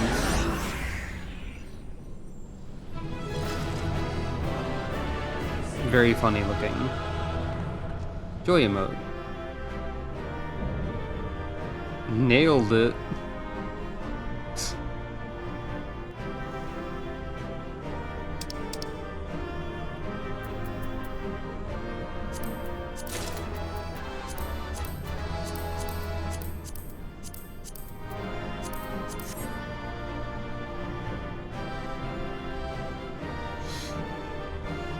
I see.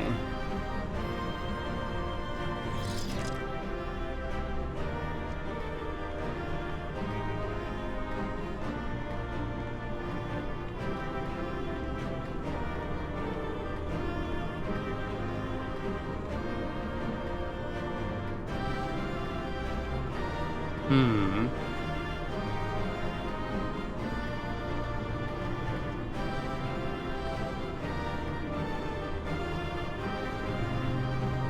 So it's bad is what you're saying. It's not good is what you're saying.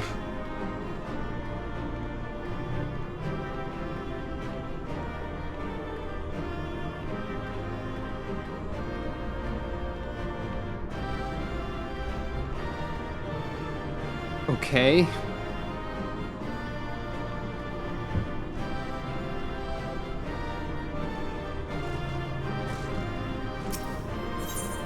So it's a mess, and that's about it.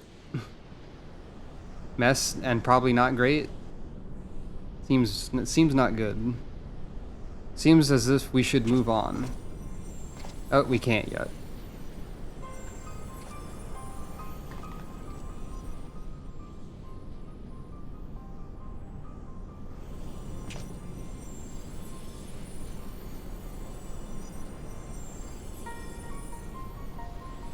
Poor creature. Would that you had never been born. Jeez. You had surrendered your physical form and collapsed into ether, but Bahamut denied you death and imprisoned what little was left of you in an ethereal shell resembling what, I wonder? Images from your memory, perhaps? So this was the 1.0 localizers who caused a mess, right? But that shell is now broken, and your primal deity seems disinclined to sustain your existence.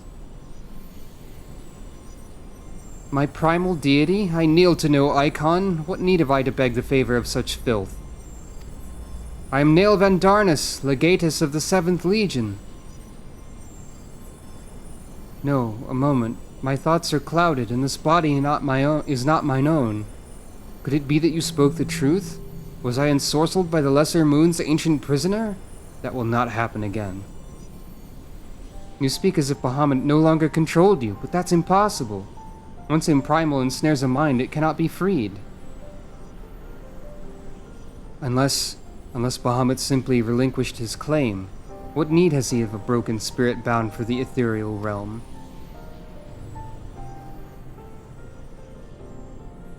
Oh, that I should fall prey to the very influence I sought to purge from the land. The irony is galling. But do not assume that all of my actions were chosen for me. It was my will that the Meteor Project be resurrected. Mine and none other. Yet it seems that my grand designs were destined to fail. Even the ungentle release of death was denied me. Nail, please, you must tell us more of the calamity. I must know the truth of what has befallen the world and what has become of my grandfather, Archon Louis Sois.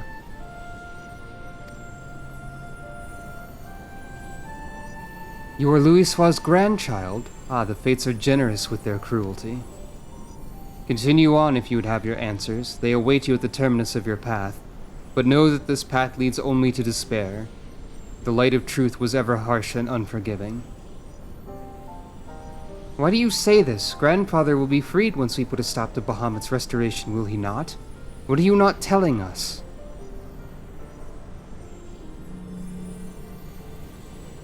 Steel yourself, child. Only unbending resolve and merciless strength can conquer what lies ahead. The weak can do naught but weep under the pall of their own misery, as did the frail child I once was.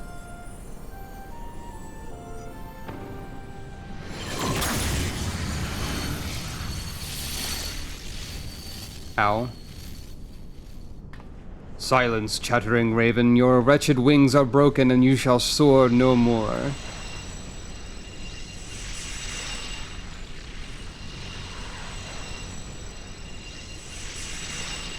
My crimson moon, your brilliance sears mine eyes.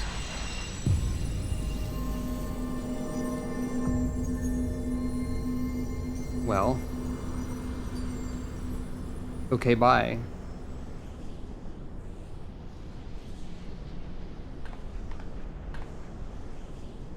I recognize that voice, Sucro, but never would he say such words. Come, let us finish what we came to do. All will be put aright when the final Hulk lies dormant. Grandfather will be himself again, I'm sure of it. Actually, no. Unfortunately, but...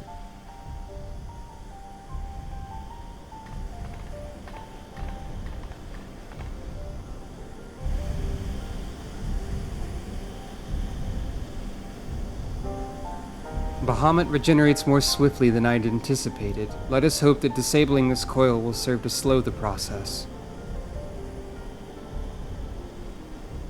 The display seems different, but the controls appear to mimic the mechanism we found in the Lenosian Hulk. It shouldn't pose a problem.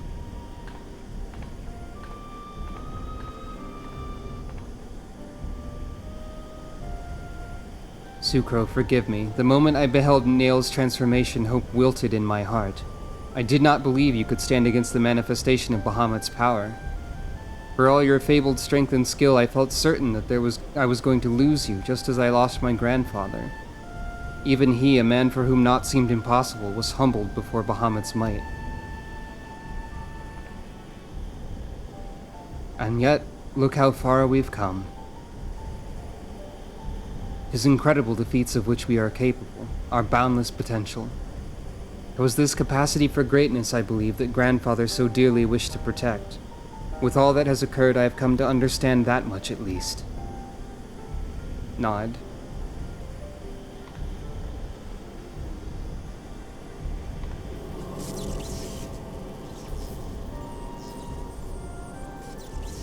Alize has poked the screen.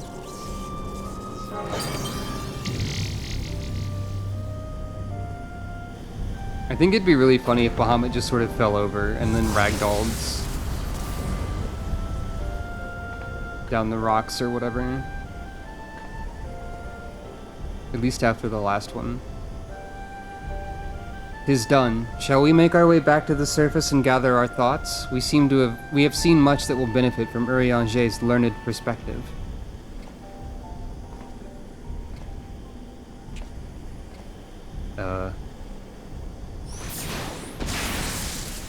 Deleted.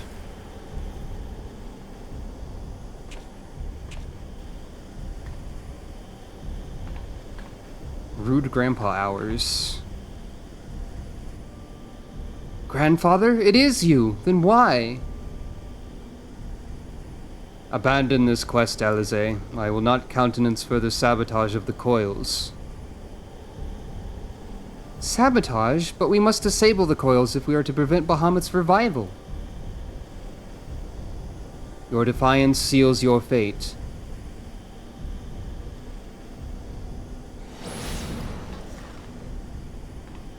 No. No, you are not who I thought you were. My grandfather would never.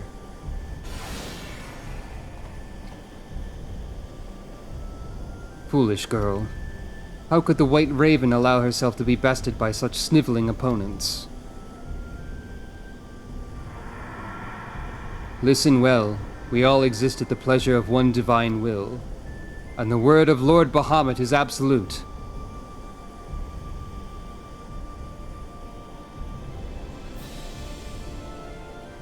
Scurry back into your holes, vermin. You've been granted this one reprieve, but should you be so foolish as to crawl into my lord's domain again, I will crush the life from you myself. Grandpa also knows how to return or teleport it. The light in Grandfather's eyes, he's suffered the same fate as Nail.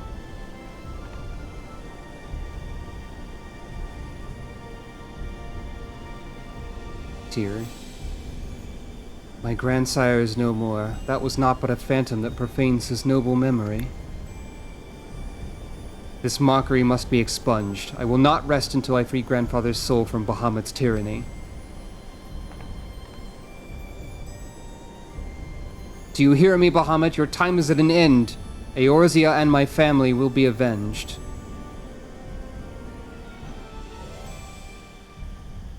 I think it would be funny if the giant Bahamut in the background shook his head at that line. Just did like the no emote. Right, you exit from this way.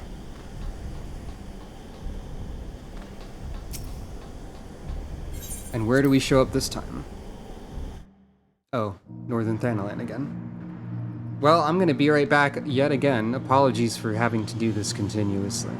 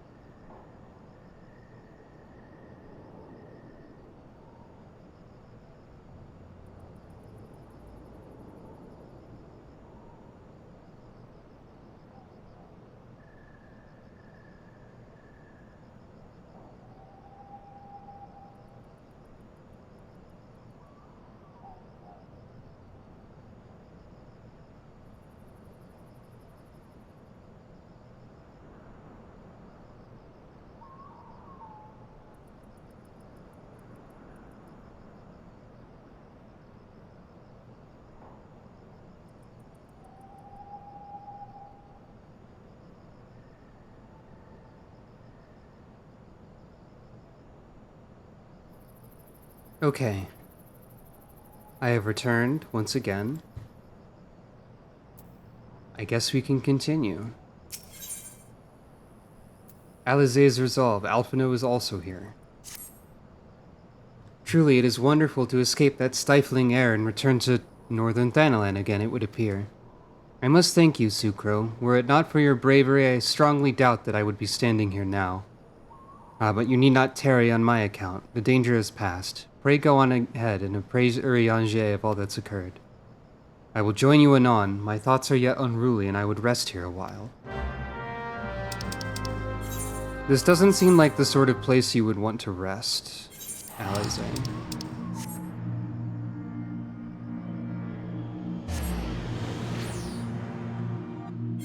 I suppose this probably won't take too much more time. It is getting late, but I don't want to leave this unfinished. So...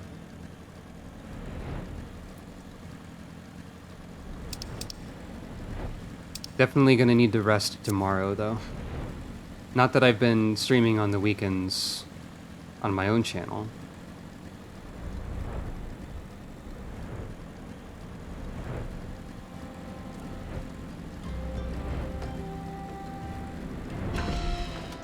But yeah, either will probably stream something tomorrow. I probably will not be able to join for Paper Mario because I'm gonna need to sleep. And like take a break from stream. And so on. Heck yeah. The triumphant hero doth return. Thine eyes speak of the dread task's completion. The second coil now lieth dormant. Yet I sense the tidings thou bearest are not altogether glad. Pray tell me, what ill hath cast the shadow which falleth now across thy brow? Yeah.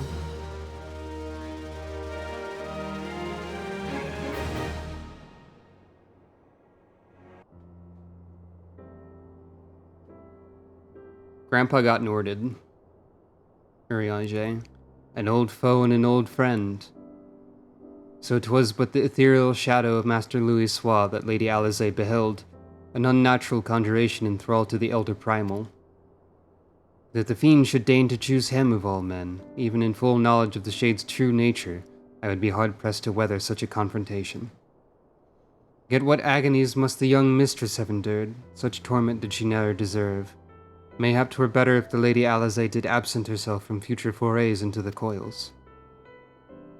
I've come too far to surrender to grief, Urianger.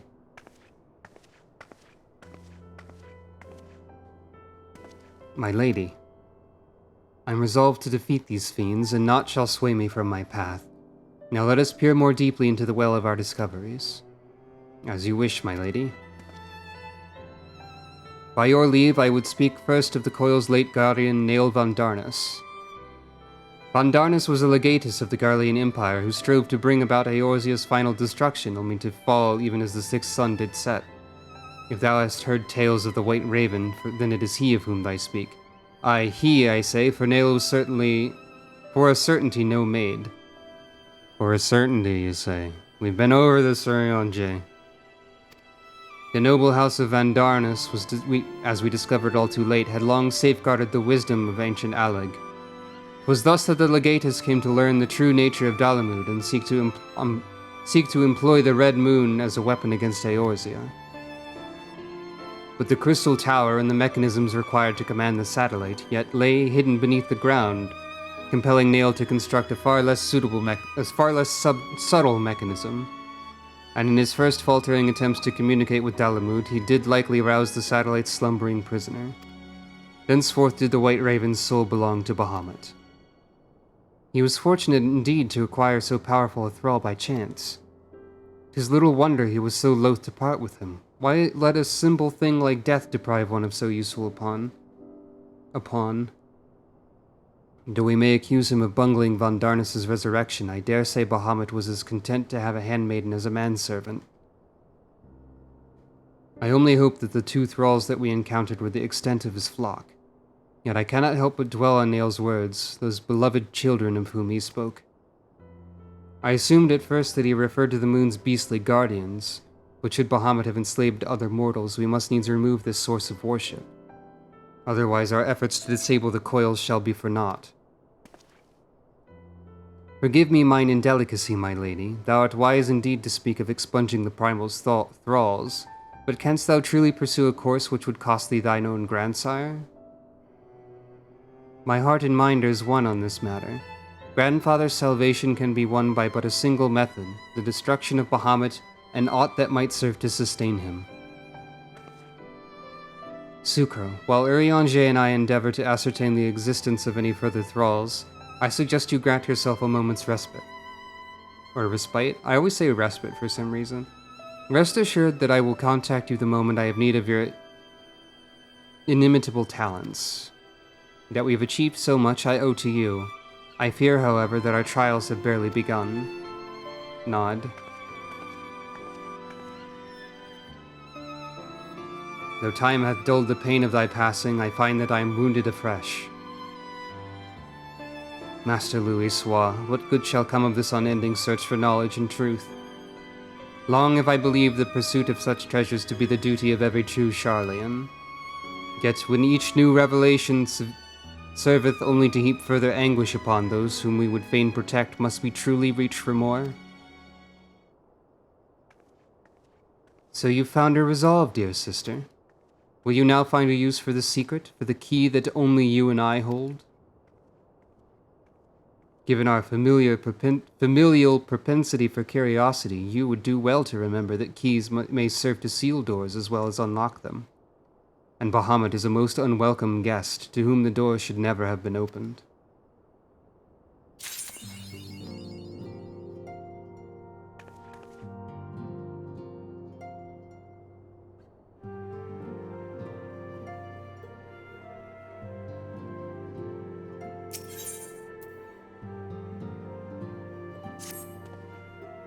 Man is wont to cast light wheresoever secrets lie hid in darkness, though that which he illuminateth seldom bringeth him joy. So it is with such unhappy truths as Bahamut's immense shadow doth conceal. Yet ever onward forgeth Mistress Alize, undeterred by the burden of knowledge that weigheth heavy upon her heart. 'Tis a perilous path she hath chosen, and a painful one. I prithee, Sucro, remain by her side as her valiant blade, that she might see her quest to its conclusion. Okay.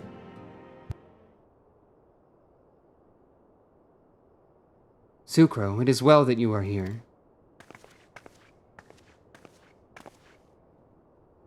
My lady, how might I serve you this day? I have met with some difficulty in my mission, Urianger, and I should be grateful for your counsel. As you know, Bahamut's physical form is regenerating beneath the Cartano Flats even as we speak. If we are to prevent his return, we must needs disable the two remaining internment hulks that sustain him. Every moment our mission is delayed, the realm is pushed closer to the brink of destruction. Alas, though I have determined the locations of the fragments of Dalamud leading to the hulks, I've been unable to find a way to enter them. And gaining admittance is but the first step in your perilous undertaking. When thou last descended into Bahamut's subterranean fastness, thou didst discover, didst thou not, that the dread primal had bound the shade of Nail von Darnus into his will? And though thou didst consign the fallen legatus to blessed oblivion, thou mayst recall that the piteous wretch was not alone. Doubt not but that Bahamut's other thralls shall seek to hinder thy passage. You can say his name, Urianger, for I have not forgotten that my grandfather is waiting for us. My lady, I would remind you, as I must oft remind myself, that the man whom we both loved and revered is no more. What remaineth is but a shade which defileth his memory. The vile verbiage that spilleth from his lips must not be heeded, for it cometh not from your grandsire, but from Bahamut himself. You need not worry, Urianger. Come what may, I will not stray from the course. I will not let grandfather's sacrifice be in vain. But mere words will not take us whither we must go. As I said, I have been unable to find a way to enter the fragments of Dalamud. My lady, might I suggest that you visit the fragments again in Sucro's company? Full oft hath the Warrior of Light set events in motion by virtue of her presence alone. 'Tis possible that she may do so again. I, the while, shall search for answers of mine own. By our efforts combined, full sure am I that the path shall be revealed to us ere long. Were it anyone else, I should question the wisdom of such advice, yet I cannot deny what you say about Sucro is true. Very well, I shall do as you suggest. Assuming you have no objections, of course. Good. Now we seek entry to 2 fragments of Dalamud. One lies at the Burning Wall in eastern Thanalan, and the other at the Singing Shards in Mordona. I left an assistant at each location with instructions to continue searching for a means of ingress. It is not impossible that they could have since found something useful to us. Let us begin by visiting my man at the Burning Wall. Dex, I think it was. It feels like this last segment is more involved than the other 2 so far. Or is going to be more involved. Which leads me to hesitate.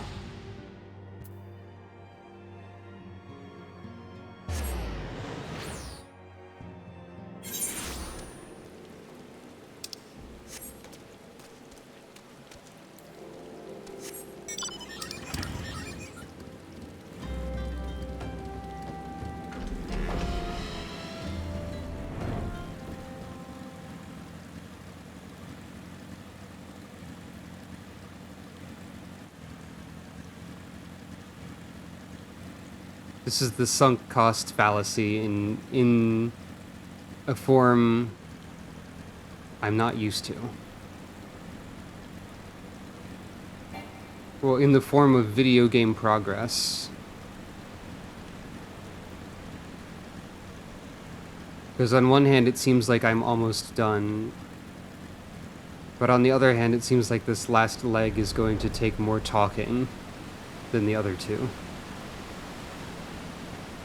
Last leg of the journey, rather.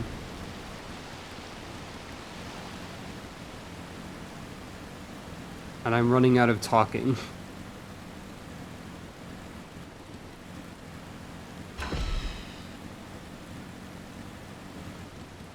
I thought that guy was wearing a Hildebrand costume for a second.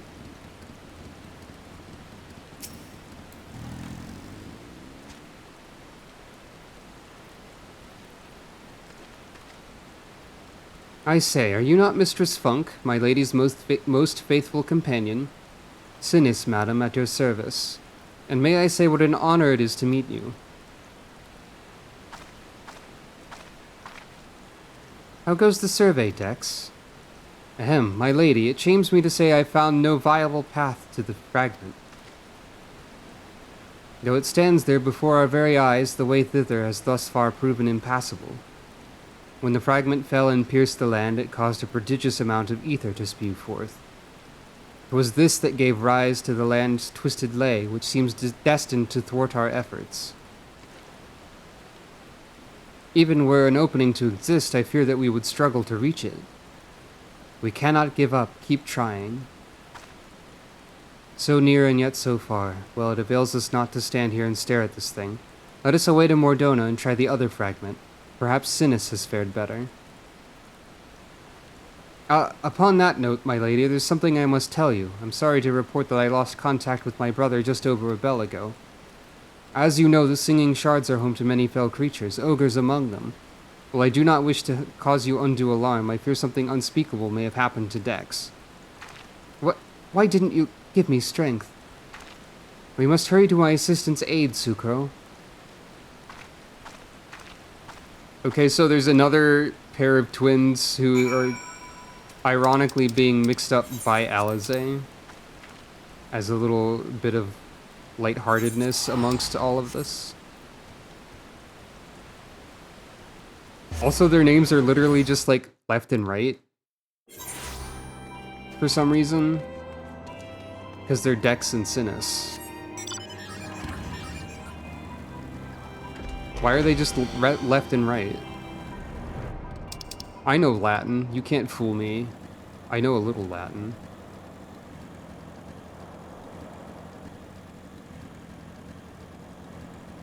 And so we learn that Alizé cannot tell left from right.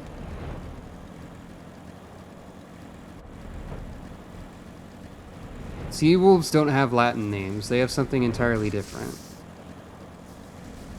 I would presume that Dex and Sinus are nicknames or titles of some kind. Wait, also they don't look the same, because one of them doesn't have hair.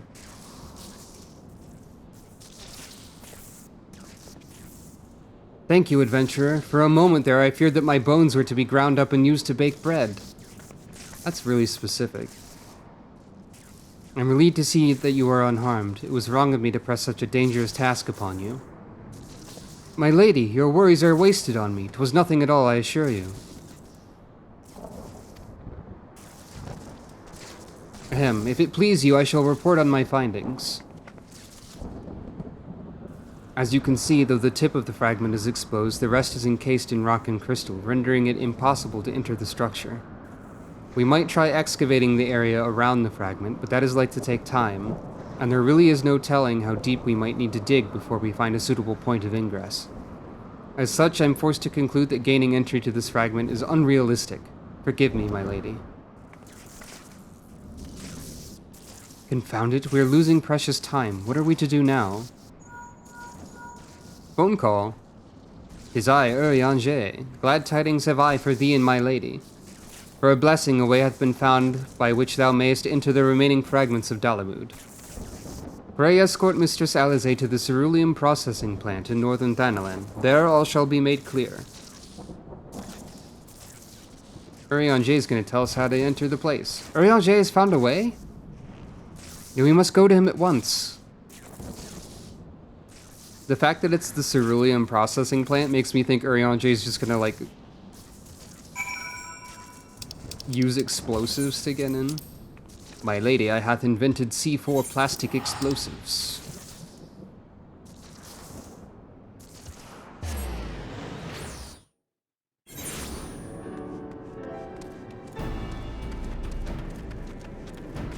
Imagine if Urianger actually just did that.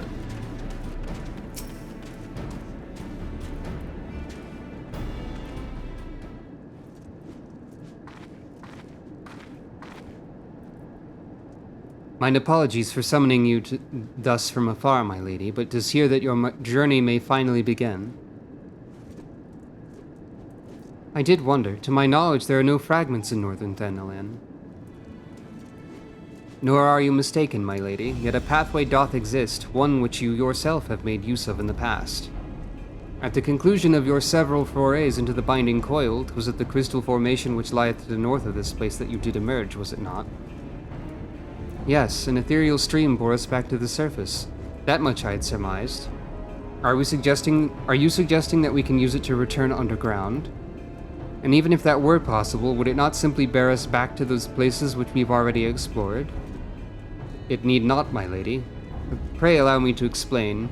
Upon the evidence of your experience, it seemeth plain that two internment hulks may share the self-same ethereal egress. From this did we infer that the others may be connected in like wise. Thus did we labor long to verify the existence of further tributaries to the self-same stream, in which task we were at length successful. It was then but a matter of arriving at a solution to the problem of traveling to an unattuned destination. That one might reach what we may call the headwater, we propose to employ a modified etherite which serveth to amplify such ripples as do originate from said source. By focusing one's essence upon these ripples, it should be possible to make the journey. Yet be fairly warned, my lady, as with all untried modes of ethereal travel, this method entailed considerable danger. Merely to attempt the voyage could cost you your life. That is a risk I am willing to take. You are brilliant, Urianger. But I'm curious, did you have assistance in forming this plan? I could not help noticing your repeated use of the word we, unless you've taken to using the majestic plural in our absence. Nay, my lady, as you've correctly surmised, I was not alone in this endeavor. Meaning there are others who are aware of our mission.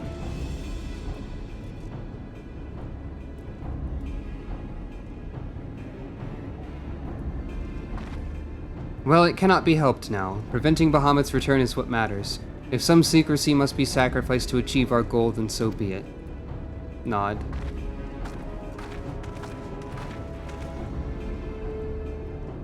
Probably Alphino. Whoops.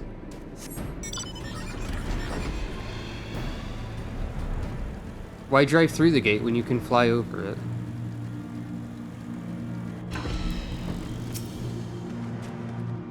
Verily, 'twas not my wish to withhold knowledge of the aid I received. I pray that Mistress Alizé will forgive me when she learneth of its source.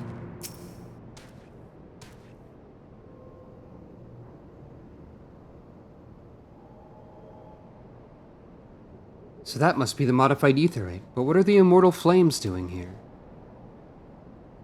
Those men may be sworn flames of Ul'dah, but they're first and foremost faithful retainers of House Leveilleur. Hello, Alphino. Alphino, so it was you who was helping Urianger. Who else could it have been, dear sister? Lest you worry, I have no intention of making the details of your venture public. Like you, I would prefer to avoid causing a panic. But given that which is at stake, namely the survival of the realm, one must be willing to accept help when it's offered. Would you not agree? At the very least, do not be cross with Urianger. 'Twas at my behest that he kept silent. We will speak later.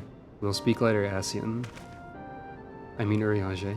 Pray forgive me, my lady, but knowing full well your intent, I judged it meet that Master Alphino be informed. Though your grandsire hath become Bahamut's thrall, his noble blood courseth yet through both your veins, and if he must needs be struck down... Do you hear that, Alphino? I mean to strike down grandfather. And when I have done so, I shall banish Bahamut to the ether. Nothing you say will sway me from my course. I will protect Eorzea, and I will uphold grandfather's legacy. Grandfather's legacy? So you still do not know what you yourself desire. Your actions are still driven by borrowed resolve. Borrowed resolve? What does that have to do with anything? Protecting Eorzea was grandfather's goal, and we made it ours, both of us. That's why we came here, unless you've forgotten. Gods forbid I should ever forget, Alizé, but you misunderstand. I do not question your resolve, only whence it came. If it were your own, you would be able to tell me precisely why you desire so fervently to protect Eorzea.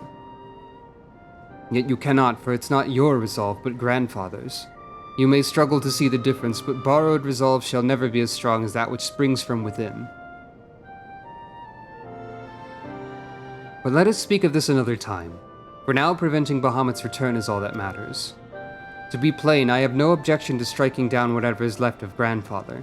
Know, however, that I will be accompanying you this time. As the son of House Leveilleur, I would be present for his final moments. Very well, you may join us, on one condition. I make the decisions. Nod. If it please, milady, the name's Erkenrad. Our preparations are just about complete. When you're ready to embark on your mission, just give me the word. I'll be waiting for you at the ceruleum processing plant. Bow.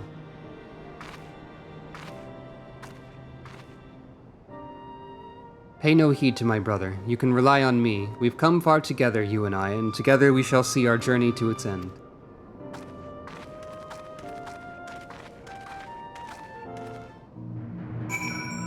I don't know if I agree with Alphino's entire borrowed resolve speech there.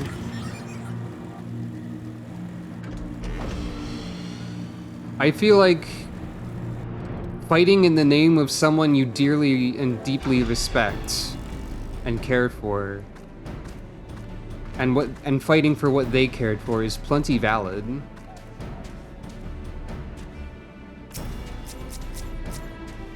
Hey, you can't summon that. You can't summon Wind Up Louis-Soix. Louis-Soix's evil right now. There you go. You can summon whatever you want. I'm just being silly. I've been waiting for you, Mistress Funk. I'm pleased to say that the Aetherite's primed and ready. As you know, the remaining internment hulks are connected to the fragments in Eastern Thanalan and Mordona. It's to the former that we'll be sending you first. Now you'll be starting inside the hulk, meaning you won't have to cover so much ground. The drawback being that you'll be fighting for your life from the moment you get there. Best be prepared for anything, for Milady's sake, if not your own. And that's about all I can tell you. When your preparations are in order, just give me the word and I'll send you on your way. I may even throw in a prayer for your speedy return, just to be on the safe side. Every time they say internment, I keep trying to read intermittent, which is not the same word. That's a good cat.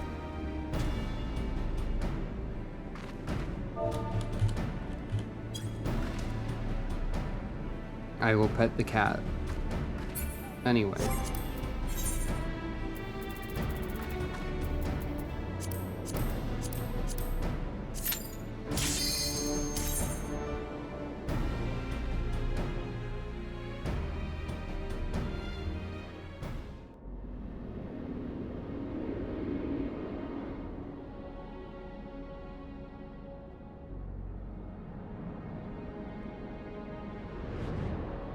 Okay.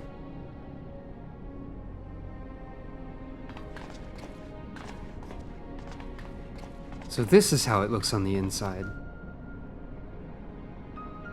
This internment hulk still functions. The teleportation was a success. We are come to the right place. There's no telling how much further Bahamut has regenerated since we last beheld him. Let us make haste to the main bridge and deactivate the coil. Nod.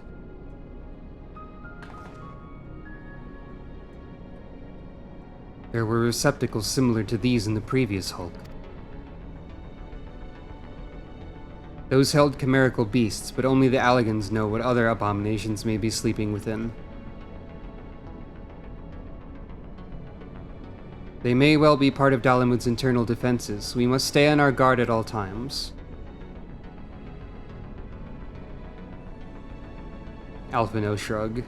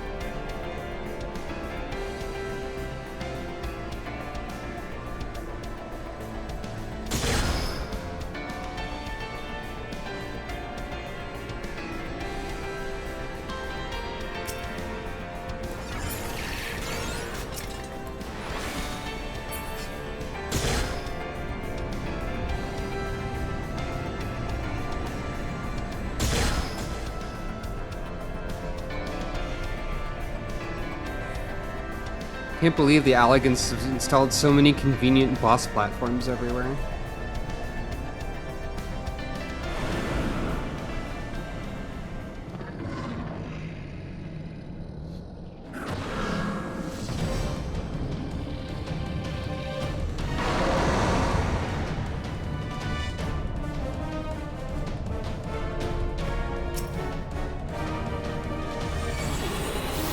Imdugud.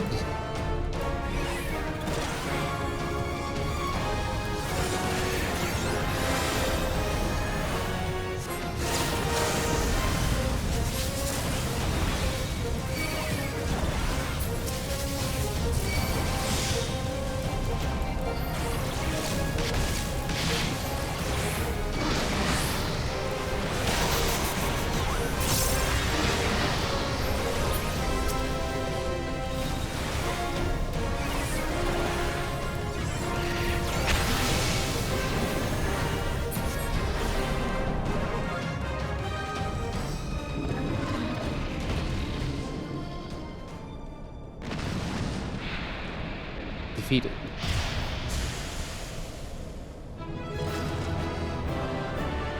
Fair enough.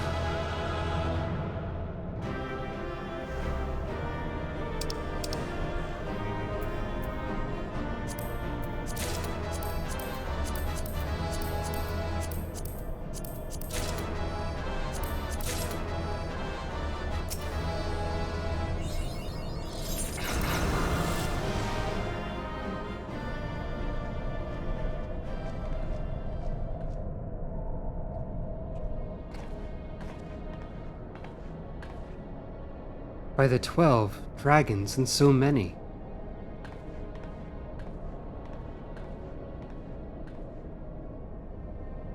We were aware that the Alligans possessed the means to control the creatures, but to imprison them thus is barbaric.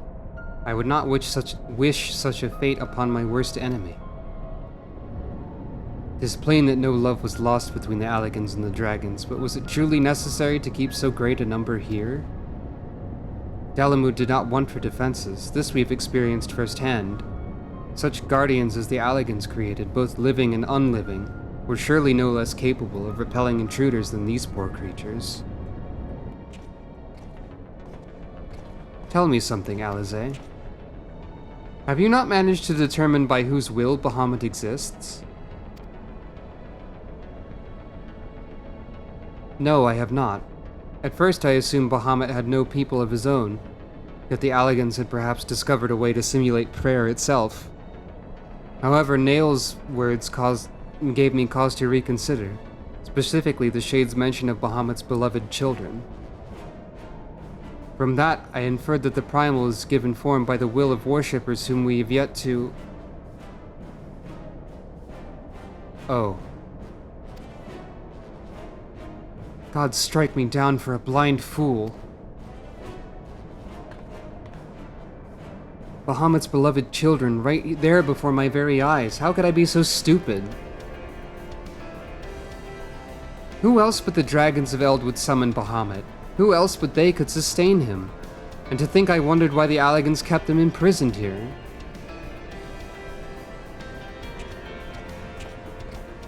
Even should the flame of Bahamut's life go out, his faithful children would summon him back. For this reason, the Allagan Empire kept an army of dragons here in a perpetual state of duress that they might sustain the Primal's existence. Truly, the Allagan's ingenuity knew no bounds, and neither did their cruelty. Small wonder that Bahamut was so enraged. Let no one deny that it was man who sowed the seeds of the calamity. Will you now turn your hatred towards our own kind, dear sister? Do not patronize me, Alphino. I merely acknowledge our guilt. Lest you be in any doubt, I have no intention of allowing Bahamut to lay the world to waste, regardless of the atrocities the Alligans committed against his kind. We have no choice but to eliminate all who worship him, be they his children or his thralls. It seems reasonable to assume that the system responsible for the Primal's regeneration is also responsible for sustaining the captive dragons. If we disable it, all should perish. Let us press on.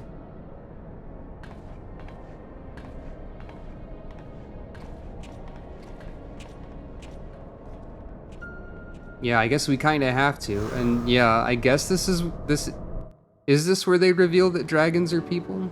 I guess so.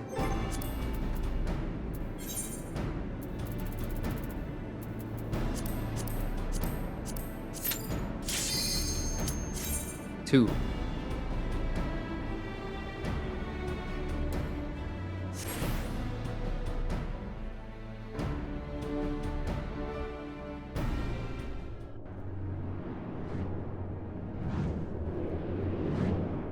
Sphere.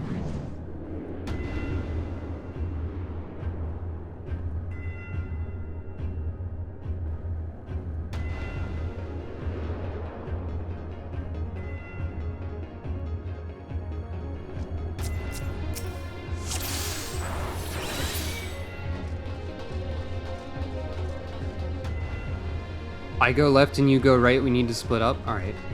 Also I guess for the benefit of chat,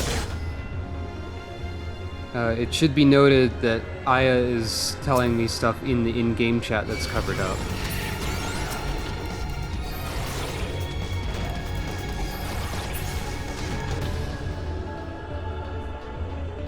I could uncover it, but I guess I probably won't.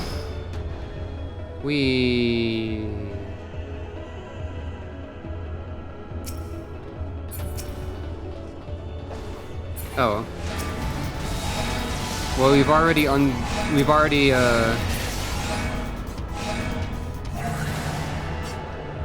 met back up, is what I was trying to say.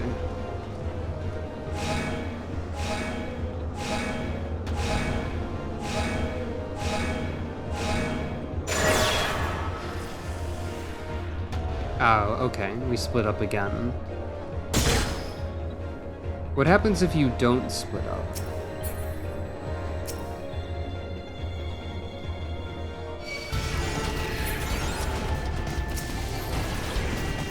Also, I wonder if Cardia has a range.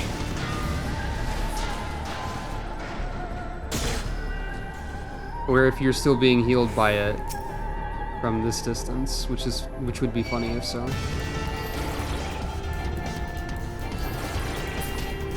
I think you are still being healed. I think this has an infinite range.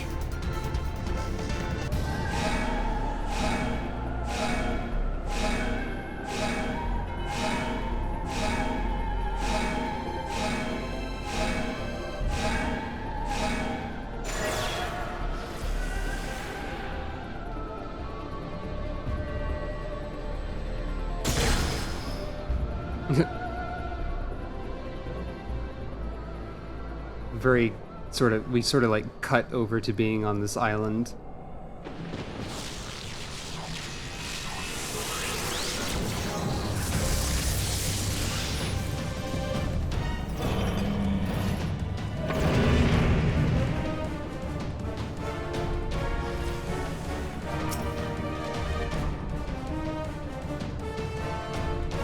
Yeah, splitting up works. It's interesting.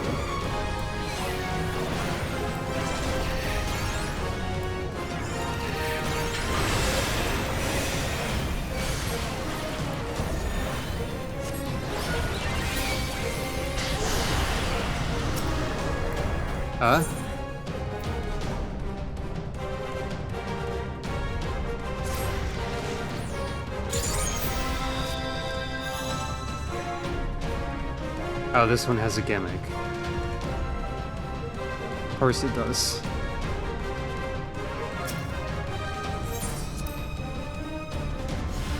It sure seems like all of the coil bosses have the gimmick of die instantly if you don't know what to do.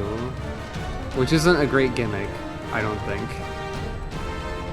Or like a great gimmick genre.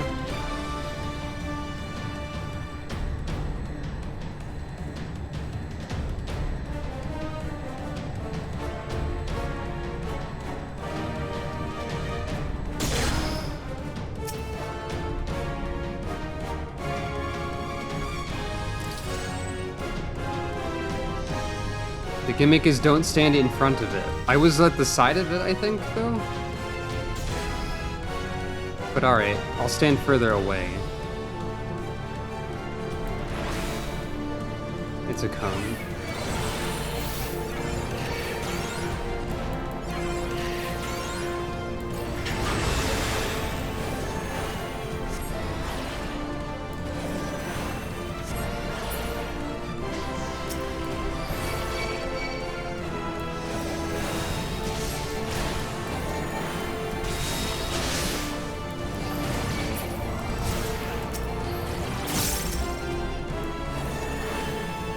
Oh, so it's just that if you stand in the middle, you die when the barrier goes up, I guess? Also, the middle blocks attacks, it would seem. Oh. I didn't notice you were dead.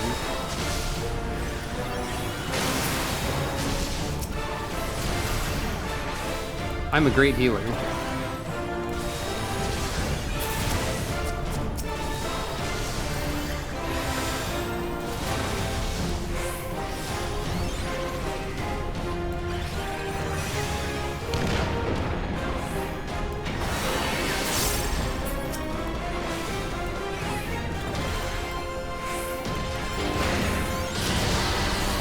If I actually go back to maining healer, I'm going to increase the UI size of the party list. Oh no, there's DNA tether or something.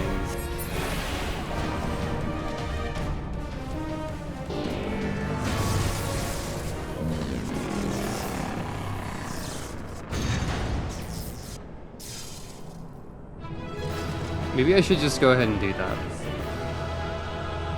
Zucro agrees.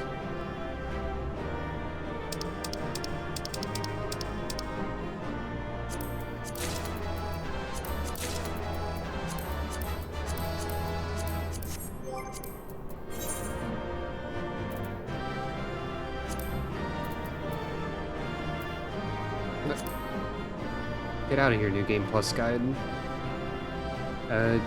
Just take the same space as the scenario guide.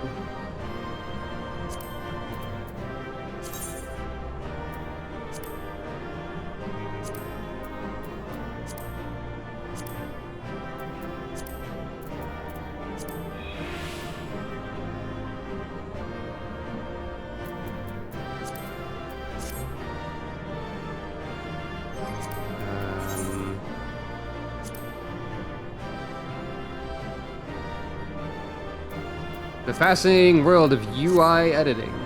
That'll be good for now. That'll help, I think. I like how, in order to get the Mapping the Realm achievement, you have to actually approach the teleport.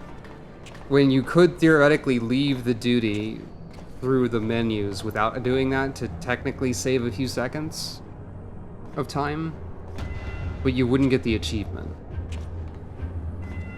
if you did that. Why, this looks like a model of Dalamut, yes.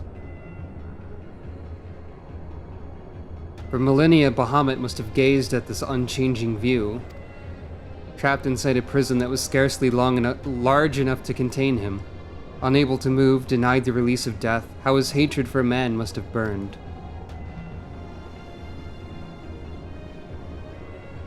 And that hatred found an ideal vessel in Nail Van Darnus. In many ways, Bahamut is to be pitied, not loathed.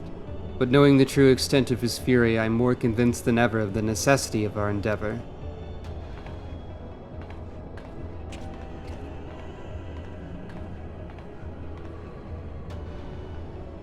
Besides, his is not the only soul that cries out for vengeance.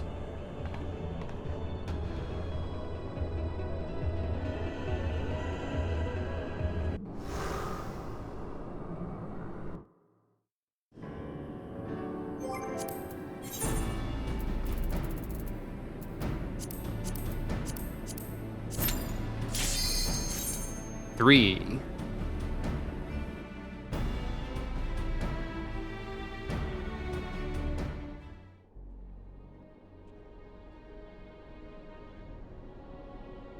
Gods, he is almost whole again.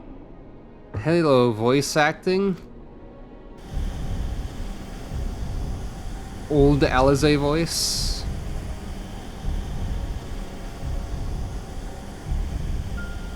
I can't believe they're 3D printing staggering.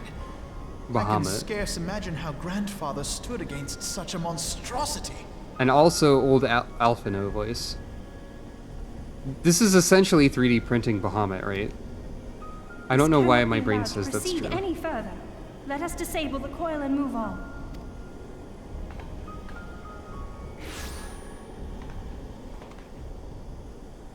Grandfather?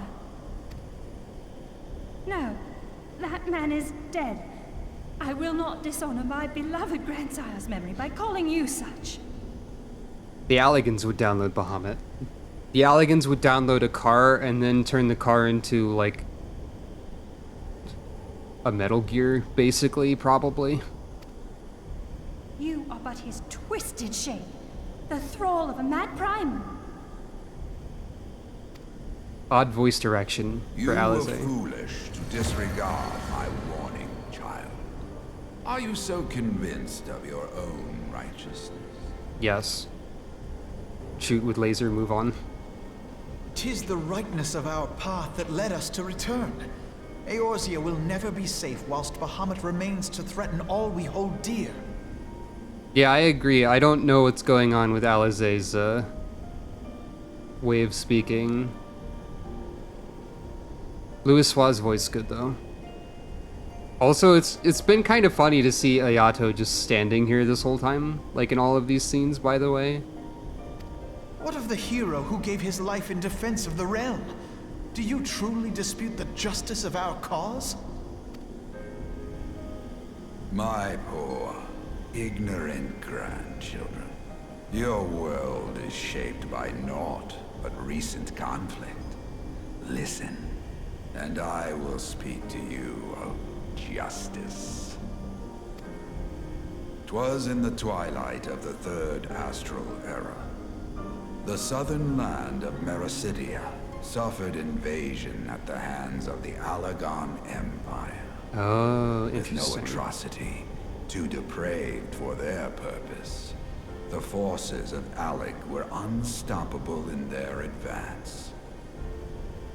I didn't realize that was her first and only voice acting job. Also, they just said Mericidia, but I wasn't paying attention enough to know if that's how you would say it. I was distracted.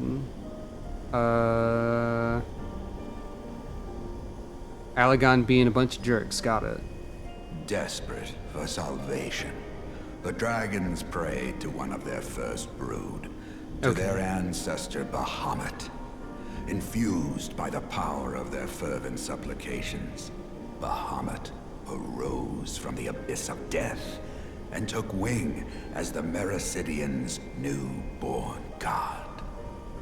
Yet this great miracle would only serve to further the maniacal designs of the dragon's imperial conquerors. The cruel fetters which bind my lord stand testament to the Alagon's boundless greed and hubris. I once summoned the 12 in an attempt to forestall the advent of the 7th Umbral Era. What then did the dragons of Mericidia do that I did not?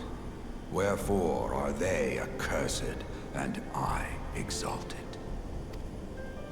'Tis man's overweening belief in his own primacy that blinds him to the commonness of his condition and the truth of his own tyranny. As long as man is suffered to remain, the dragons shall never be at peace. Joke's on you, Louis Soir. You haven't played Heavensward.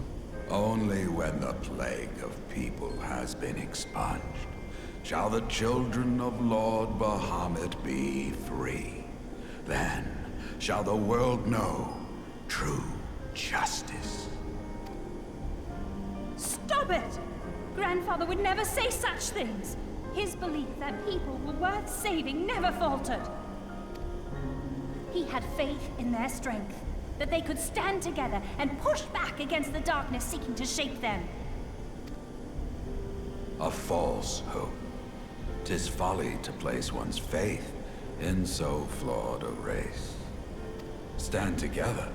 Huh. They would first need to agree on which direction to face. If history teaches us anything, it is that man cannot find common ground between his own 2 feet. Okay, that's pretty good lines, I gotta say. Even you, twins whose veins run with the same blood, struggle to fathom each other's reasoning. You hide your differing agendas behind the convenient banner of Eorzea's salvation. Given your obvious self-interest, can you truly claim no kinship with the Alagon?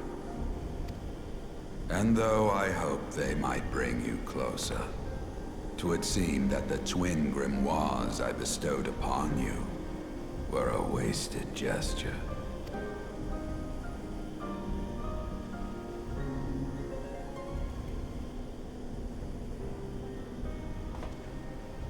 There may well be truth in your judgment of Alize and me, but such a one-sided tirade bemoaning the evils of man rings false, coming from the lips of Archon Louis Soir. Tell me, do you champion the cause of dragons because Bahamut compels you as his thrall? Or is it because you yourself have transcended the limits of man's existence? Ah, so the possibility did not escape your notice. What I prayed for, and what I have become. These are the keys that unlock the truth behind Eorzea's rebirth. If you would have them, then you must needs take them by force. Come, rend this divine form asunder and claim your answers. Hey, that's kind of a title drop for the theme of our Realm Report Answers. Also, Grandpa's Phoenix. I think I knew this.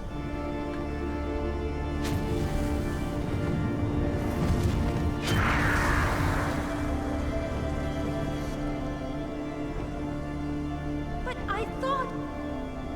No. He has become a primal? It is difficult, I know, but you must accept it. That entity is no phantom or imposter. It is our beloved grandsire.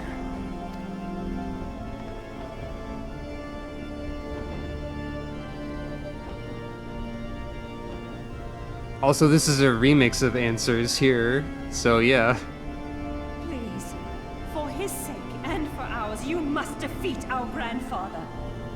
Please shoot our grandfather with a laser beam. Okay.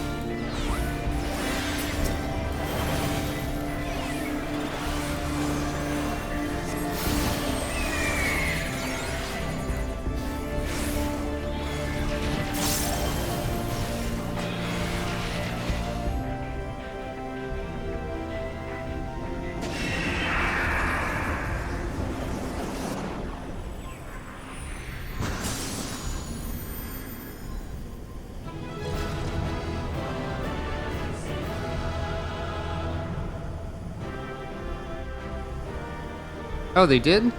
Neat. I didn't know that. What about the other one? Weren't they missing the rights to two things?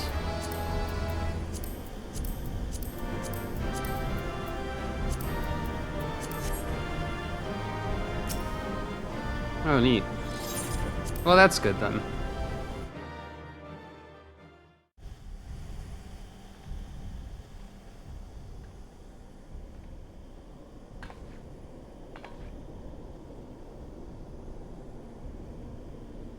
Grandfather is truly gone this time. But better it end this way than the alternative.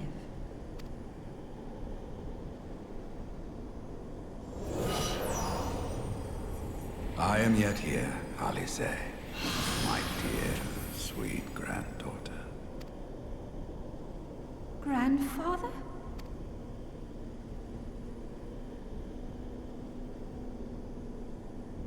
His eyes I aren't must red thank anymore. you, warrior of light. Without your valor, I might never have broken free of Bahamut's control. These last few moments are mine, to live as the man I once was. Yay. This is all that I wanted. Yet, now that it is happening, I find myself struggling to believe it. Is it really you?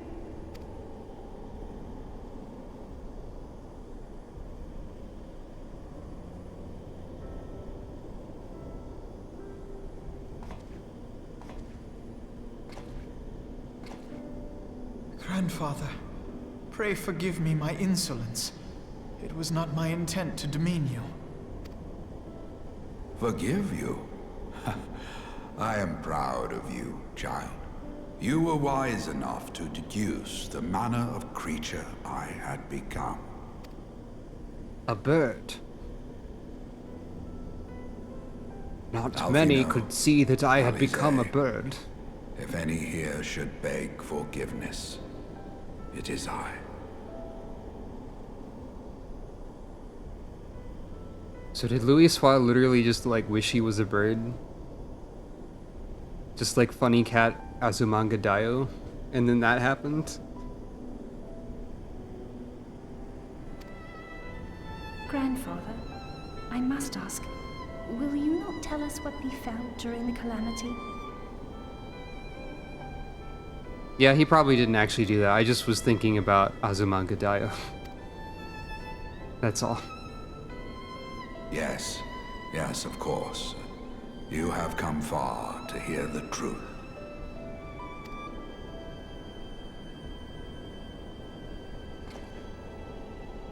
So this is the first time I've ever interacted with Let Louis us then Soir. begin the tale at the Battle of Cartano, where clashed the forces of the Garlean Empire and the Eorzean Alliance. By that I mean this is the first time I've ever actually witnessed Louis Soir myself, not counting like the intro, because I didn't get that far in 1.0, so this is interesting.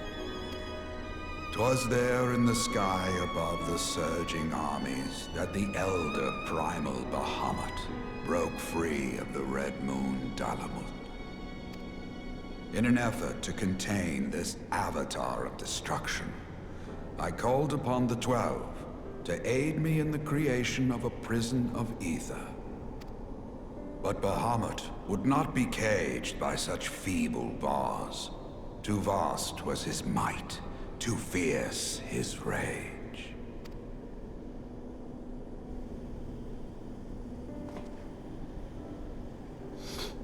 Little choice remained to me.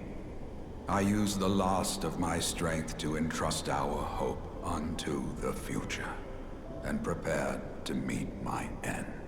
Camera's panning towards Sucro here as if she had existed in 1.0 and was teleported forward, but no.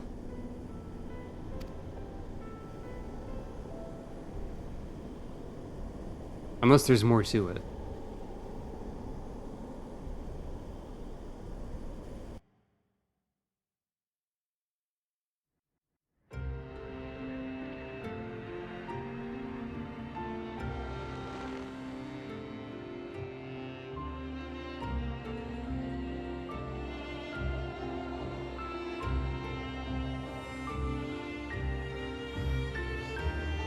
Understood.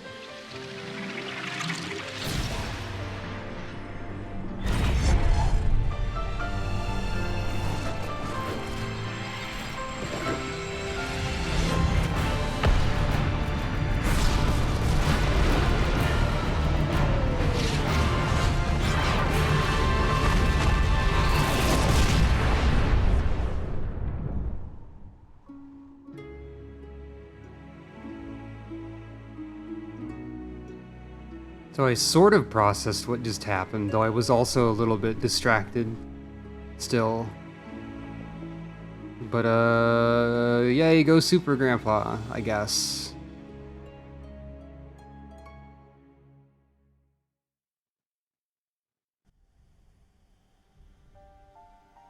As you have no doubt surmised, I did not perish. When the cage built from the essences of the 12 was destroyed, the sky was filled with a colossal cloud of ether. Okay. This drifting energy responded to the prayers of those fighting below and to my own desperate wish that the dying realm be saved by infusing me with the power of a primal.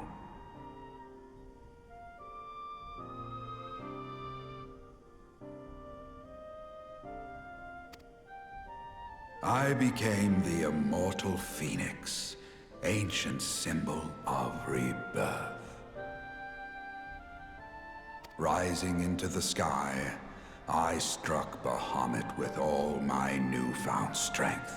The blow shattered his earthly form, and a shower of ether rained down upon the land. I guess that makes sense. Thus began the rejuvenation of Eorzea.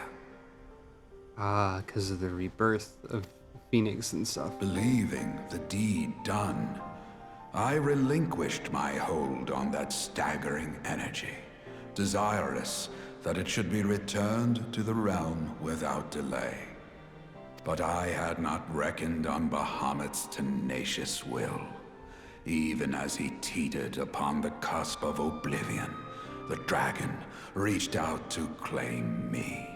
Alas, within my fast fading form, enough remained of the Phoenix's energy to offer Bahamut a hold, and he dragged me along in his wake.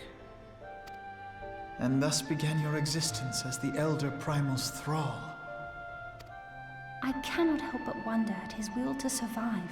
Though he was all but obliterated, Bahamut found a way to seize the power you surrendered. That would explain why part of his physical form survived to be entombed underground. It would also explain why Eorzea was so terribly warped. Even as the land sought to restore itself, the returning flow of ether was cut off. Very good. When his grip on existence was once again secured, Bahamut did not cease his feast until he had consumed every last mote of ether that yet floated in the air. And still he was not fully restored. You must remember that by this time, much of the freed ether had already returned to the land. That which remained was not sufficient to reconstruct so massive a form in its entirety. But there did not need to be, not for a being sustained by the marvels of Allagan technology. As long as some piece of Bahamut persists, the coils will seek it out and continue their regenerative task. The fragments of Dalamud appear motionless from the surface, but deep beneath the ground they had been searching, tunneling through rock and soil towards their escaped prisoner. And, as you have observed for yourselves, they found his heart. Warrior of Light, heed me. You must put a stop to Bahamut's regeneration. Whether it be for man or for dragonkind. The question of justice is irrelevant. The Elder Primal will leave naught but a smoldering wasteland for both his children and ours. I beg you to defend Eorzea and guide its people to the future they yet struggle to find. I'll do my best. Nod.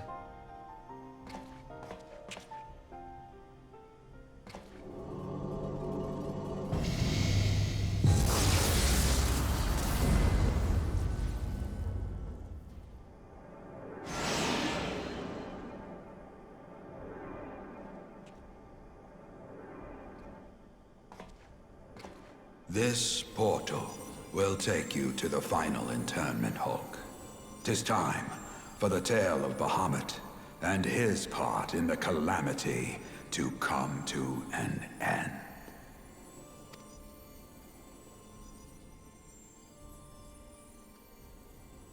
Alvino, Alize, pray, come closer.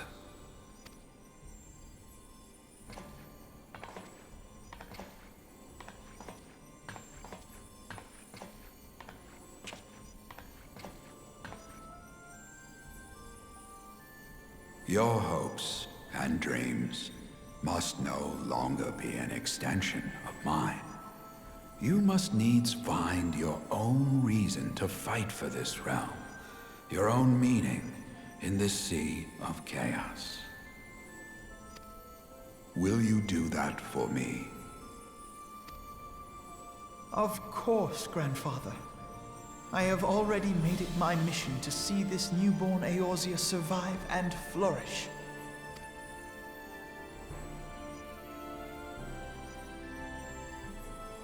Alize, while I was yet enthralled to Bahamut, you spoke of my faith in man's strength. Know that your words reached me, imprisoned though my soul still was. So forceful was your conviction. I wonder if that belief has not become your own. Perhaps, after all your anger and sorrow was spent, you found something greater within you.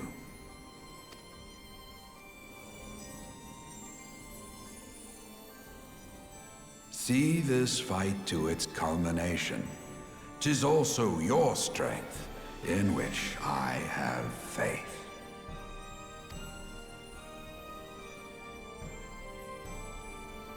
Thank you for everything. Pray, take your rest, Grandfather. You deserve it.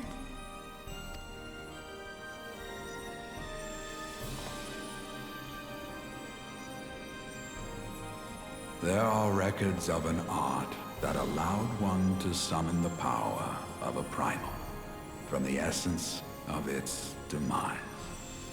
And though I am no true primal, all that I have left, I give to you. Alvino, Alize, my darling grandchildren. May light's blessings ever keep and protect you.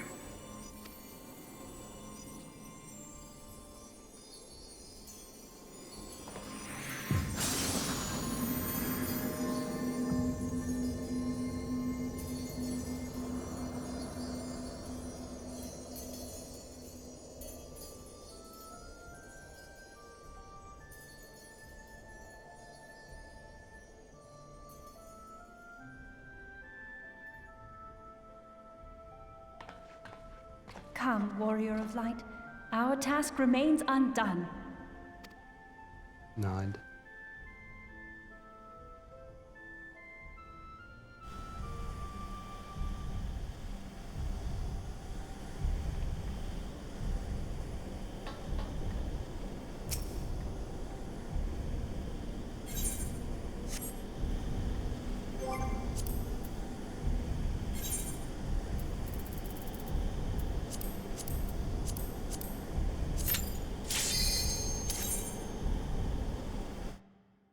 Hey, that was a really good scene, by the way.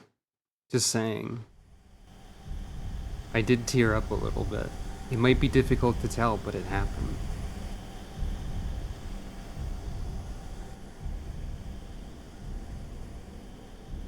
The Burning Heart.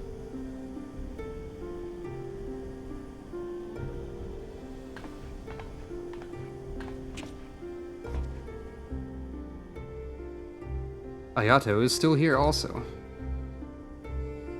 'Twas a long and arduous road, but at last we reach its end. Farewell, Bahamut. I banish you back to the ether. No, you don't, LOL, says Bahamut. And then shoots everyone with a laser.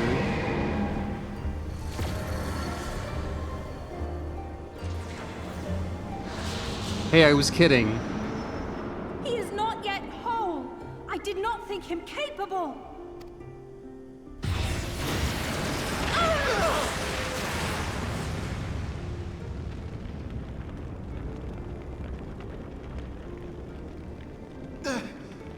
Alize! Alize!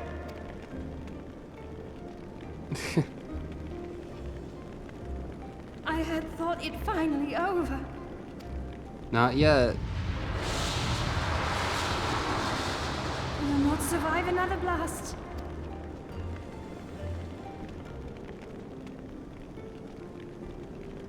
No. Is this how I honor my promise to Grandfather? You must needs find your own reason to fight for this realm. Your own Flashback to meaning 2 seconds ago. in this sea of chaos. Will you do that for me? I will, Grandfather. In fact, I believe I already have. Granted, that might not have been 2 seconds ago. That reason has been with me all along, guiding me. Eorzea's blade of light, shearing through endless shrouds of darkness. I mean, I think both of these parts were added at the same time, probably. I have been shown the miraculous feats of which we are all capable, of which I am capable. And also, like, in terms of game time, this would be 2 seconds ago, effectively. But like, if you had had to sit in the queue, maybe not. Bahamut, you have wreaked enough havoc. I will not let your wrathful fires consume all that we know and love.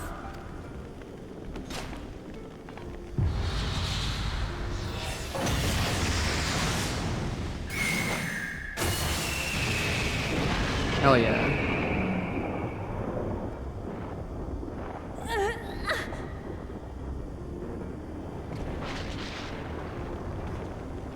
How long I have waited to hear you say that. You have found your resolve at last.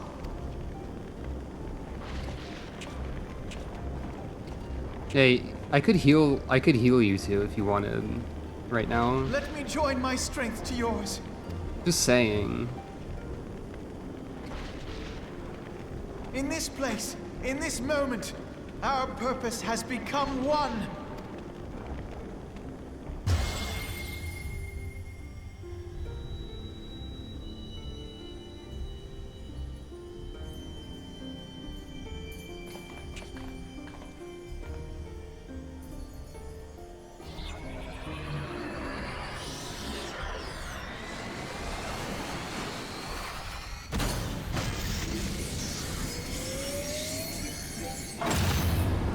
Ah, the books fuse together.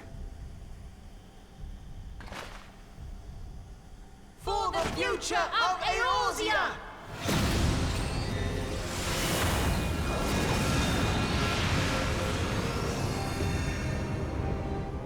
It was time for Alphino and This last task is Alisaie yours, warrior of light. You must destroy Bahamut's crystal core. to be extremely anime.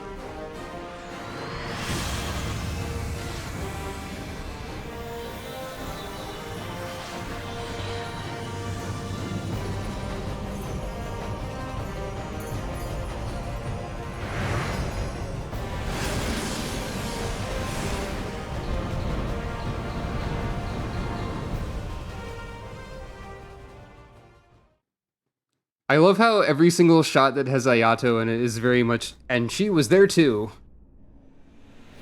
Like, that's what it seems like every time. Also, in this shot, like, half of those were nothing. Or, like, most of those were nothing.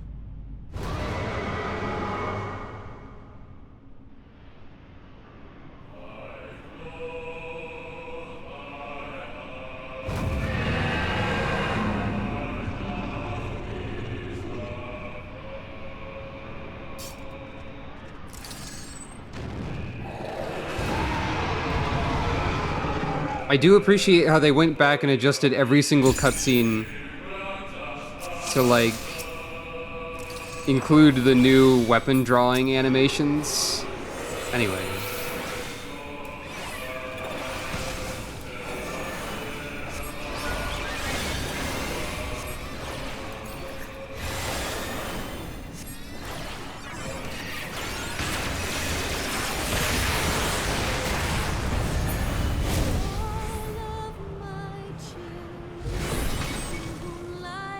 Oh, that seems bad.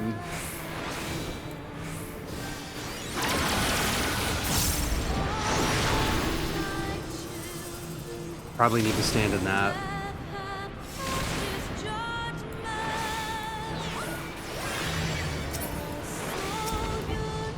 blood and pain of Mericidia.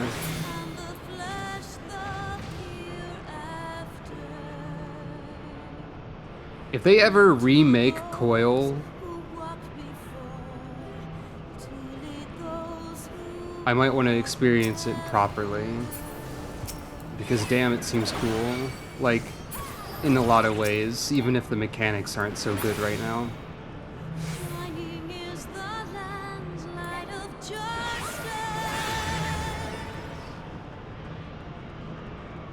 Bahamut? Hello? Anyone? Obviously, this is supposed to take more time. The Sin of Mericidia.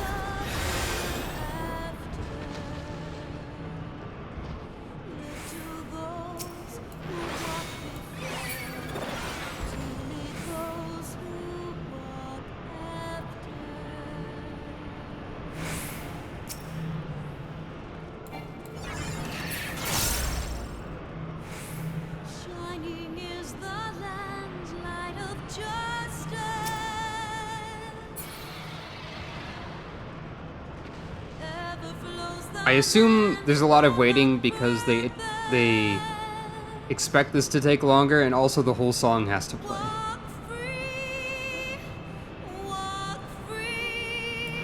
That's important.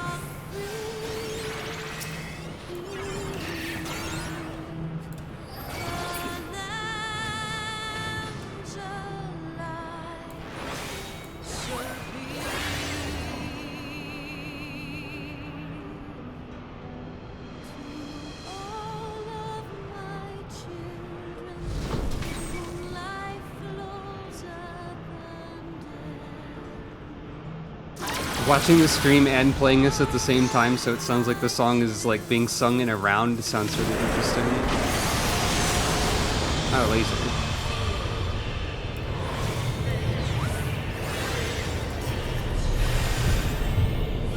Oh. I guess we stand here.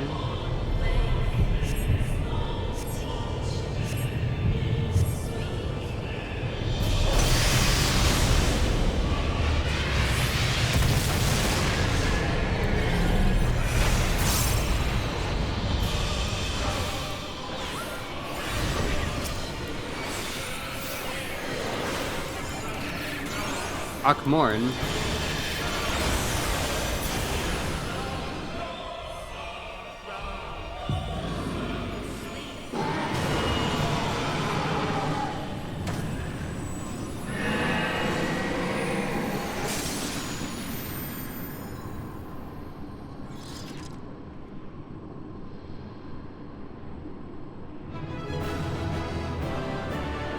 Joy.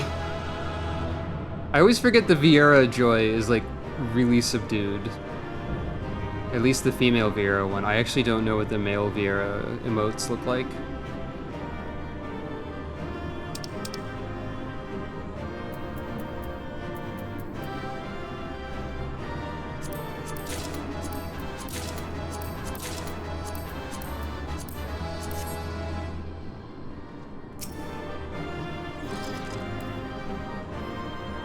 Thank you for all of your assistance with the coils of Bahamut. Is this edge... Okay, there is a wall there.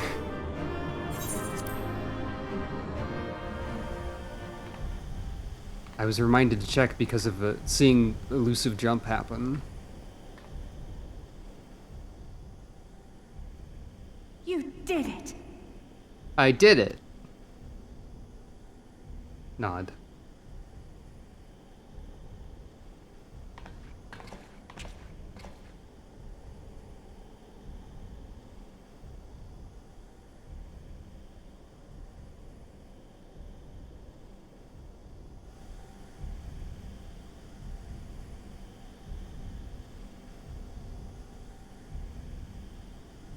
It's funny that I forgot Viera's emote like that.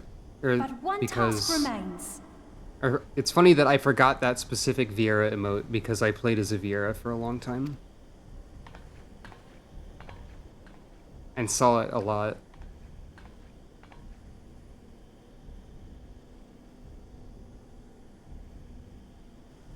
With this last coil disabled, there shall be naught left to bind Bahamut to this world. His beloved children will finally know peace. Well, sort of.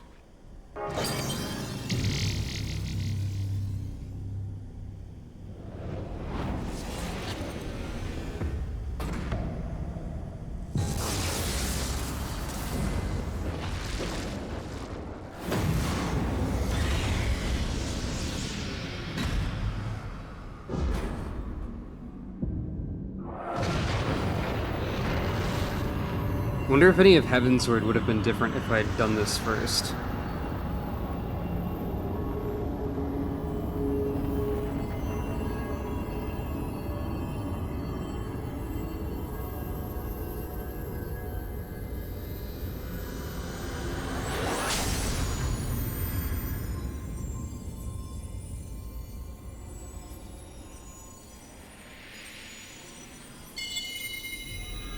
Interesting.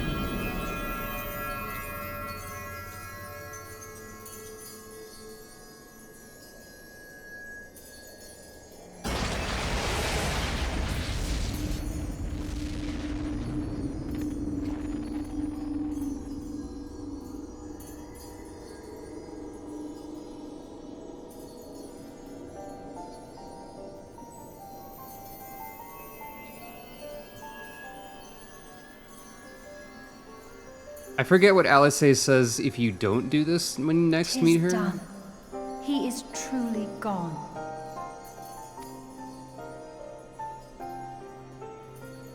But yeah. You knew, didn't you? You knew what Grandfather had become. I was not certain, but from all I had gleaned, it seemed a distinct possibility. The scene people describe of the Battle of Cartano was one of unimaginable devastation, and 'tis through the combined prayers of the desperate and an abundant source of ether that primals are born. I merely put two and two together.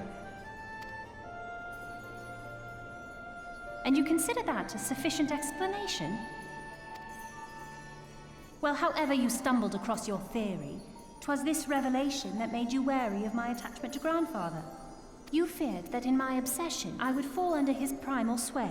Is that why you decided to join us? To pull me back should I show signs of wavering? Pray forgive me, sister. I wished only to protect you. Yet I see now that I needn't have doubted the strength of your conviction. May I ask you a question? What do you now intend to do with the truth you have uncovered?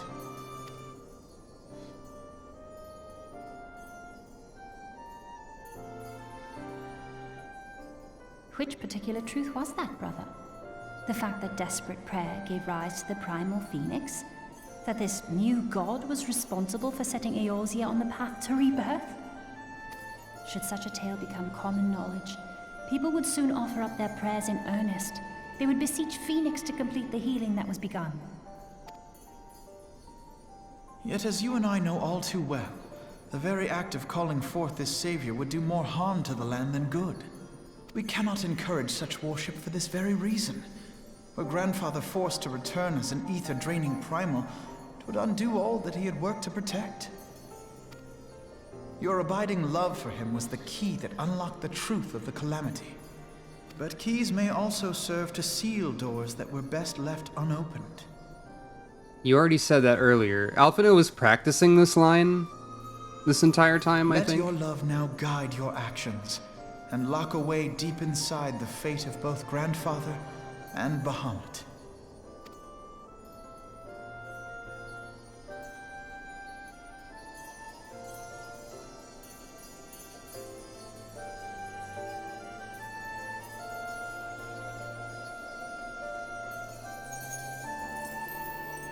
Fear not, Alphino. I understand what must be done. The realm need not know the truth for it to be saved. That the Elder Primal is banished, to return no more. That is enough.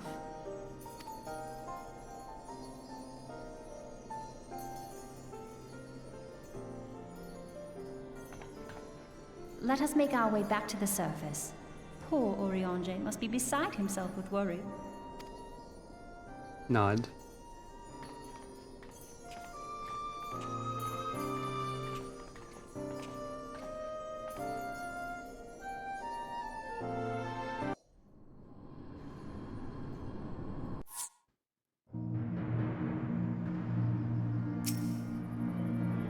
In spite of your presence, I must confess that there were moments when I feared the worst, but in the end you plucked us from the flames and bore us safe unto victory, just as you always have.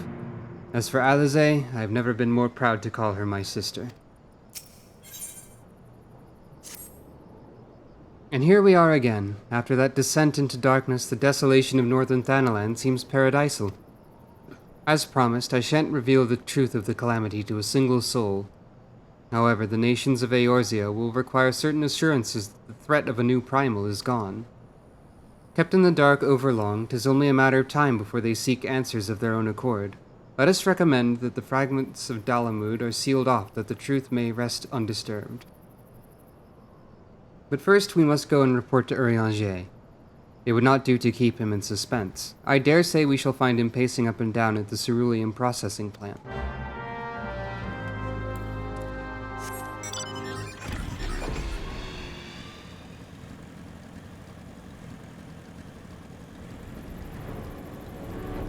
I will say that, even though some of the fights are pretty janky, I was glad to witness this story. I think it's important to have seen all of this. It's not quite done yet, but, Ah, the warrior of light returneth undimmed from the depths of darkness. By thy triumphant bearing, I take it thou hast succeeded in thy mission. And yet thou art alone. Mistake me not, dear friend, full glad am I of thy safe return, but where, pray, are Master Alphino and Mistress Alize?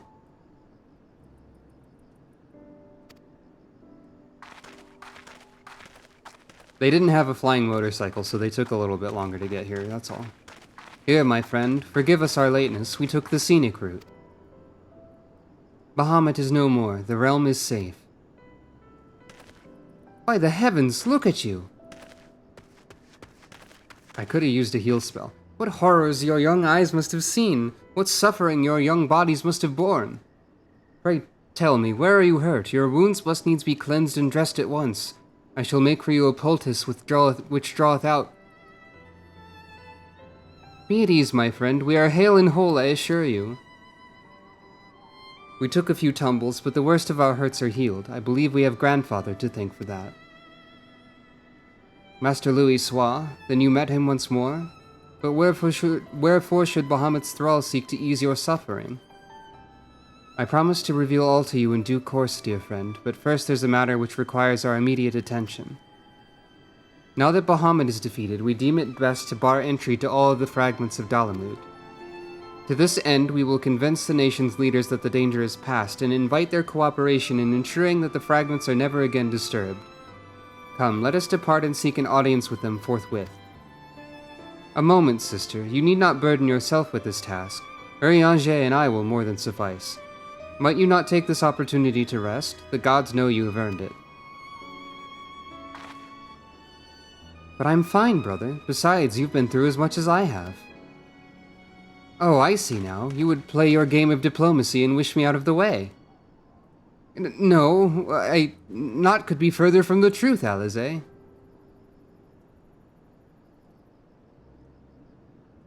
My lady, 'tis mine earnest belief that your brother hath your best interests at heart.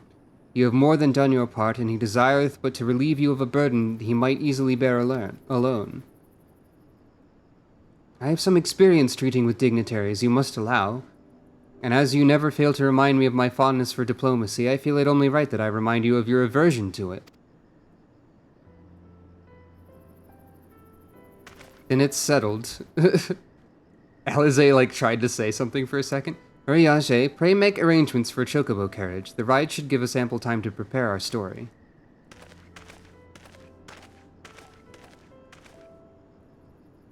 Nod.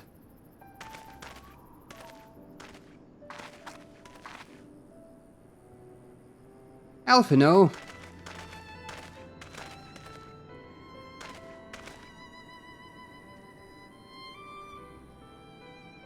Though our paths are different, we share the same goal, do we not?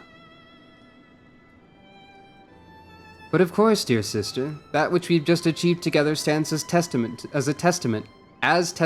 that fact. Whatever path we choose to take, our hearts shall ever lead us to the same end, of that I'm certain. Nod. Thank you.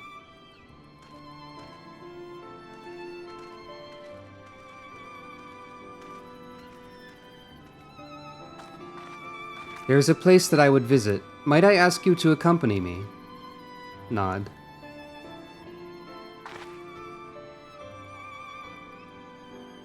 Oh, you got your book back. But first, I do believe a change of garments is in order. It won't take a moment. Is it going to be the exact same garment?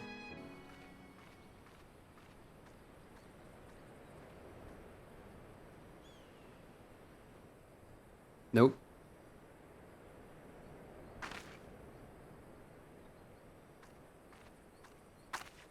Hello.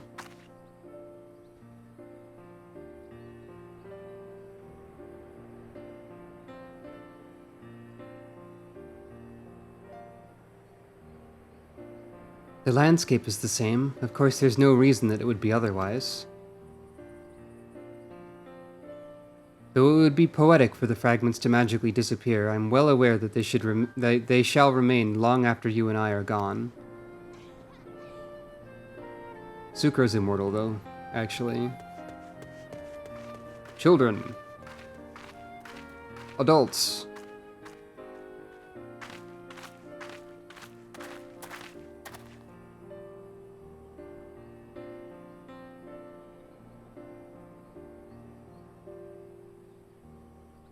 The world may change irrevocably, but life shall ever go on.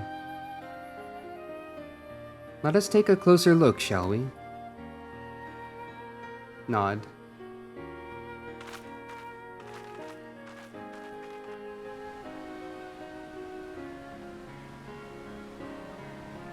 I have no doubt that Alphino will do an admirable job concealing the truth of the calamity. And such truths as were revealed in those dark depths will never see the light of day. I myself agreed that it must be so.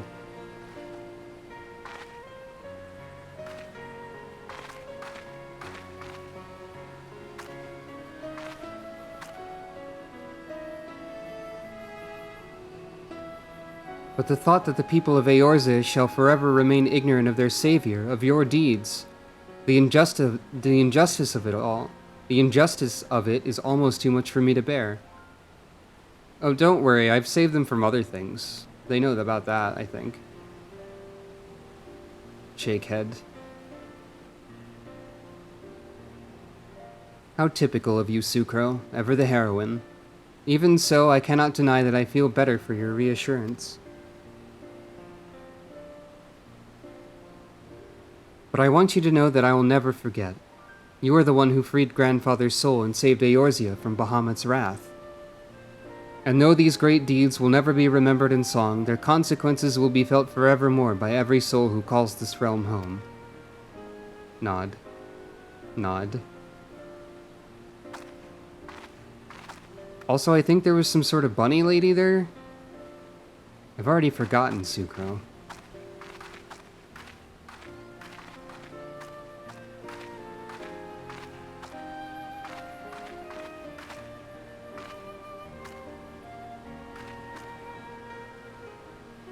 Yes, this spot will do. Nod.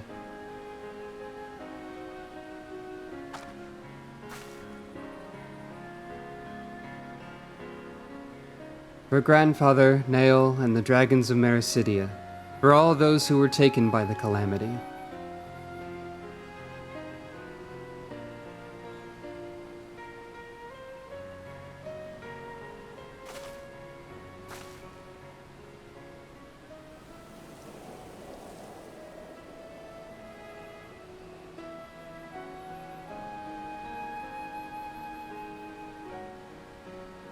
At long last, our struggle with Bahamut is over.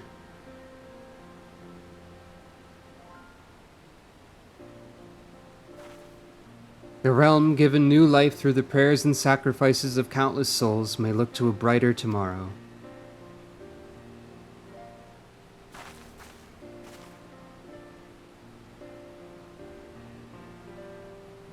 When the dust of our adventure has settled, I shall embark on a journey. I mean to find my own reason to fight for Eorzea, and also probably change my job class to something else, so I'm not the same as Alphino in terms of combat, and maybe like we'll have a different role that we can play in dungeons and stuff, I don't know. And when I do, I will fight with all my being.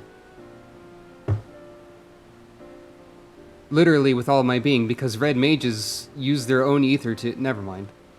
You've done so much for me, Sucro. One day I hope to be able to repay you in kind.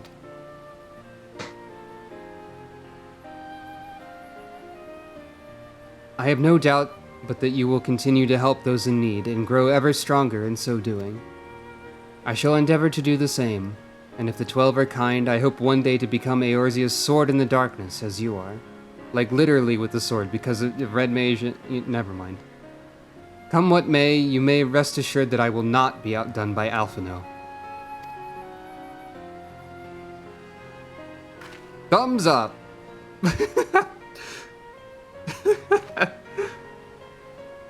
Thank you, Sucro. When next we meet, I promise that I will not disappoint you. Till that day, fare you well, my friend, and thank you from the bottom of my heart. Cat approved. And then Alize wandered off the cliff. No, okay, there's land over there. Good.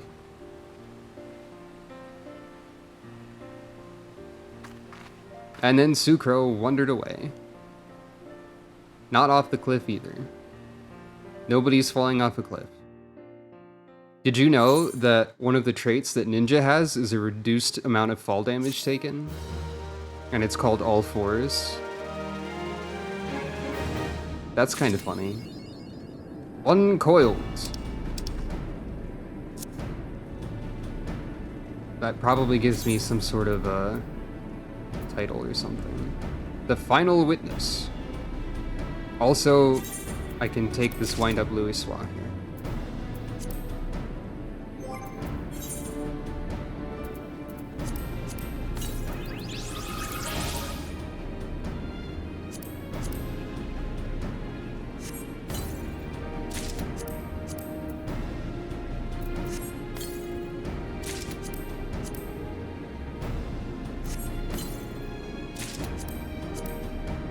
And open all of these.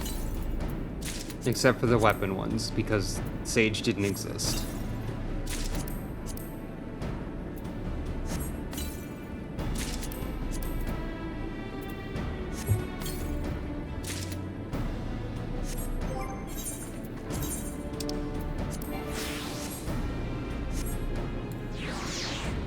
And now time has returned.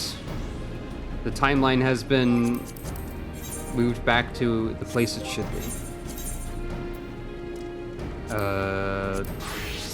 I don't know, lol. Scholar. It doesn't matter what I open these with, really.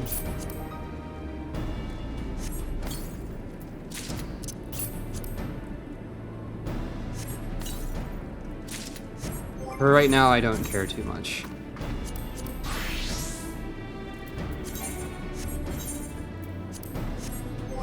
And yeah, that was all of the Sage quests and all of Binding Coil.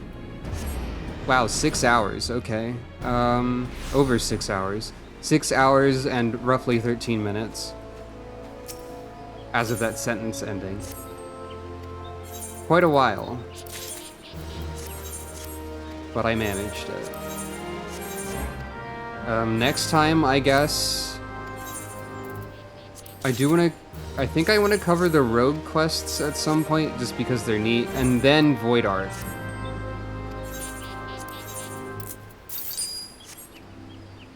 I don't actually have a good idea of how long the rogue quests or Void Arc are. I shouldn't aim to cover all of the Void Arc raids. Or I guess like the Sky Pirates raids, or the Void raids, or whatever you want to call the set of them. I'm sure there's a name for it. Void Arc is merely the first one. Whatever you want to call that set of raids, I don't think I should try to cover all of it in one go. Seeing as how this took like a total of 6 hours, so... yeah. And I'm not quite sure what job I will be playing as when I get there. Maybe Sage. Maybe I'll try healing a raid. The Shadow of Mach. Okay, yeah, that makes sense. But yeah, I guess we'll find out next time. But for now, I need to take a break. So...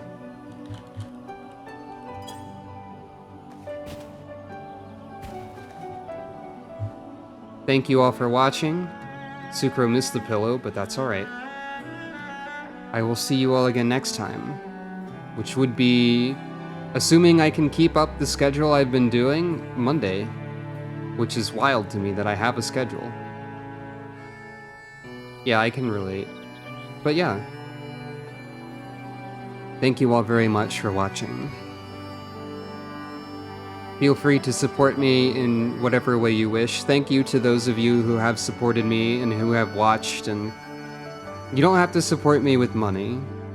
Just watching and talking in chat and all that is also support. But thank you, everybody. And I will see you later.